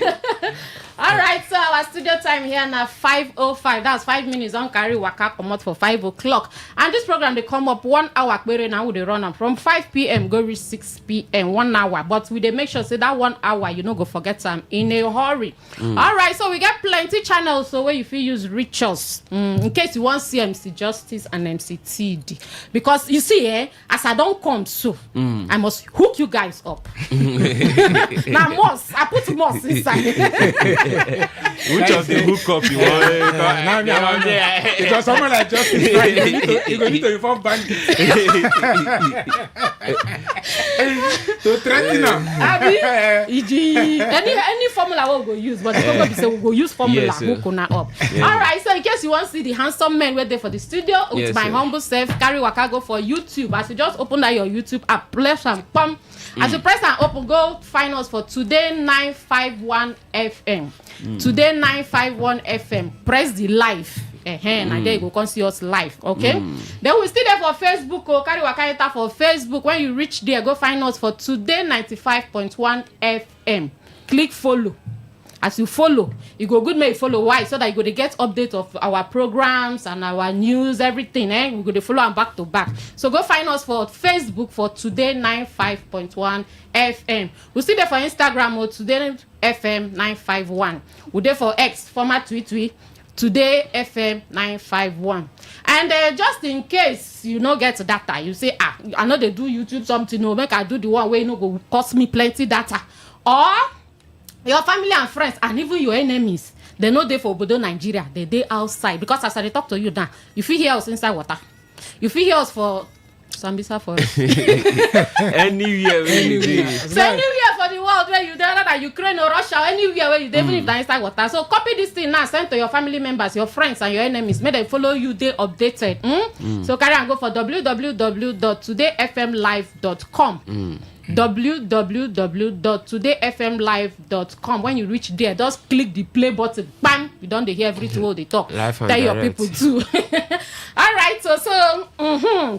You got the one that say this voice they me familiar, they me familiar, they me ordilia. Make I promote you for that position. My own name na Mary Queen. Mary Queen. What did I say? Mary Queen. Say it again. Mary Queen. yes, auntie. Because I don't know what's hard for Mary Queen. Some people go just cook come out the Mary. Come they call Queen. Direct. You know, say some, you know, if not men, their conscience, they blame them. They marry, and maybe then they with their wife. Okay. Don't say marry queen. It can't be like say they propose already. No, Auntie Sisi, no worry. Now me then they call. So when you hear Mary Queen, no shock. And I'm me. And I dey here with. All right, so we country people. My name is MC Justice. You know the matter now. That man we hate injustice. Anywhere where they talk about injustice, you go see me. They run, they come. Today now, Okada carry come to conchuk mad for waiting they happen for we country and nobody the world. True, in that baby, yo, country people. This now your boy MC TD, the man with they call the sugar of events. And I know now whether now weddings, child dedication, burial, just put score will come make and sweet for you. My people with the live for Today FM. And now waiting they happen. Now bongo program we say as with the chukumatu will allow you make it chukumatu. And I know now they always tell and I say when your fowl lost any I don't know where they come out for your neighbor window. They always say suspicious. Today topic you go sweetie for but they always say you get one to remember Mary Queen. Then you know say we grow for deeper life family, you know. Then by this kind of time now, we suppose they retreat. People in Nigeria say, no be lie you. So where you did now? So what are you doing here? I did. You don't dey backslide. So when I'm growing up all this small, you know, God of Jesus where they play, you know. Then you know what? You go know that passion for Christ now. You know so that film. Where they flog the man, say then confess. There's no how we go watch that film when you give your life to Christ. Growing up, you know, when that time, when you give them on Friday, or you collect them on Monday. I remember they tell our friends say, when I watch Jesus film, I go repent. No be like when you see the way they use flog Baba go there. For something we no do. Meanwhile, you chop meat today. I never chop. Now when you resurrect right now all of us the best. Now why I wear black grass like this? I no get joy. You don't cry too much. I don't cry. You don't ask Judas why. Why? What? Just 30 shillings. You dey cry. Guys, they get conscience. This same film we they watch for deeper life there. Now they play the same film for Dio. Baba, children wey sit down they watch Jesus. Now then they complain say that man no sabi flog. You don't sabi flog. For flog the ear. I say the way they watch that film dem thief person phone. You don't see them. They even commit more sin on top the sin when you come for people now. Kai now, wow. All right, so the better thing about this program is say no be only us they run am. You wait there for the other side of the device. You get the opportunity to call in to Chook Marks. So we get phone numbers we'll go call when that time reach. And just in case you not get credit, we know as the country be. We understand. Now make we they create plenty avenue. WhatsApp day where you feel still go there, go drop your WhatsApp and your traditional SMS. That one where they call text message all day. So even for the Facebook, we go read all on our messages. So I, my humble self, Mary Queen, MC TD, and MC Justice, now we go be the pilot for this 1 hour. We go carry you seriously where I go reach for 6 o'clock. No fear, we no go crash land. We go crash land for waiting now. So when we reach for 6 o'clock, they'll come give you the news. After the news by 6:30, you will come again, come talk waiting day your mind. MC Justice and MC, when are they listening to that show? We sure. Waiting day your mind. Waiting day your mind. No. What's on your mind now? Okay. No, so sometimes we dey studio when they go. Now it's when they hear am. When they hear that they serve people breakfast. Some people go call say my babe serve me breakfast. My boyfriend serve me breakfast. My local government chairman do like this. This one happen. That one no happen. They complain waiting their mind. Waiting they worry them immediately. Yes. But you know what I like today FM say we dey try moderate some person because if you give Nigerians they talk waiting their mind. They go use mouth to go carry some people from us. Okay, all right. So we not to get time because we will still enter market. So Mark will just start with the first story. You have no light at the airports. Nigeria. Oh, my country. And I have to fly back within the next 10 minutes. You don't have accommodation for us. Wait, our president they tell us say no fit sleep for Plateau State government house. No be in level with that. I've been a city boy. He's a city boy. Plateau State now where? But Plateau State no get light. He go live here. He don't buy solar. Where he don't man solar. He don't man solar. But he no still go Abuja. He go Lagos now. He can get another solar. Double solar. I have ordered the installation of 5,000 AI cameras. So if we no get light for airport, how we want use power the cameras? And to the victims, there's nothing I can give you, whether it's money in millions, but console you and promise you that this experience will not repeat itself again. President Bola Ahmed Tinubu, now talk that one, but President, make I shock you. It happened this morning, around 7 o'clock for morning. We hear say attack happen again. In fact, that's what they talk. They don't confirm, say one person buy. All right, so what do they ask for here? They say, what do you think about the president's visit to Plateau State? You see hope. So make I break and down for country people. You know, so this is our program where they try, meet the grassroots. So we go bring all the story after Oyibo people, suppose Kelly them with Don, with Queen, all of them don't speak big English. Yeah. When we come like this, we come break and down, so we go carry everybody along. Yeah. So not be news again, say attack will happen for Plateau State, so people buy. Our president now come to say, okay, say one go visit them, just to show, say, because if you no go, now Nigerians go still talk. Like the one way happen, way no go, you can go meet Prince. When Nigerians still talk, say why you go. Now you can say, okay, make him go. But the cocoa be say, our guy might end for airport. You know, if we enter inside the plateau, for as plane land for airport, now there where you end. In fact, if like say the plane still they steam safe because 10 minutes the plane go still they steam now they wait. So I think just finish there, you enter plane again to Ama. But not be that one they talk here. If like say they carry coastal bus, go bring the people where be say that there are people buy you. It come the airport. Like now, make I explain and make our people. It just like say this thing happen for Bakri. Now they go carry coastal bus from Omagwa. Go carry people for Bakri. They will knock there. Go. Boss, don't come. If you know say your people die. If you know say your person die, come enter. President, they wait for us for airport. And then do them waka enter. They can't drive them, boom, go reach airport. And they go wait because I sure say those people don't go there since morning, go sit down, they wait. Arrange yourself. Because they don't know the time when they come. I know give time, say will they come to so time. So they go down stand there, they wait. He finally come. Then he come now. When they tell us a light, no, they need to go. And in fact, the story, the thing too long. Might start with MCT. How you see the matter? Ananona, my mama. They always talk. You get one African proverb. It's supposed to read there. Okay, so for this the first time they yara. Okay, tell me. So she say, if short man, that's way short, one quarter, tell you say your hair fine. No hesitate to go check your zip. Hey! Wisdom plenty for this. Ring bell. Wisdom plenty for this. Why I drop so? I beg expatiate. See, when I see the headline first say our president, they go just. I was among the Nigerians where happy say at least finally that light where they say at the end of the tunnel. If they don't bring her come close. I got a surprise. Say when he reach, he no can spend better time.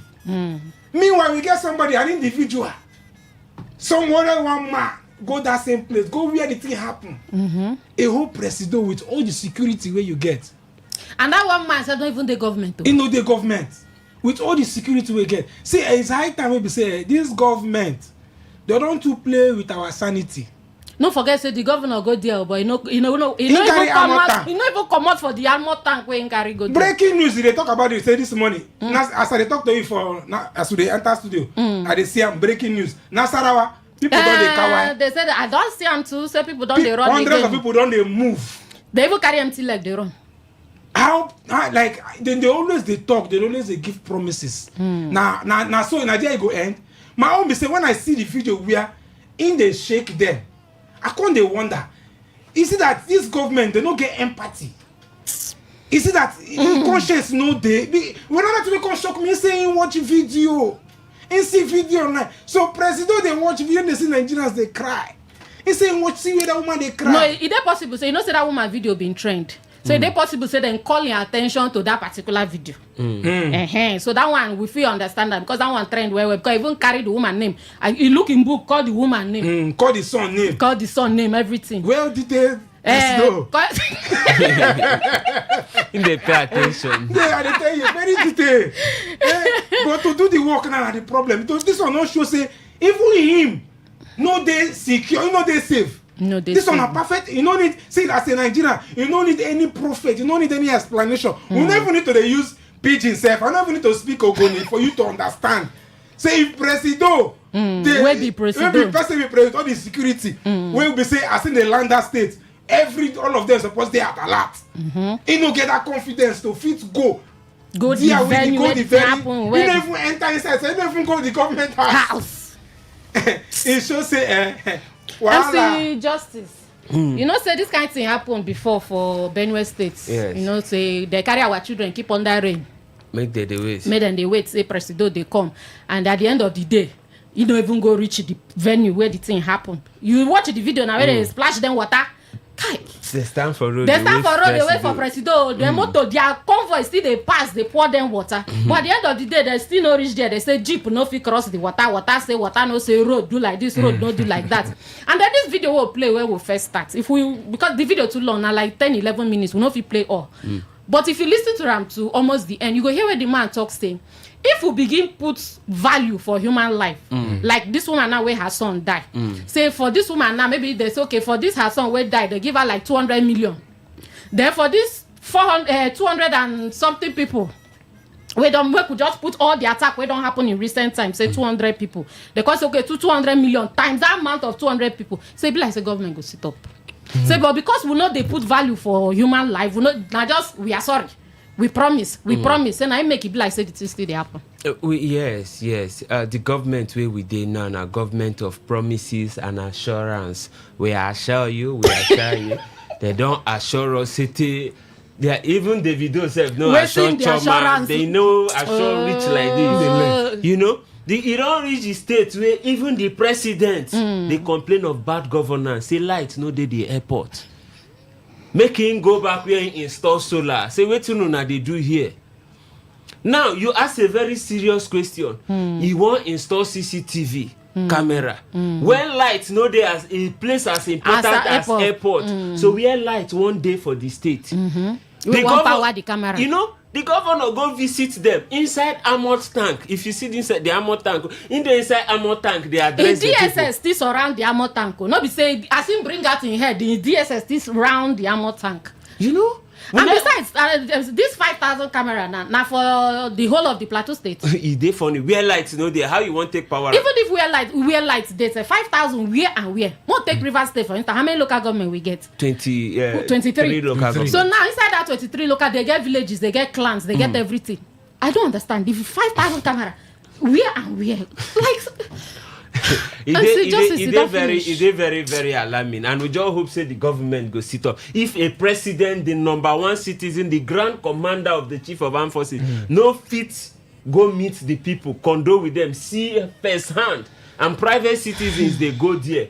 You call yourself the city boy, but you enter the town, you know if you enter the city, you can't turn airport boy. Baba, no be so now. Don't be so. All right, so when I call us, and I go follow Chickmat for that one. I'm going to enter the next story. This one, I fully endorse the position of the ADC. In 2027, Nigerians must be allowed to freely choose their leaders from a diverse range of political parties. The electoral empire, where the INEC, has no right to impose a single candidacy on Africa's largest and most vibrant democracy. Who the yarn us this one now? Kwankwaso. All right, so we know now the gist. I don't come and contact say David Marco, you and the Aregbe Sholamo na Paku Nankaya find one corner. And if in fact the whole ADC, because nobody now be leader for ADC, according to them. Say court say make everybody maintain status quo. Now, Kwankwaso don't come and talk say this it be like something INEC want to do now. Just say Oga Tinubu take carry go. You agree with that?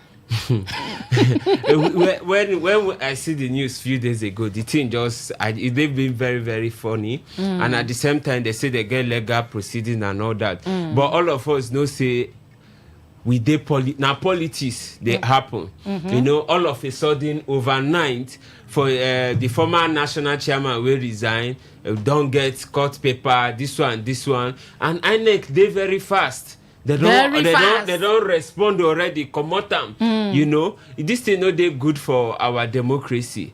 You know, they good for our democracy, and it don't already create for a lot of social opinion. Don't they create doubt? You know, for where the INEC chairman stand, we're supposed to be already. They don't ask for a resignation. Even though them too don't come out, can't say you not get that power to ask for a resignation. And more, even the ADC said don't talk say. They go still go ahead with their convention and everything. It be like say that they give themselves basketballs. I know don't come out and say no try more. If you know what more do you what will do people for Zamfara and all that. I know it's a time limit day for this convention to hold. It can't be like saying a trap. You know, it can't be like, you know, and all of a sudden, you know, see as they don't recognize weaker faction of the PDP. For their own convention, you hear when they say INEC is here, INEC is here. They talk like 10 times. INEC is here, INEC is here. And if you counterbalance the positions of different opinion, where they say the national chairman no fit just resign, hand over to a new chairman, you know, they're supposed to do convention and all that. You know, go forget say APC. The chairman, national chairman, Ganduje resign. They no hand over to the deputy. They no hand over to the vice. The president bring external person totally to come mount. INEC no, they know, you know those kind of things, no fraction here and there. So you agree say waiting Kwankwaso the suspects maybe now waiting they play out. Now waiting they play out. May INEC no they bias. May they just leave. May they give everybody fair play. Make them give everybody fair play. Okay, so we'll take this update. So this is to notify all party members. Now ADC now they tell their people that despite INEC's illegal actions, the ADC will continue with its congresses as scheduled, having duly notified INEC by our letters dated 27 February 2026 and 28 March 2026. Screening of aspirants, in fact, they talk plenty. They say the screening will start from the 7th to the 14th of April 2026. MCTD. me I no get problem with INEC. My problem now with the judiciary, because you know, so when they come out with this their big Obodo America, when they speak all those, if you say some of us no go school. No, we not break chop. Some of us go school for night. They say status quo marema. You are going to listen to my request. And if they talk about what do they call them, terminology, their judicial terminology they use. If you ask who before this problem start, who be the chairman? Now David Mark. Now David Mark before this Bola man come out. Although this they see breaking news ADC they post for their platform say they don't settle. Say the Bola man don't come out, don't say. No, the bank come out, don't say they forge his signature. Yeah, so now they say as he been now basketballs every day they give themselves basketballs. Our own after they bring information they give country people. Maybe they just they basketballs themselves. We go to inform the people. Me, I don't know why the Oga the top they fear. You get about 31 governors. Uncountable senators. All the senators will be said to the extent that they pass, you go, you want borrow money, you never reach 3 hours, 2 hours, and pass. 4 hours, they don't pass. Then pass B. Instant that far, and I don't be say, may not be say, you never reach. I see that talk that they pass. Make I even shock you. You don't even remind me. You see that $6 billion where they pass. That one they different too. World Bank now don't tell us that they won't give us another $500 million for agri loan. So go ahead. See, just they're going to people when they listen to our friends, they say, why we they laugh? Now just say, no, but at the end of the show, but people don't kill us. Because if you want to carry Nigerian problem for head, BP. So we just laugh, may just be like say. So, but the matter na serious matter. The matter na serious matter. No, because no think as how they do, or you say now would they make trivial of the situation. But they serious. But would they do in a non-serious way? So I go sweet you. But me as I talk, they para me because we not say about the ADC, the PDP, the Popo, all of them. None of them better. But give Nigerians the choice to choose who we want to choose. Okay, so why it be say because you get some kind of church where they waka around. You know, so when people be there for Labour Party, and so the party leader say leader, no say leader, say leader. But since they come out now, PDP don't LP don't come. We not hear anything again. In fact, they don't hear themselves like say tomorrow no day. They get one voice when that their chairman come talk, nobody they counter. But before, it be like say as chairman talk for morning, the other one go come for afternoon. Now the same thing. See, and the pity Kwankwaso, him will just join on Sunday. Don't be like when you don't enter house, they increase that strength. No, but that Kwankwaso, that movement, it shock everybody. Yeah. And that movement, and they put fear for their body. Now that movement. So they don't look the weights, then wait inside there. They don't say, if we leave these people, you go get us a bill. All right, so we could just touch this one by 5:30. We enter market, but we could take this one. So they said Dangote, NNPC lead as first ladies food bank. Mona here and well, food bank, that's Gary beans, all those things, raises over 66 billion naira in her quest to eradicate hunger, especially among children. So our first lady saying they do campaign. Say according to her, no child must go to bed hungry. So for this her campaign, what should they do now? People like Dangote, NNPC, big firms, so they don't contribute. Dangote give 20 billion. NNPC give 10 billion. Like that, they don't contribute, they don't go contribute 66 billion naira. Now, what they ask, say, this is 66 billion naira. It go reach those children where they talk, say, no child must go to bed hungry. Abi, if I make we even start from the beginning, na good thing. The thing she they do, na good thing. No, MC Justice. Make a whole lot. No, just start. Right? When you come back, you will continue. We still get like 1 minute. First of all, the intentions, their intentions, they always be good. Okay. Their plans, their thoughts, the Bible says, my thought for you is of good and not of evil. But now the implementation, they always be the problem. Okay. The other day we talk about people, the homes where they don't pay 70,000 naira, 75,000 naira. A lot of people call, say they never even they feel the impact. They say now the poorest they never even collect. They never even collect, and they say over 600 billion, 688 billion naira.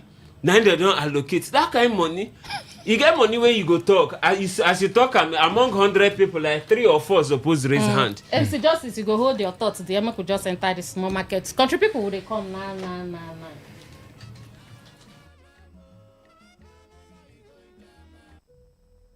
True strength. What defines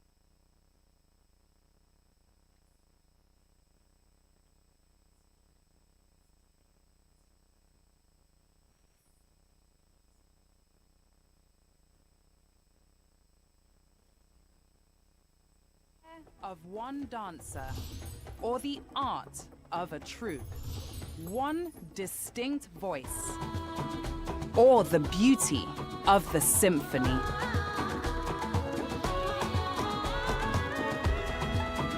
At FCMB Group, we build ecosystems, empower communities, and create the future. Because we believe it's not just one, but the power of the group that delivers the future we all desire. FCMB, the power of the group.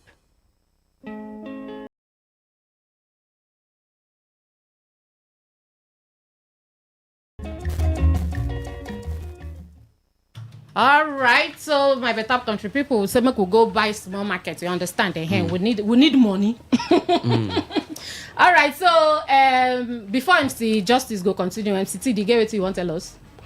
Our recharge card. Yes. Now the last woman. The last woman and the last man. Okay. MC Justice, continue from where you start. Okay. For the matter with the on ground, the first lady don't come with a very good plan, and we hope say they go find way implement them, make it reach the grassroots. Because no be the first time, during her birthday, they donate billions for National Library. You don't reach 4 months. Personally, I never see anything. I never hear anything about this particular National Library. Now, another one don't come. Dangote don't invest. Different investors don't come. Very soon, investors Sabinus go put in own. We just they hope, say, this one go really reach the poor people, so that it go affect their life positively. Because this hunger, thank God say them no say Nigerians no really they happy. For them to they implement this kind of bring this kind of beautiful idea. Say she go no say people day, children day, where food never reach, children day where they go through suffering. thank God say the president even know say light no day. Say light no day here, man, they go back where light dey. So them now they feel them. They really know say Nigerians no dey happy. So anything where they do, they need dey very straightforward and transparent. Okay. We just hope say this one no be still part of say election day around the corner. MCTD. Say some people go still talk say why Dangote no carry this 20 billion subsidized fuel for us. Understand? Or even NNPC self carry that 10 billion. Revive one of our refineries. Now they say okay, they won't go feed the hungry children. Like they cook the food, call them say "Mona can't chop." I be how them go do. They go employ the Abasi. My mama, she tell me say, again. Say the cry of a coffee seller for funeral, for burial, person they sell coffee, dying cry. You guys they suspect that person. Maybe really cry. If it be tears of joy, because I said the coffee. I said the coffee. You see this all this matter? Yes, now good thing. It shows us as justice talk. Then get good intentions. Then get good heart. But how they won't carry this one out? Now that one they mean important. They go gather the children from Akwa Ibom State, from Kwara, from how they won't carry them out. Me, I want to tell President wife say, "Miss, I be children. I be children of God."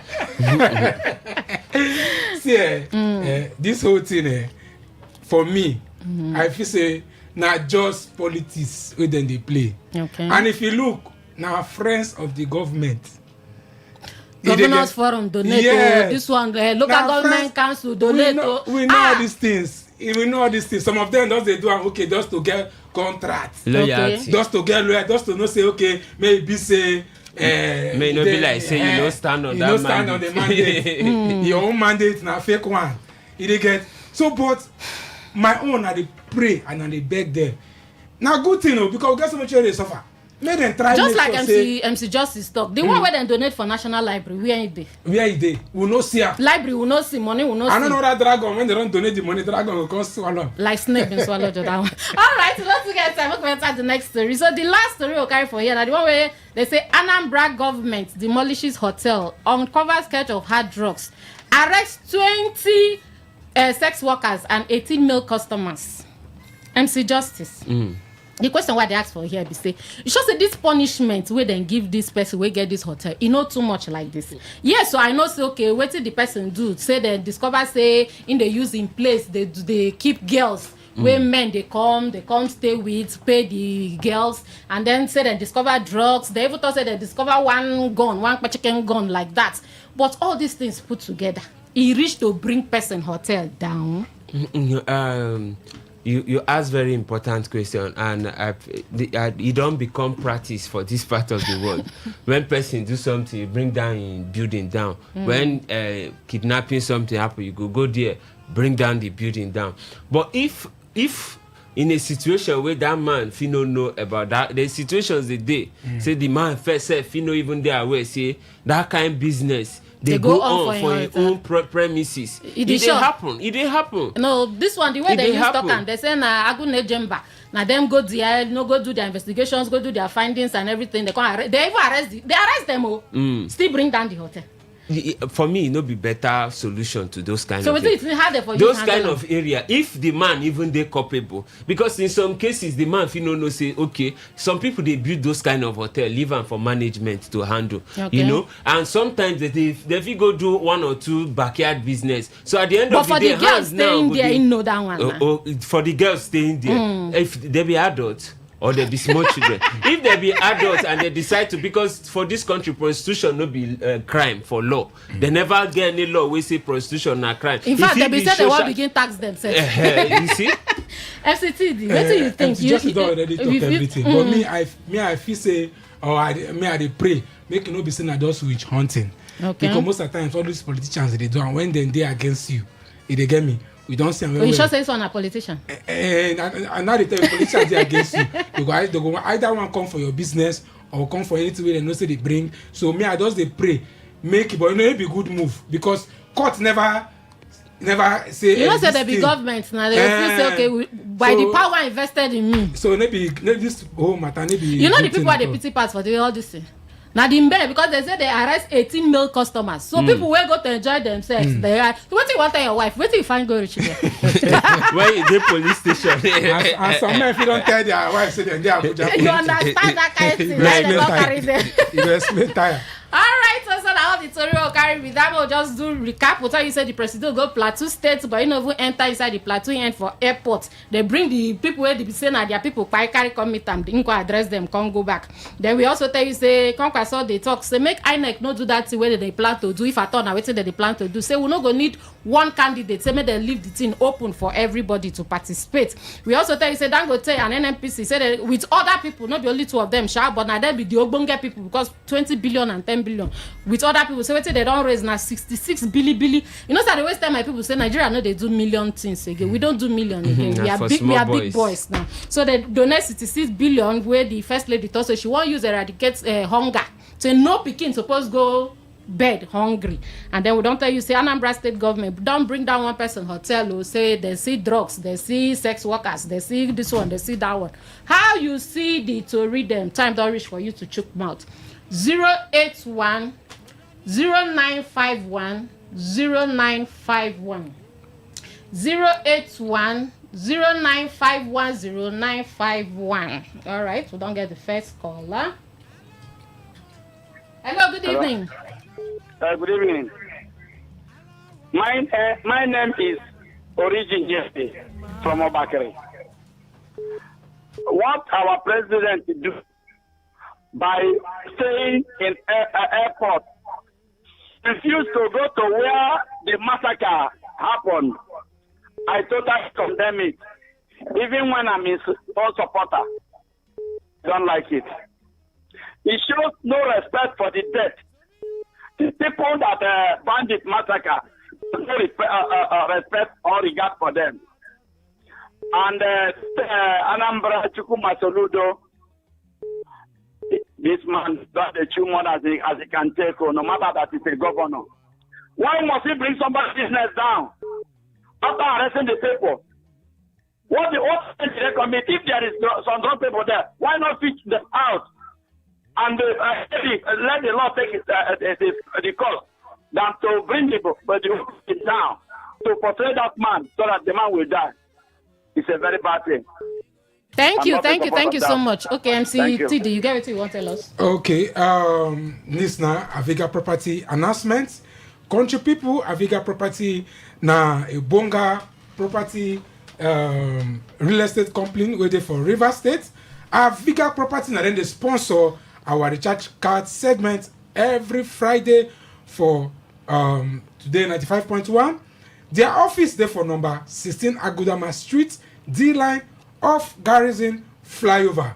Their days of inspection are Mondays, Thursdays, and Saturdays. Time for that inspection at 10 a.m. to 4 p.m. Then get free buses wey go carry you go their estates. Aviga Property Limited, their estates therefore then get one wey dey for Bonny Estate behind Wigwe University. That estate they go for 2.5 million. Then get Agro Estate. That one they go for 800k. Then get Peace Garden Estate. That one they go for 3.5 million. Then get Supernova Estate behind Udorama Akpajo. That one they go for 8 million naira. Then get Radiant Estate. That one they for Akuramatai opposite the University of Environment and Technology. That estate they go for 1.5. And also their phone number to call them now 091 389 64184. Aviga Property Limited, their phone number now 091 389 64184. Their office address now number 16 Agudama Street off Garrison Flyover, Port Harcourt. All right, thank you for that one. So you say recharge card for the last girl and the last man. Okay, we'll go back to the phone lines. Hello, good evening. Yeah, good evening. Marine Queen, how you doing? And I see we get a call from a token. That's it.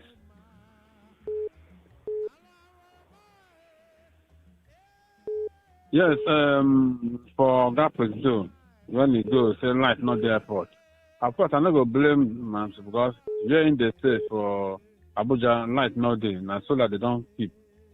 So, now, this is not done with that. If we not feel get sympathy for people when vote and when they rule, you know, if you go there, go sit down, you sit down for airport, can't say light not, they won't go, state time is go back. No, even the governor, back, Kale Mutuan, you know, if you come out to, he did some more car. You know, now the first I come out, come see your people. All of them, they fear their life. Yes, people are being massacred.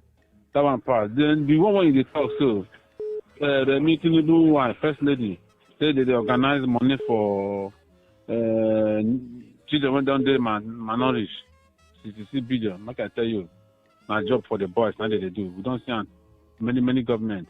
As I said, all the women. No, Allah, thank you plenty. We could take the next call. Hello, good evening. Yes, sir. Marie Queen, good evening. Yes. Yes, sir. Yes. Fine. Hey, Sugar, good evening. Justice. Don't come up for studio. Good evening. Okay. MC Justice, good evening. Good evening. How you doing now? Yes. Fine. Not say God don't add one more year for me today. I think may his name be Hey, happy birthday. Hey, thank you. I thought this be waiting in Google. I think I tell her to make him go that place. If you go that place, these people will come again. I think you don't see them. They never come. And then they say it's a light no day for airport. Person just use his hand, they shoot gun by himself. They never tell. They don't tell now. What is there inside? Just say come on, say people, if you don't say in nothing wrong, I will give country. What if they find go there and they give? Anywhere where you go, look at the one where you go for business. How far for that side? You can't tell me another thing with it. And the wife will say that they donate money, food, people don't go enter bed with that food. Where they want, I think now food. You want our children, they go bed hungry. Soma. Which come this is the all the hungry, where are the hungry people? How much where they don't give me? Is it Soludo? Is it Soludo? Soludo, how many times I tell you, say you see what is the way? Continue. This calm weather, where they say that is, they use house to play, go to demolish house. But we see how you go now. Thank you. Thank you. We have to go. All right. So now here we go match break for the calls because we get people who won't tell us bonge something from EDPA. From EDPA. Okay, now welcome. Thank you so much. We'll start from you now. What's your name? Tell us. Yes, my name is Ambassador Leonard Ife Elijah. Okay, sir. My name is Minister Miracle Son. Okay. My name is Ambassador Ifeanyi Basil. MCTD and MC Justice. We got plenty of ambassador for you. All right, so that's all I want to talk about ADP AI. EDP AI. AI training. Okay. Oyana, who they start? Okay. Now you. Oyana. But dear people of Port Harcourt City, good evening and happy Good Friday to all of us. Mm-hmm. So, thank you plenty. Here I am this evening to tell us about APAI training. Mm-hmm.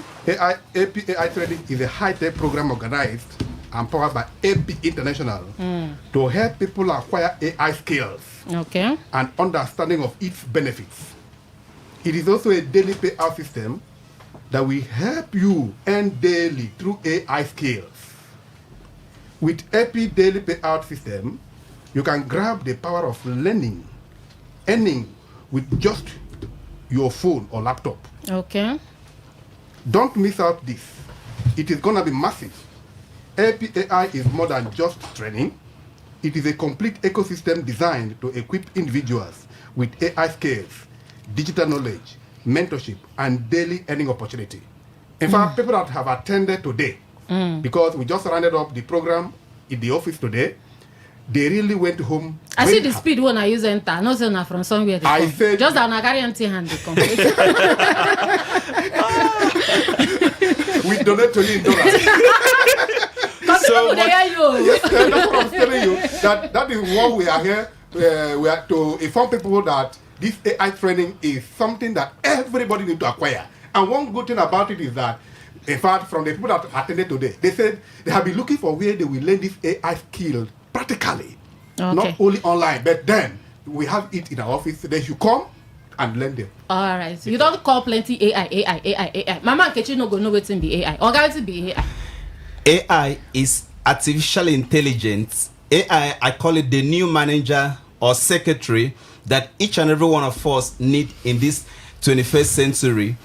With AI, you can do a lot of things. You can become more smarter in your business. Everyone needs the knowledge of AI. The knowledge of AI at this age is like the knowledge of computer. Most person will lose their job if you are not learning AI today. That is why we are here to expatiate, to explain to the Rivers people on how to learn AI and become relevant in the society. With AI, you can use just a minimal amount of money and produce award-winning songs, write books, and do a lot of things with AI. Also seek knowledge to do any kind of business. AI is really blessing my life and the people around me. I so much appreciate God for this AI age that we are in today. So what they tell us now be say as you they grow, make you they carry AI they follow body? No, AI, for a layman understanding, everyone need the knowledge of AI, including mechanic, tailor. Everyone need the knowledge of AI because AI is like a consultant that you don't pay. Okay. So Oga, I come to you. Him don't talk. So okay, so you need laptop and phone. Just your laptop and your phone. Need to come for the but data must be inside Shark. Data is not free. Then Oga don't tell us the benefits of the AI. So if you use and write book, if you use and do so many things. Then Oga, you ask you know say Mama Nkechi where they sell pepper for markets. Nah. 3310 she they use. Yes, so. In fact, if you give her the Android phone, she will not understand what's in the inside. Yes, so definitely when I get age bracket, when they look at. So which class of people, which age bracket when they look at? Their sons and daughters also have a smartphone. We go teach mama. We go because and they're making money. They will also give mama some money. They're gonna give mama money, but not be say they go fit tell mama say, see, listen at AI, press here. So definitely when I get people who they look out for. Yeah, when it comes to the training we are talking about, this is artificial intelligence, as my minister Miracle Son just earlier said. It is a project that is basically designed for everybody. Everybody? Now, yes, everybody. If you're 70 years, you're 50 years, you're 60 years, as far as you have the knowledge to assimilate, come around. It is basically designed for everybody. Now, when we talk about AI, we are trying to build up a system where everybody can use this particular AI to build their brand, to build their business, to earn basically on a daily basis and on a monthly basis. Now, in this AI I'm talking about, we have three basic things that we focus in this our particular system. There's what we call AI content creation. We have AI prompt engineering and AI automation. Now, talking about content creation, we're talking about a lot of people know sometimes today when you go online, when you scroll through your Facebook and other things, you see videos. Those AI videos, those things, people earn millions of dollars from those videos. Now, at the cost of this as country people, they open the videos, them that they make people money. Are making, yes, people are making good money. What to teach now, at the cost of this training, we are going now that's what I want to teach. At the cost of this training, we're going to show people how they can do those videos in their house, not even going anywhere. Letting those videos in their house and make good money from themselves. A lot of companies now, I'm talking to you now, are looking for people that has AI skills. Like there's a lot of companies that are into real estate, they're looking for how to use AI. The good thing about their properties. Beautiful. The good thing about AI is that AI reduce the cost of publicity and advert for you. Yes, you can use AI at a very cheaper rate. You can use AI to promote businesses. Somebody can meet somebody will tell you you can use 100,000 or 200,000 with just your data on your phone. With the knowledge, you can produce high levels of videos and banners and pictures and use this for promotion. We're going to teach you how to do this. Okay, Ogama, I'll come back to you. You know, so we never really tell country people where the thing they happen, the time and everything. So tell us. Yes, it is happening at AP office. Close to Rumokro flyover. The AP office. The EDPI office. Okay. At close to Rumokro flyover. Okay. Opposite new building, opposite body camp, new building gate. So number 33, East-West Road.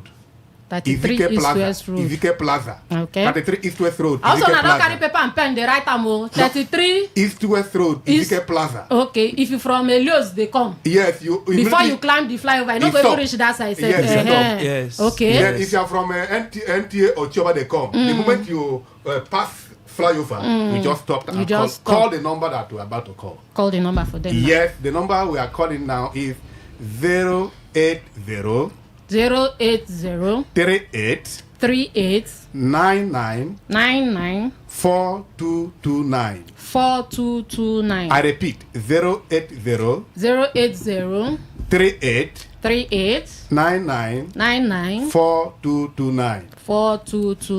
081 20 74 55 23 081 20 74 55 23. For seat reservation, please just send yes or interested. Okay. All right. The other number is 081 3602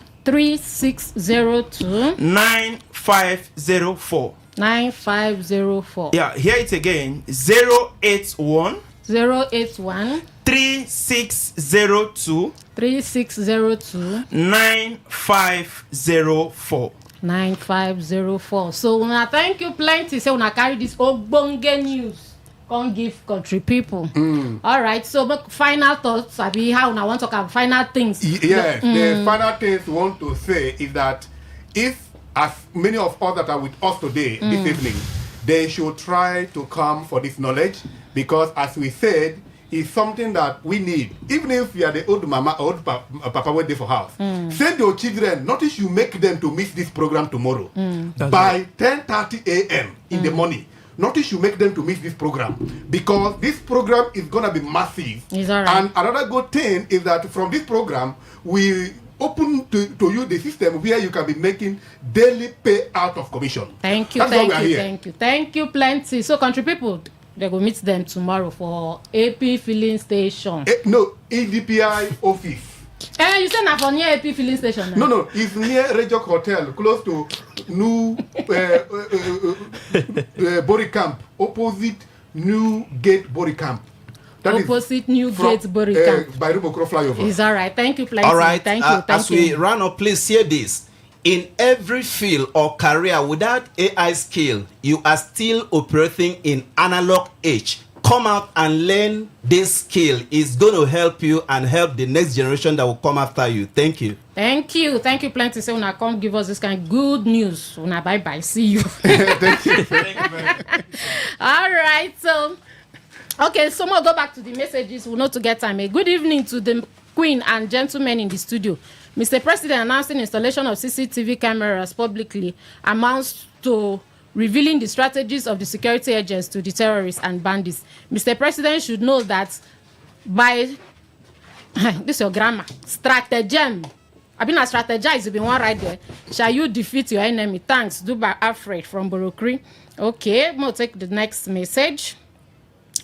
Dangote and the rest contribute money amounting to 66 billion abi. Them say no child should go to bed hungry. So after eating and they go to bed, what happens when they wake in the morning? That's just they ask us question. Na real question be that. Who go feed them the next morning? Make them no feed any child. Let them use the money and pay China for what we borrowed. And let China tell us our remaining balance. This government and people working with them to like sweet talk, but no work. Na me and Una for 2027. I will see how Una go take rule again. Shadow na my name, the youngest musician. Shadow, this is your question. If you ask me now, who I go ask? Mary Queen and crew, the Tinubu government is the more you look, the less you see. The first lady has a way she makes her own money. Example, library money. Now Nigerian children can't go to bed hungry. Money, all these are bobo juice. I whip for Nigeria. Owa Diego, thank you plenty. All right, the next one say, it will be safer for ADC to go ahead with the congresses. Why awaits for the court to decide. Then it waits for the court to decide the right leaders of the ADC when time must have run out of the party to conduct congresses. I hope Mrs. Tinubu is not trickishly raising funds for her husband's 2027 election campaigns. It is suspicious. How well and long will she feed the children in the community creek of Niger Delta? Yahoo Plus. Okay, so time not there again. We need to go. MC Justice, yes, final thought. Tell your people say you done the waka. We done the waka. Happy Good Friday to everybody. Happy as soon as they prepare for Easter Sunday. Make una day safe. Make una no forget to na neighbor we no get to chop. All right. Okay. Oh, me too. I go still tell you say enjoy your weekend though. Public holiday is still there on Monday. What a very long holiday. But I'm not gonna leave without telling you say always guide your actions with love, because anybody where you meet for this life.